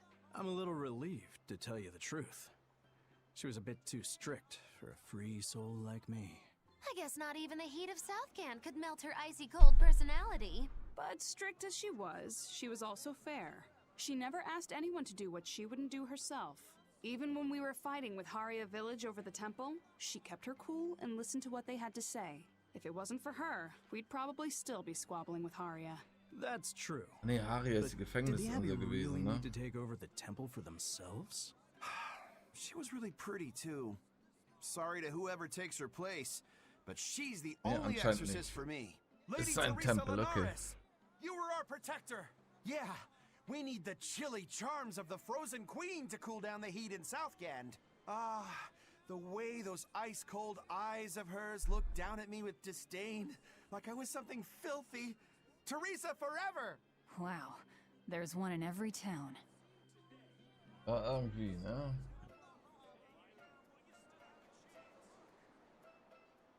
So, wo ist jetzt das andere Gespräch unter uns? Ja, da ist es. Southgand lumber exports have been on the rise, but so has the popularity of Southgand cuisine. Like Pengyang? Pengyongs are our flagship food, and our Pengyong farms are flourishing. But oranges, bananas, and our other fruits also sell well. I've never had any oranges or bananas. Oranges are sweet but tart and very juicy. They're the perfect refreshment on a hot day. They're that fruit that glows in the dark, right? Also known as candle fruit? That's the one. And now bananas.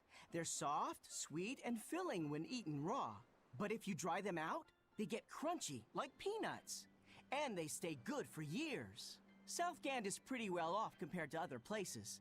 The fish are plentiful, and the trees are heavy with fruit. That's why I'm shipping the excess to other towns. This guy here, he's a true sailor. Yeah, good luck. I wish you the best. Hey, thanks. I appreciate it. Oh, das stimmt allerdings.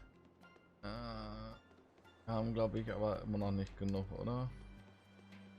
Warte mal, konnte ich von hier aus nicht sogar direkt runtergehen? Nee. Würde mich gerne wissen, ob wir vielleicht doch schon die Katzentruhe genug haben.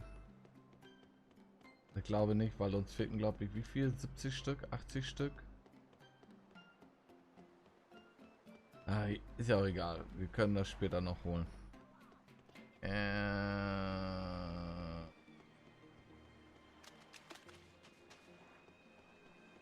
Da lang muss ich.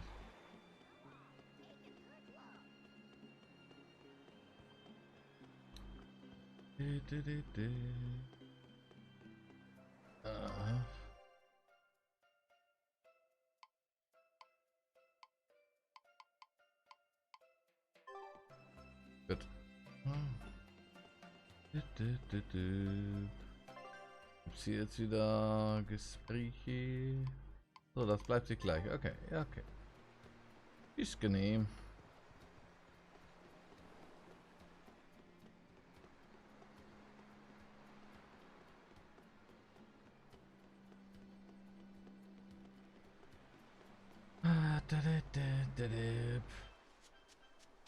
Na, gucken wir mal, was wir jetzt noch ein Stückchen machen, aber wie gesagt, allzu lange werden wir jetzt nicht mehr machen. Ich denke mal bis 7. Bei mir ist 4 Uhr Aufstehen angesagt. Ich will noch ein bisschen was essen.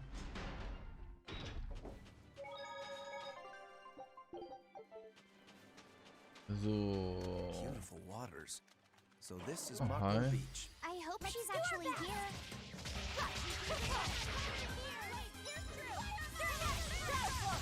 Was seid ihr denn? Okay.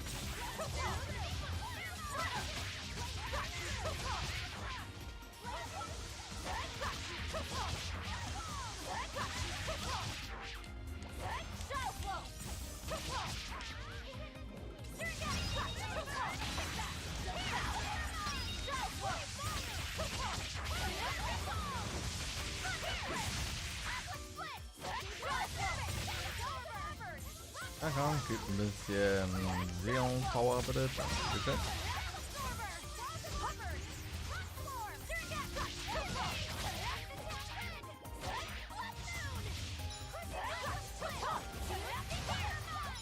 Dass die sich halt so klein machen, die Scheiße, ne? Das ist halt nervig.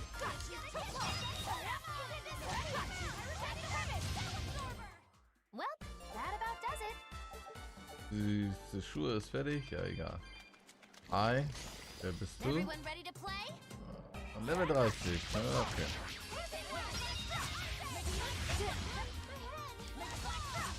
Oh, Vergiftung. Okay. Wir können also vergiften. Wir sind auf Level 30. Okay.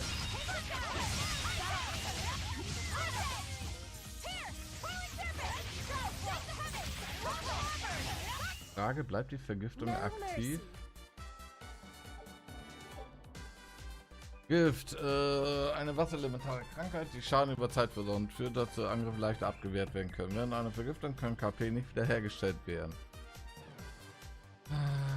Werden, aber Gegner mit reduzierten Nadeln sind 4-mal anfälliger für Vergiftung. Okay. Aber sind jetzt nicht noch vergiftet, ne? Gut.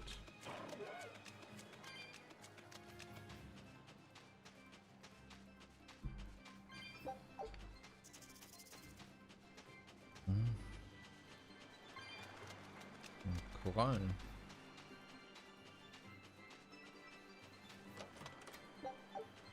Ah doch, hier kriege ich eine ganz kleine Änderung wieder. Okay.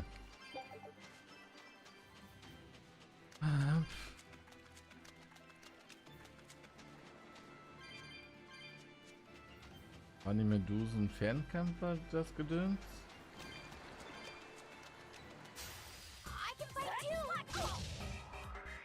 Naga. 10.000 Likes. Hui.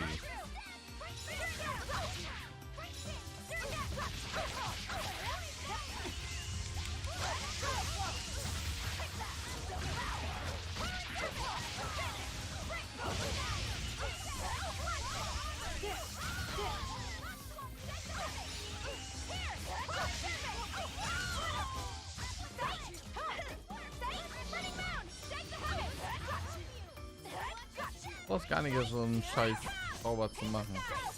Kannst auch einfach wieder aufstehen, damit man dir ordentlich Schaden zufügen kann, oder?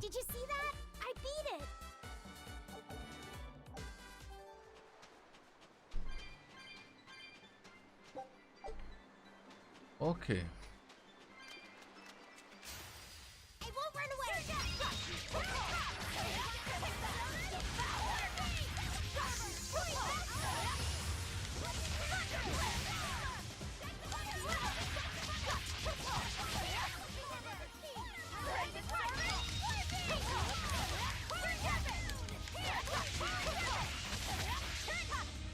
Ja, komm, das hier muss man überkriegen.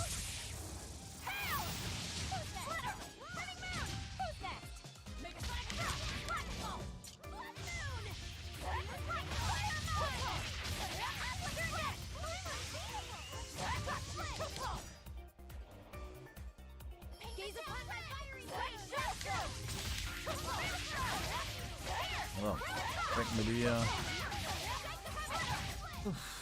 You won't get any pity or compassion.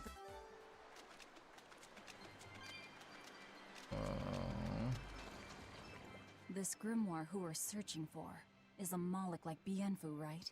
To be honest, I don't see how someone so different can be a Moloch just the same as Laphicet or Eisen. I understand your doubts. It's quite the tangly mess. I'll tell you anything! In that case, I've been wondering, what's underneath your hat? Oh no! Anything but that! So, we've hit a wall already. But that ribbon flaps around and gets in the way, right?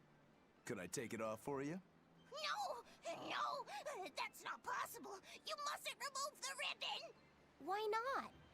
That's another thing I can't say. It's all cants with you. Alright, is there anything you can tell me? I could talk about what type of Malachim we are, or our position in the world of Malachim, or our abilities. Oh, I'd like to know all that. Then I will tell you. Listen closely. We Norman are a well-established race of Malachim. Compared to other Malachim, we aren't as adept at manipulating natural forces, but we excel at drawing out and heightening the abilities of others. Think of them as a convenient power-up. They're also known as common spirits. Don't even say that! We Norman hate being called that. Why is it so painful for you? Because it makes people think we're average and unremarkable. That's That's why we work so hard to show how we're all different. That does explain your quirky speaking mannerisms. Don't sweat it. That's a perfectly common thing to worry about. Don't say that! So, eine Truhe fehlt uns noch, wa? Oh, ich nehme doch gerne mit als Zusatz-XP.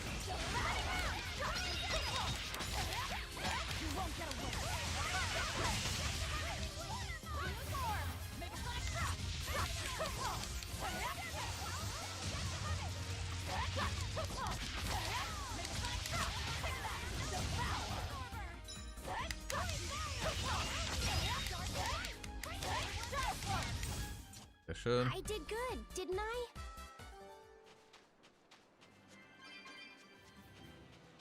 Was gibt's hier oben, wenn wir hochklettern? Wahrscheinlich die letzte Kiste, wa?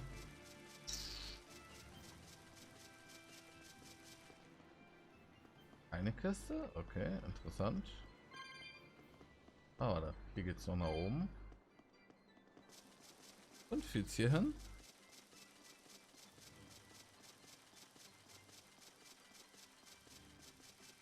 Ah, doch, zur letzten Kiste. Ein Giftgewehr, okay. Haben wir ja erst 3-mal, wa? Ah, hey, unsere Klamotten passen dazu zum Strand hier gerade. So, und ich glaube, ihr wollt über die da reden, wa? Aber ich nehme mich mit. Günstiges Treffen, immer gerne mit.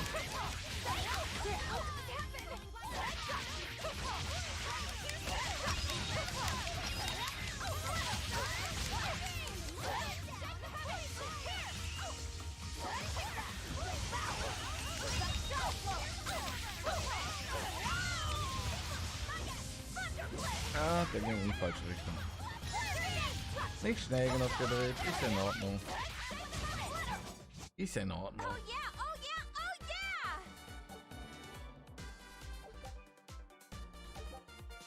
So, und wir haben wieder neue Sachen bekommen. Waren wir jetzt eigentlich? Irgendwas gerade noch ein bisschen ausgelernt? Ja, du bist mit den süßen Schuhen fertig. Dann kannst du dir eigentlich... Warte, wir sind jetzt schon bei Seltenheitsstufe 9, die wir finden. Okay, interessant. Also, ach wer? Nein, gut. Ja. Ihr wollt euch die doch anglotzen da. What are those penguins doing? Probably keeping their eggs warm. Most likely. They look like a mama and a papa. Penguins are monogamous, faithful creatures. They never leave their mate. Isn't that romantic? So they lay eggs because they're like husband and wife. But how do they make the eggs? That's... well... So, Laffy said, here's an interesting fact. A single penguin egg actually contains dozens of smaller orange eggs. Oh, so their eggs must be small and crunchy. Yep. They have the texture of caviar and the rich flavor of sea urchins. Interesting. So they're more like fish than birds. So you've eaten them. How cruel. Look how much they care about their young. While it may be a bit cruel, they taste amazing. They're considered a delicacy in some circles. Top a bowl of rice with these crunchy eggs and some rich penguin thigh meat, and you get a dish called family fricassee. That's a horrific name. I wasn't the one who named it, okay? Those eggs look tasty, but I think I'll pass. Er wollte Ihnen jetzt nicht erklären, wo die Eier herkommen. Ihr seid ja gemein.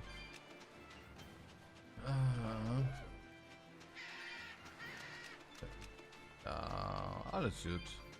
So, nochmal kicken, wie es weitergeht.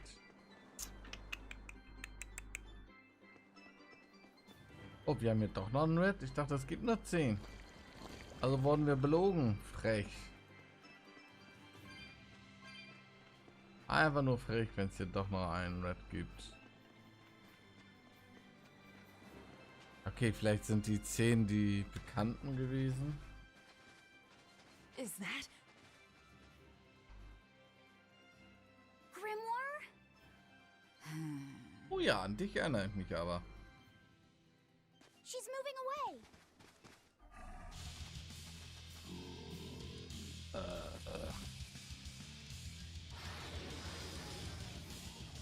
Ach komm, du komisches Reptilchen. Nur du? A dragon? No, just a big lizard demon. Is it friends with Dial? Hä? Ich war außerhalb des Ringes, du blöder Pisser, Alter.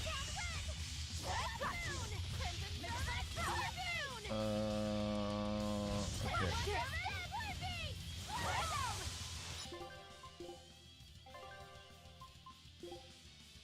Yes.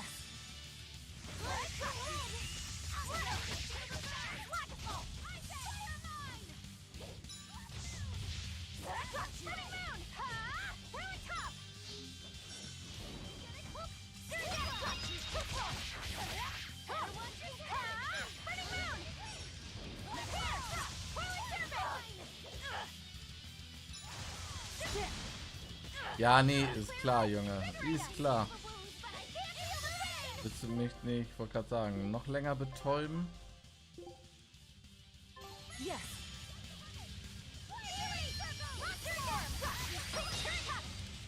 Ja, das kann man gerne schon mal verwenden.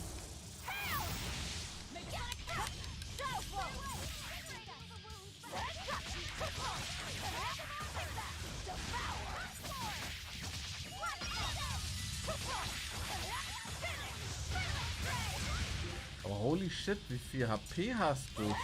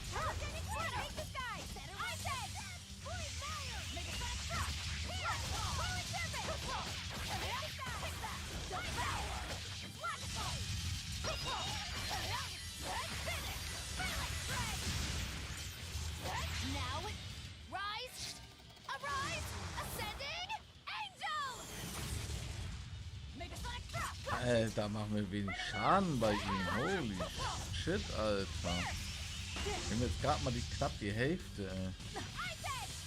Hä? Wie willst du mir dann jetzt gerade Schaden zugefügt haben?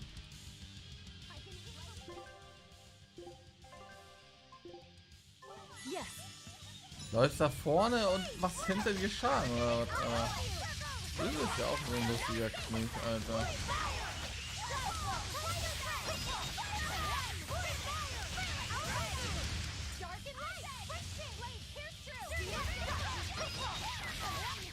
Ah, sehr schön. Die Seelen sind wieder voll.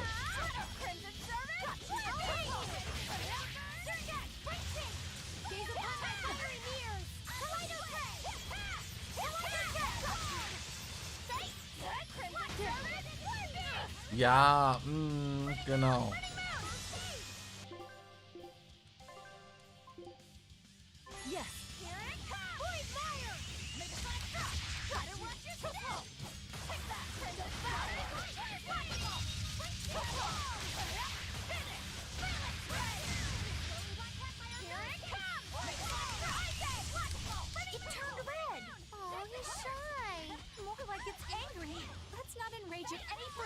It's building up strength. Be careful.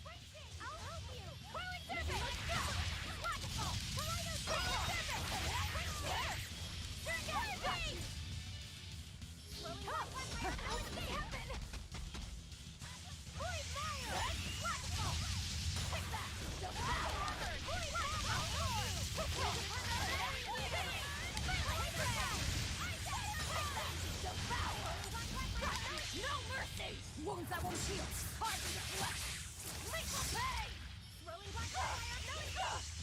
schade. Ich dachte eigentlich fast, dass es könnte vielleicht sogar reichen.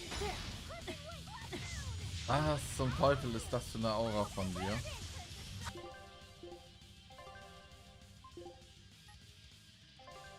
Was für eine Statuskrankheit habe ich denn jetzt gerade?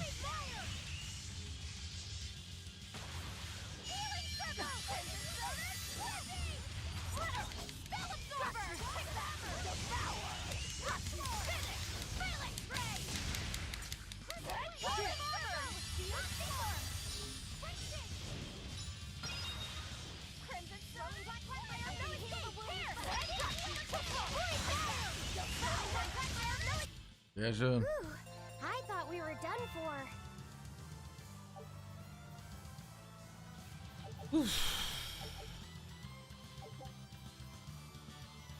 Was? Gewährt auch normal Schwierigkeit oder höher ein zufällige Fähigkeit einen Vorteil gegen amorphe Apode bis Krusten? Okay. Mit 3 oder mehr sehen RT während der Schmerzdateien gedrückt halten, um statische Kraft zu aktivieren. Die Fähigkeit verlängert Dauer von Schmerzheilung. 4 Sekunden wird verhindert, dass Statuskrankheiten mit Gegner enden, wird im gegnerischen Traumazeit verlängert. Okay. So she's the same sort of Moloch as Bienfu? You're Grimoire, right? We've been looking for you. We need your help. Who are you? I'm Velvet. I know your witch friend. Oh. Grim, so wonderful to see you. It's been forever! Ah, you two. Still as outlandish a pair as ever, I see. How exactly do you know her? Witch training? She was an upperclassman. And? We found this fascinating ancient tome, and we were hoping you could read it for us. Goodness, Magilu. You of all people joining a team? I didn't know you had it in you. They keep me entertained. Well, I don't need entertainment. Bien! Come on, Grim! Isn't there any way you can help us? It's not the kind of thing I do. What a shame. Things happen. Well, we tried, didn't we? Maybe you need some incentivizing. Do it. I'm serious. I bet you are.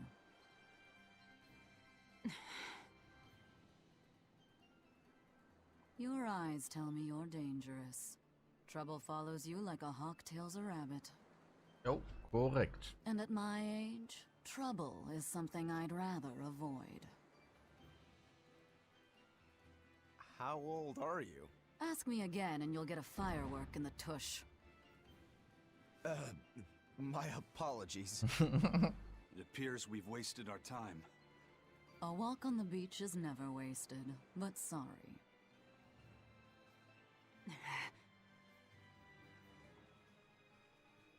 Well, how did you learn to read the ancient tongue?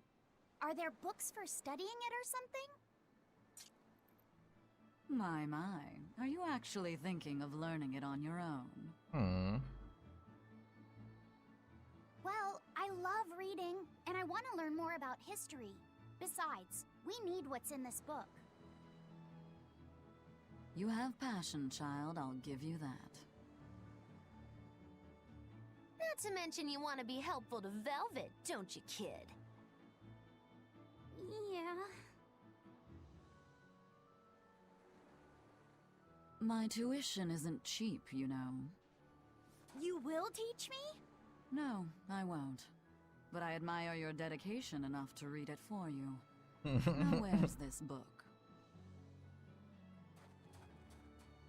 Here it is, ma'am. You needn't be so formal. Oh, yes, ma'am.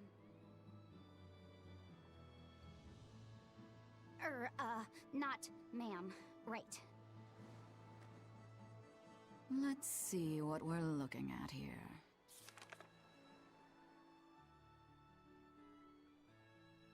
The language of ancient Avarost. Had to be the hard one, of course. A lot of wear and tear, too. This'll take some time. We're in a hurry. That may well be, but this isn't the place for study. Let's move to someplace more comfortable. You've redeemed yourself, young man. There's a village called Haria just a little ways away. That works. Thank you. Fine. Haria Village. Whatever gets the job done. Dann wird's ja morgen noch ein bisschen interessant, wa? Haria. Isn't that the village with that demon that Oscar and Teresa were talking about? I think it might be. We should remain on our guard. I apologize if I'm being rude, but I have to ask. You're not Aminoch the Empyrean, are you? Of course I'm not. What would even make you ask such a thing? A shop in Isolt was selling Aminoch figurines that looked just like you. Oh, that. I distinctly remember whispering to the shopkeeper in his sleep, telling him not to sell those things. You showing up in his dreams probably only convinced him you were the real deal. You should sue for his use of your likeness and get proper compensation from that shopkeeper. Forget it. It's no concern. Yeah, you're right. It's not like they'd ever sell anyway. Oh, you think a figurine of mine wouldn't sell? You've got this whole somber ennui thing going on. A figurine needs to be cute, like me. Then how about I turn you into a product? Me? Really? Oh yes. I'll have you stuffed and mounted. But since it'd be a unique piece, I'd have to price it a bit higher. Mounted? No, count me out! Oh, you're no fun. Now, what was it we were talking about? Whether or not you are the Empyrean Aminoch. Ah, yes, that's right. I'm no Empyrean. I'm just a simple girl. It would be hard for anyone to worship an Empyrean like me, right? That's true. I mean, it just seems like you're the type who can see through anything, so perhaps an Empyrean seems less intimidating from a certain point of view. You're saying I'm scarier than an Empyrean? Not scarier exactly, just more of a savvy sort of woman. That's not a bad answer, but it won't get you out of the doghouse.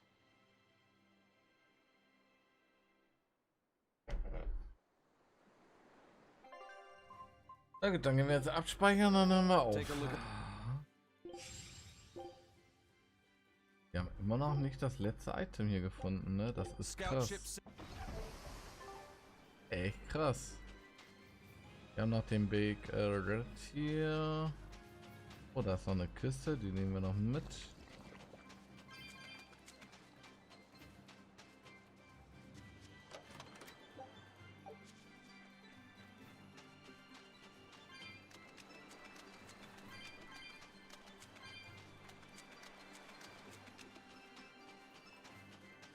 Wie gesagt, wir gehen jetzt abspeichern, dann machen wir jetzt Feierabend. Haben wir ein bisschen was geschafft heute. Hatten wir jetzt hier eigentlich einen Punkt zum Abspeichern? Nein. Ist auch noch abgeriegelt der Bereich, wie frech. Also müssen wir jetzt erstmal kurz ein bisschen laufen. Okay. Gucken wir mal, dass wir kurz die Kämpfe so ein bisschen gleich umgehen.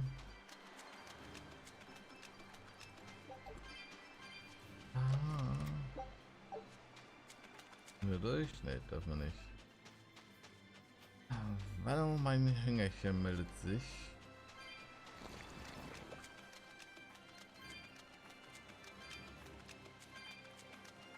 Ah, da oben haben wir einen Platz zum Abspeichern.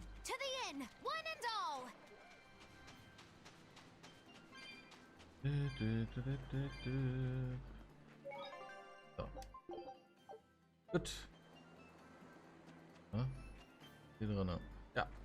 Aber wie gesagt, davon lassen wir uns gerne morgen überraschen. Machen wir nämlich morgen weiter.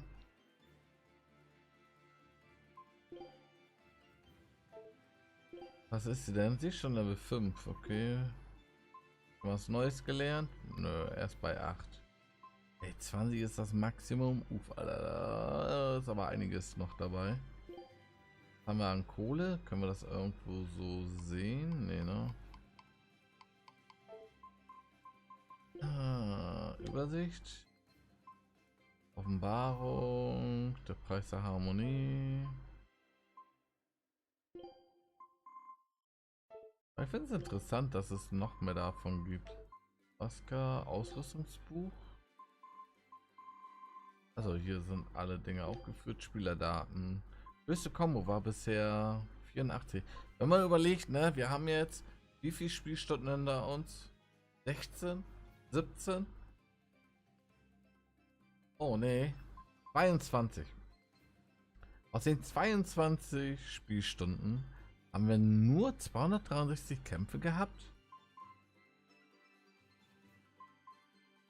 Okay. Aber dafür 1150 Gegner besiegt, ne?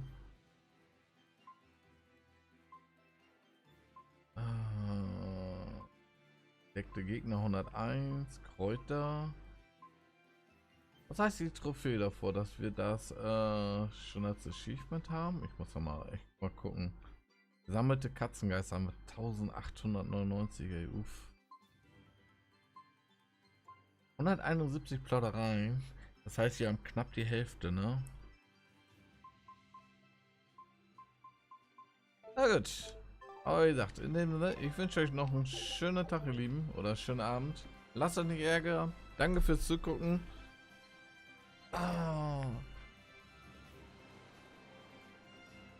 Ich mal morgen früh oder auf der Arbeit morgen mal gucken, wie es soweit angenommen worden ist. Gerade so jetzt dieses neue kleine Projekt, dass man so ein bisschen multistreamt.